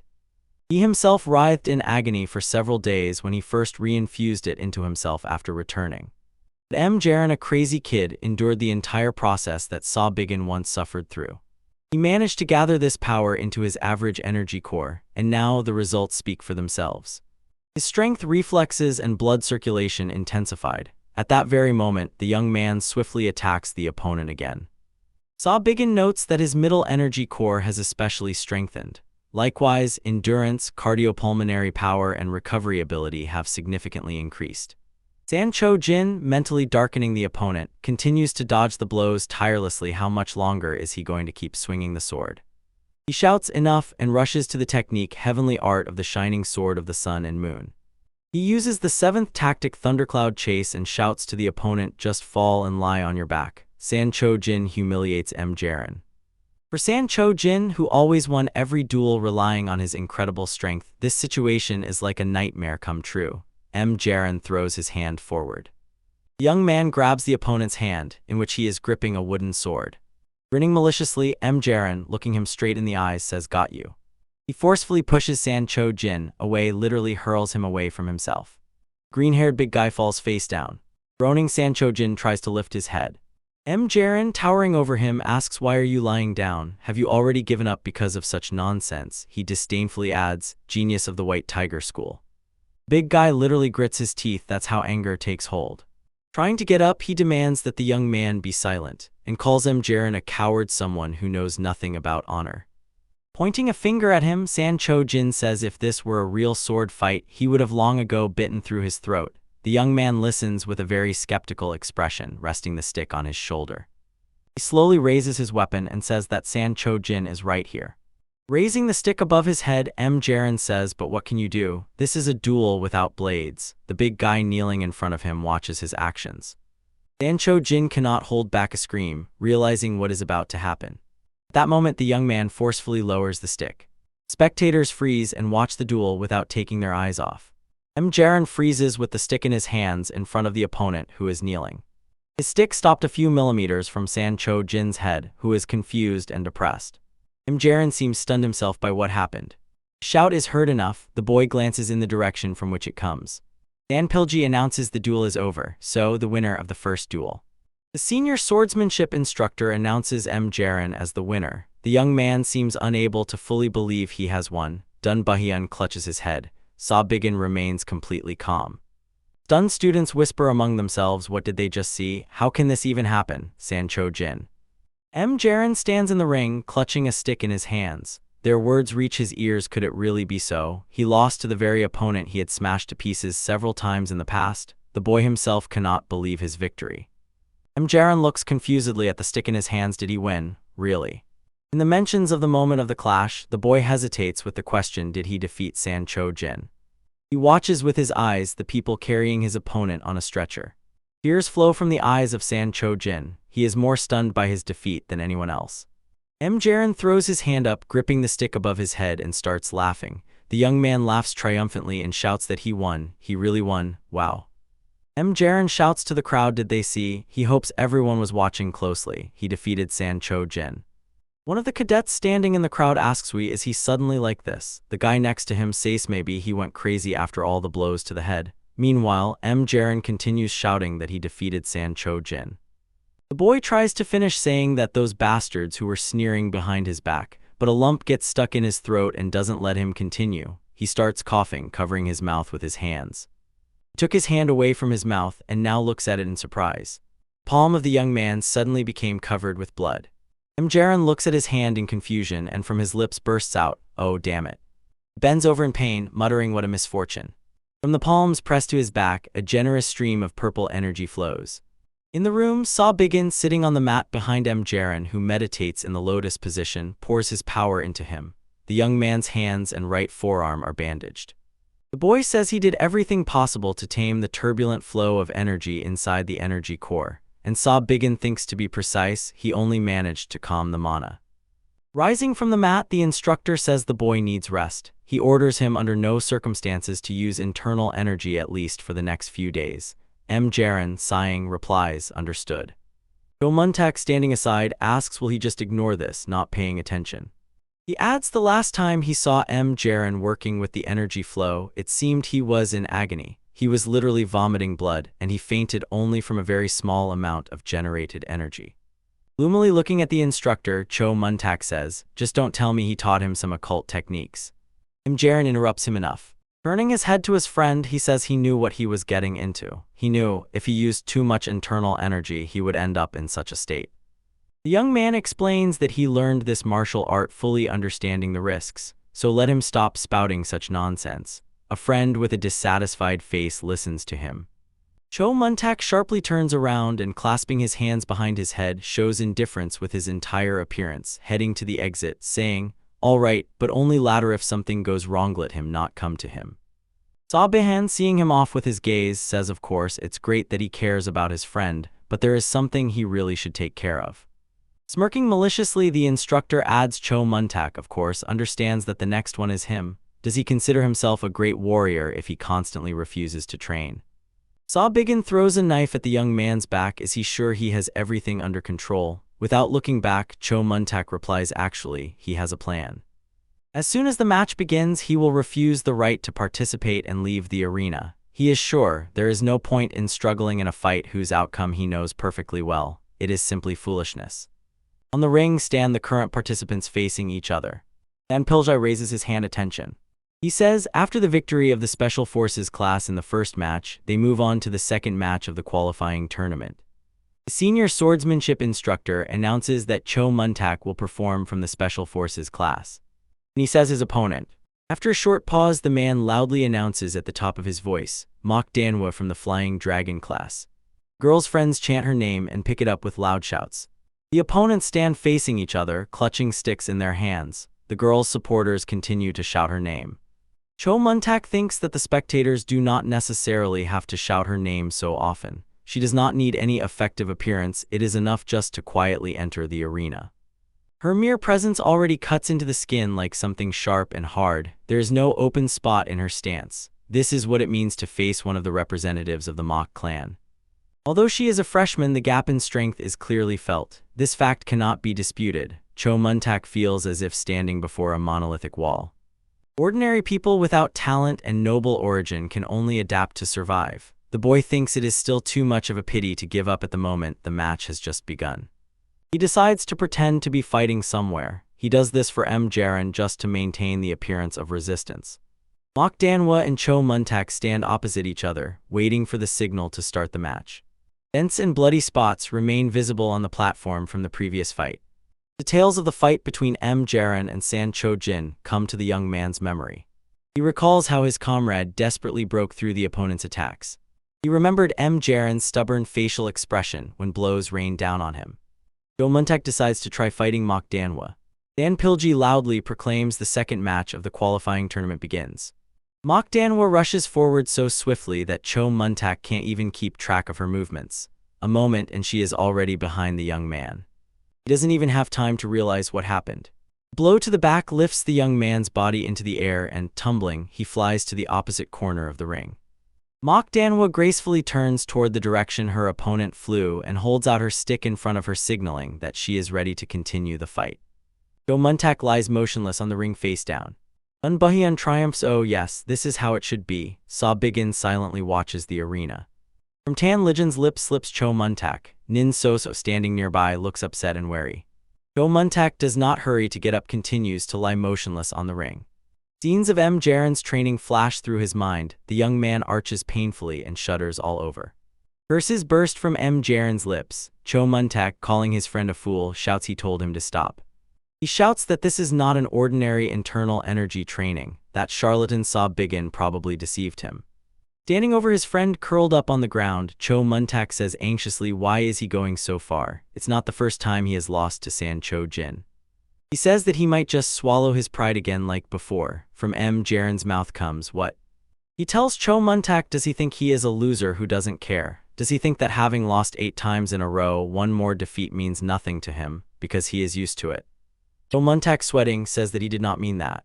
Clenching his teeth tighter to avoid groaning from pain, Jaran says no, he understood. 8 defeats in a row make him a fool. Fine, he admits it. The young man shouts angrily, let him not dare to say, as if nothing happened, that defeat is something natural for him. He hates losing, isn't that reason enough? A curse bursts from Cho Muntak's lips. His trembling hand reaches for the stick. Mock Danhwa listens in surprise as the young man quietly mumbles, if he had sat quietly, everything would have ended without problems. Rising to his feet, Cho Muntak says, but this scoundrel just took and did what he had never done before. His hand reaches back under his belt. He has a short wooden sword, more like a dagger. He slips a finger into the ring at the top of the hilt. Muntak spins it like a propeller, not letting his opponent get close to him. The young man takes a fighting stance, gripping the stick in one hand and the short sword in the other. He says that from this moment on he will also torture himself. Cho Muntak stands in a fighting stance and waits for Mock Danhwa's attack. While Saw Biggin stands behind with a rather smiling face, the students whisper among themselves. One of them asks, will he fight with 2 swords? His friend replies that this weapon is too short to be called a sword. Also, something strange is attached near the hilt, like a ring. The student wonders, why did Cho Muntak reach him only now? Mock Danhwa replies she doesn't care. She suggests to the young man to attack, saying go ahead, try it. Smiling, Cho Muntak says well, since she asks. After a short pause, he proposes to have a good fight. The boy immediately rushes forward to his opponent. Mock Danhwa, leaning back a little, avoids his strike. The young man stops on the other side of the ring and freezes, standing with his back to the girl. She sharply raises her hand, firmly gripping the stick, and directs it from top to bottom. Muntak jumps high up, spins the weapon in his hands. The girl carefully watches every his movement. Baring his teeth and flashing with a cold, energetic glow that floods his eyes, he literally crashes onto his opponent. Mok Danhwa sharply jumps back and the young man lands on the arena, raising clouds of dust. Without stopping for a moment, he rushes forward again. The girl leans aside and his stick passes a few centimeters from her face. Mok Danhwa parries the next strike with her stick. Cho Muntan attacks again and again, and the girl easily and gracefully blocks his blows. The young man continues to press even harder, but a thought flashes in his mind. He has made the lunge so many times already. Damn it. He still hasn't found any gap in the opponent's defense. She doesn't lose composure even for a second. Mok Danhwa decides to go on the attack. A determined look in her eyes testifies to this. She, like a hurricane, crashes into the opponent, who tries to jump back to survive the strike of her stick. The young man closes his eyes and curses mentally. The girl strikes him with the tip of her stick in the stomach, throwing him to the other end of the arena. With a shout of Cho Muntak, he flies back. In the fall, he manages to throw a short sword at the opponent. Mok Danhwa easily deflects the weapon flying at her. She freezes, waiting for the young man to get back on his feet, but he is kneeling, pressing his hands against the arena and coughing. Mok Danhwa asks he is not going to keep swinging just one sword, right? Leaving the short sword that fell behind her back, the girl says, if this is all he is capable of, it's better to surrender. Kneeling on one knee and bowing his head low, Cho Muntak, smiling broadly, says, what could you expect from such a mediocre guy like him? While he speaks, he feels for a thread lying on the ring with his hand. He grabs the thread and pulls it towards himself. Short sword lying behind Mok Danhwa swiftly flies towards him. The girl barely manages to lean back and Cho Muntak's weapon flies past, causing her no harm. The young man picks up the short sword and the thread wraps around his wrist. Smiling broadly, he shows the opponent that his weapon is tied to his hand with a thread. He says he has not revealed all his cards yet. Mok Danhwa is surprised. A silver thread, does he even have something like that? With a fierce scream, the young man rushed into the attack. Turning the short sword in his hand, he approaches the girl who stands still and has put a stick in front of her. Mok Danhwa performs a series of strikes, merged into one continuous movement, which he finishes by kneeling on one knee and gripping the stick in his hand in front of him. Muntak falls and I sink back into the arena with my back. A moan escapes from her lips. The girl's stick is aimed at his throat. Mok Danhwa towers over the fallen opponent. The stick touches the neck of the defeated Cho Muntak. The young man smiles and says it seems so, acknowledging his defeat. A shout is heard. The fight is over. The girl immediately turns and walks away. Cho Muntak does not hurry. He gets up and takes a sitting position. Dan Pilji announces the name of the winner, Mok Danhwa from the Flying Dragon class. Cho Muntak lowered his head and says that in the end he still lost. He threw everything he had, but in the end just exhausted his own body. He gets up to leave the ring. From behind him flies A, and he fought quite well. The spectators shout to him, he lost, but it was a good fight. He possesses unusual techniques that most here have not seen. One of Mok Danhwa's friends, clapping her hands, shouts for him to keep improving. Drops of sweat run down Cho Muntak's face. Jaron appears beside him and asks, hey, what has gotten into him? The young man, laughing, asks again, didn't he say he would give up immediately once the signal to start was given? Why is he so fired up? Cho Muntak advises him to shut up, then asks, who, in his opinion, should be considered the reason everything ended this way? The friends walk side by side, exchanging words. Jaron says, well, he was cool back then, right? And Cho Muntak again tells him to shut up. The guy can't calm down and adds that his friend looks quite lively, that is, for someone who was just beaten. Cho Muntak replies, does he really think he's okay? He's in damn pain. Dun Bahian anxiously asks, did he really understand everything? The man says to the muscular strongman lifting dumbbells, he must not lose under any circumstances. Even San Cho Jin was defeated, but the interlocutor asks, who does he take him for? A sophomore from the White Tiger class, Hwang-gi Dun Bahian's nephew, lifts a huge dumbbell over his head and says he will never lose to a worthless girl whose only value is her family name. Dun Bahian still insists, let him keep his ears sharp. He knows how much effort it took to send his nephew to the Heavenly Martial Tournament. He throws the dumbbell on the floor and the man immediately adds, let him forget about it. The uncle was just talking to himself. Hwang-gi replies that his opponent is some petty girl who has never won a single one-on-one match. He heard she can't even land accurate strikes properly. How can he lose? Dun Bahian replies, well, yes, you can't argue with that, nevertheless. Licking his lips, the nephew says, by the way, that girl looks quite appetizing. In Soso sits in the room on a chair, lost in thought. Maysalin enters the room, asks, has the girl finished preparing for the duel? Soso exclaims joyfully, ah, Inspector. Maysalin asks Nin Soso if she is okay and if they can talk. Girl sincerely rejoices at the arrival of the inspector. Maysalin smiles sweetly at her. While approaching the one sitting on the chair in the middle of the room, Nin Soso, the girl asks, is she nervous? She thinks that the other has a rather tense facial expression. The girl assures no, nothing like that, she is completely fine. Stopping, Mei Solin says that she has heard certain rumors. Soso has no victories in one-on-one duels, is that true?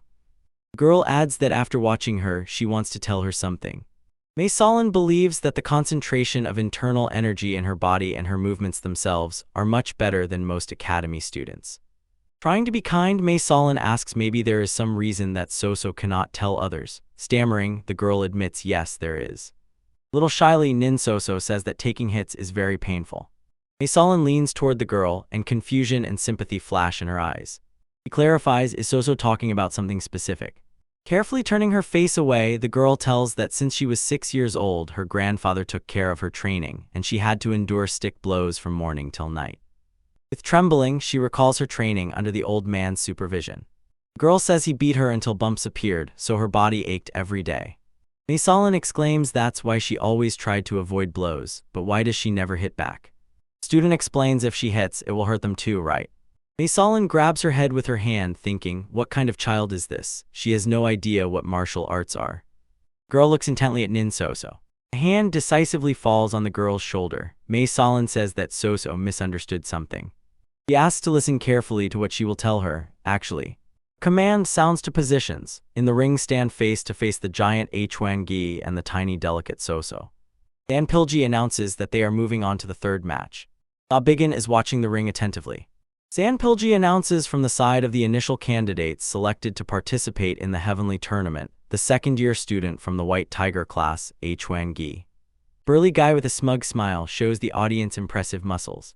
Meanwhile, the senior swordsmanship instructor introduces the second participant from the side of potential contenders, the first-year student from the Special Forces class, Nin Soso. Contempt and mockery flicker in Huanggi's eyes. There were rumors about her that Nin Soso is a loser who can't even hit properly. A thought flashed through his mind, she has a cute face.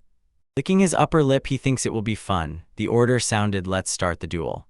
Huanggi takes a runner's starting pose, resting his knee and hand on the ring. Launching from the spot, he thinks he will first make her clearly feel the difference in the strength of their blows.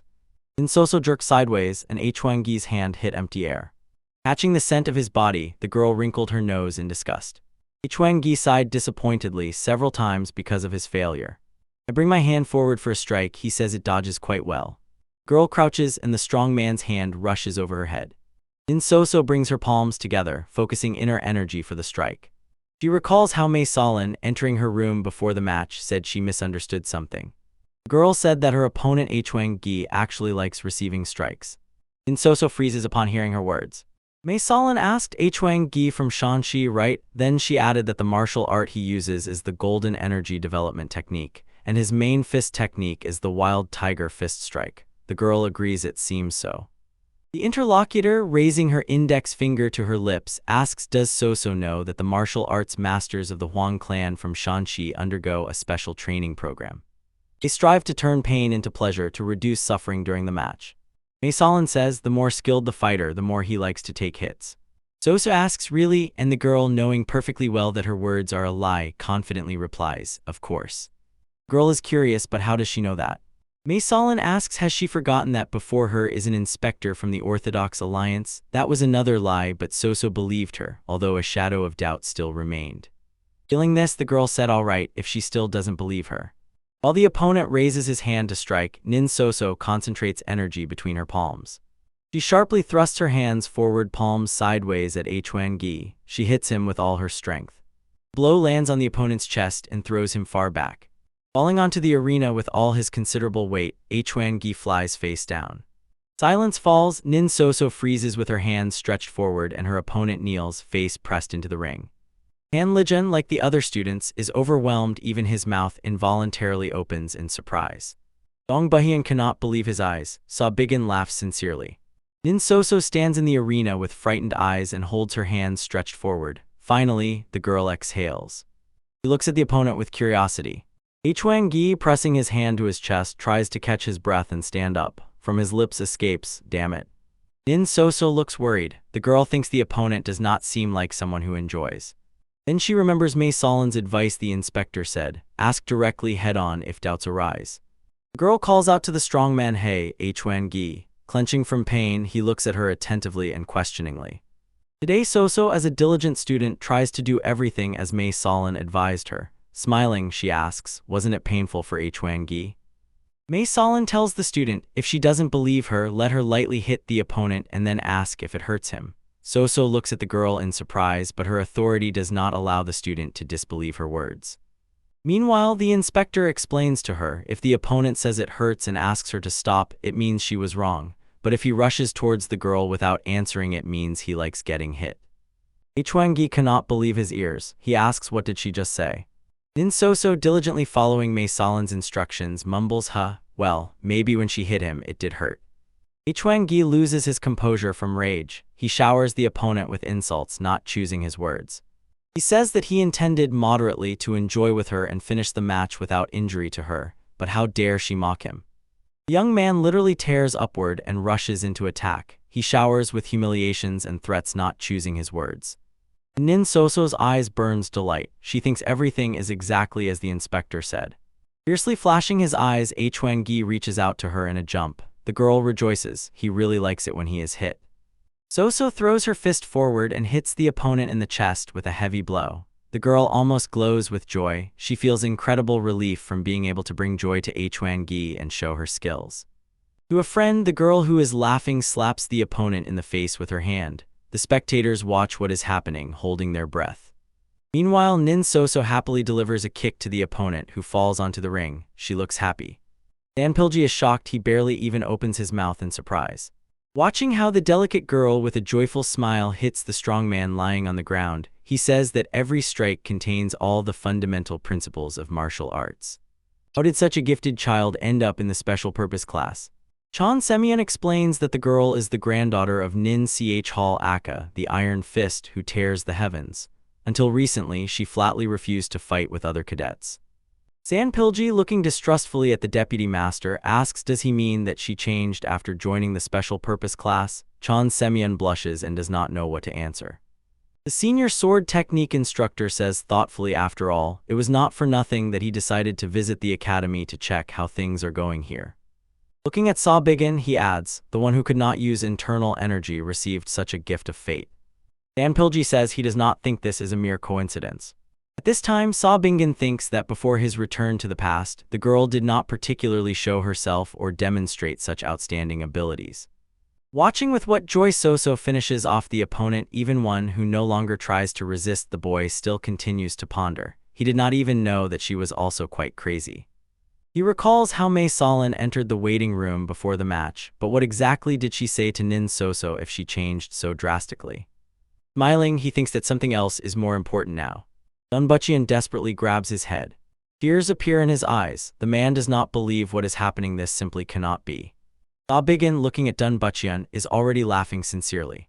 Casting a glance at the ring where Nin Soso mercilessly finishes off Hwan-gi, the boy thinks, in any case, this is an incredibly unexpected harvest. Sabigan primarily wanted to take Tang Lijun and En Wukin with him to give them practical training. And at first, the martial arts tournament was just a pretext to get out of the academy and find out the reason for the appearance of the demonic area. Suddenly, he discovered that Jaron and Nin Soso could also become useful. He remembers how easily the girl delivered a super destructive blow to the opponent.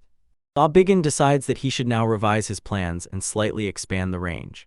The knocked down Hwan-gi lies on his stomach, covering his head with his hands. He shouts that he surrenders. Nin Soso stops the hand already raised for a strike. Blood spots of her opponent appear on her smiling face. Hearing his words, she abruptly stood up and raised her hands in a victorious gesture. Soso shouts joyfully she won. The spectators confusedly murmur, did he accept defeat? Sanpilji announces the end of the match. He proclaims that Nin Soso from the Special Forces class has won. Joyful girl, almost skipping, leaves the ring, shouting, hurrah's victory.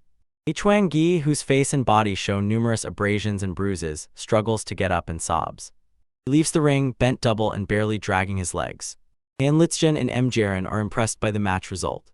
Shining with joy, Nin Soso, opening the door, shouts to Inspector Mei Solin that she has won. The girl says, great job. The excited girl hurriedly explains everything was exactly as she said. She still can't believe there are people who like pain. That's why she hit him without sparing her strength. Mei Solin says she is proud of her. She asks Soso, will you tell her an even more amazing thing? The girl declares that in the world of martial arts there are incredibly many people with the same preferences. Soso exclaims, what, is she joking? The girl is outraged. Does the inspector really think she is a complete fool? Mei Solin reminds her, didn't she say, if Soso doesn't believe, she can always ask the opponent. The girl thinks, could it really be true? Mei Solin looks at her emotionally and thinks, will there be even one man in Jianghu who admits to a little girl that he is in pain? She says that Soso did a great job and advises her to go rest. The girl nods, okay, and immediately disappears. Bigin enters the room. The boy says to Mei Solin he sees that they have become friends. And she adds she also gives her such terrifying advice. Mei Solin shouts fiercely, where has he been wandering? At first it was his job. The boy replies that he also had his own matters, but no matter how you look at it, he literally attracts strange people to himself. Mei Solin says complete nonsense. She heard that he generously gave advice to M. Jaren and Tan Lixian. At least he believed that together with En Wukin these three would definitely win, wouldn't they? Bigin has surprised him, advising Tan Lixian. Meanwhile, the young man has already entered the ring against Gok Bok. In Tan Lixian's hands is a stick, and his opponent decides to rely only on his own fists. Gok Bok looks listlessly at the young man holding a wooden stick in front of him. Bigin tells Mei Solin that he taught him nothing more.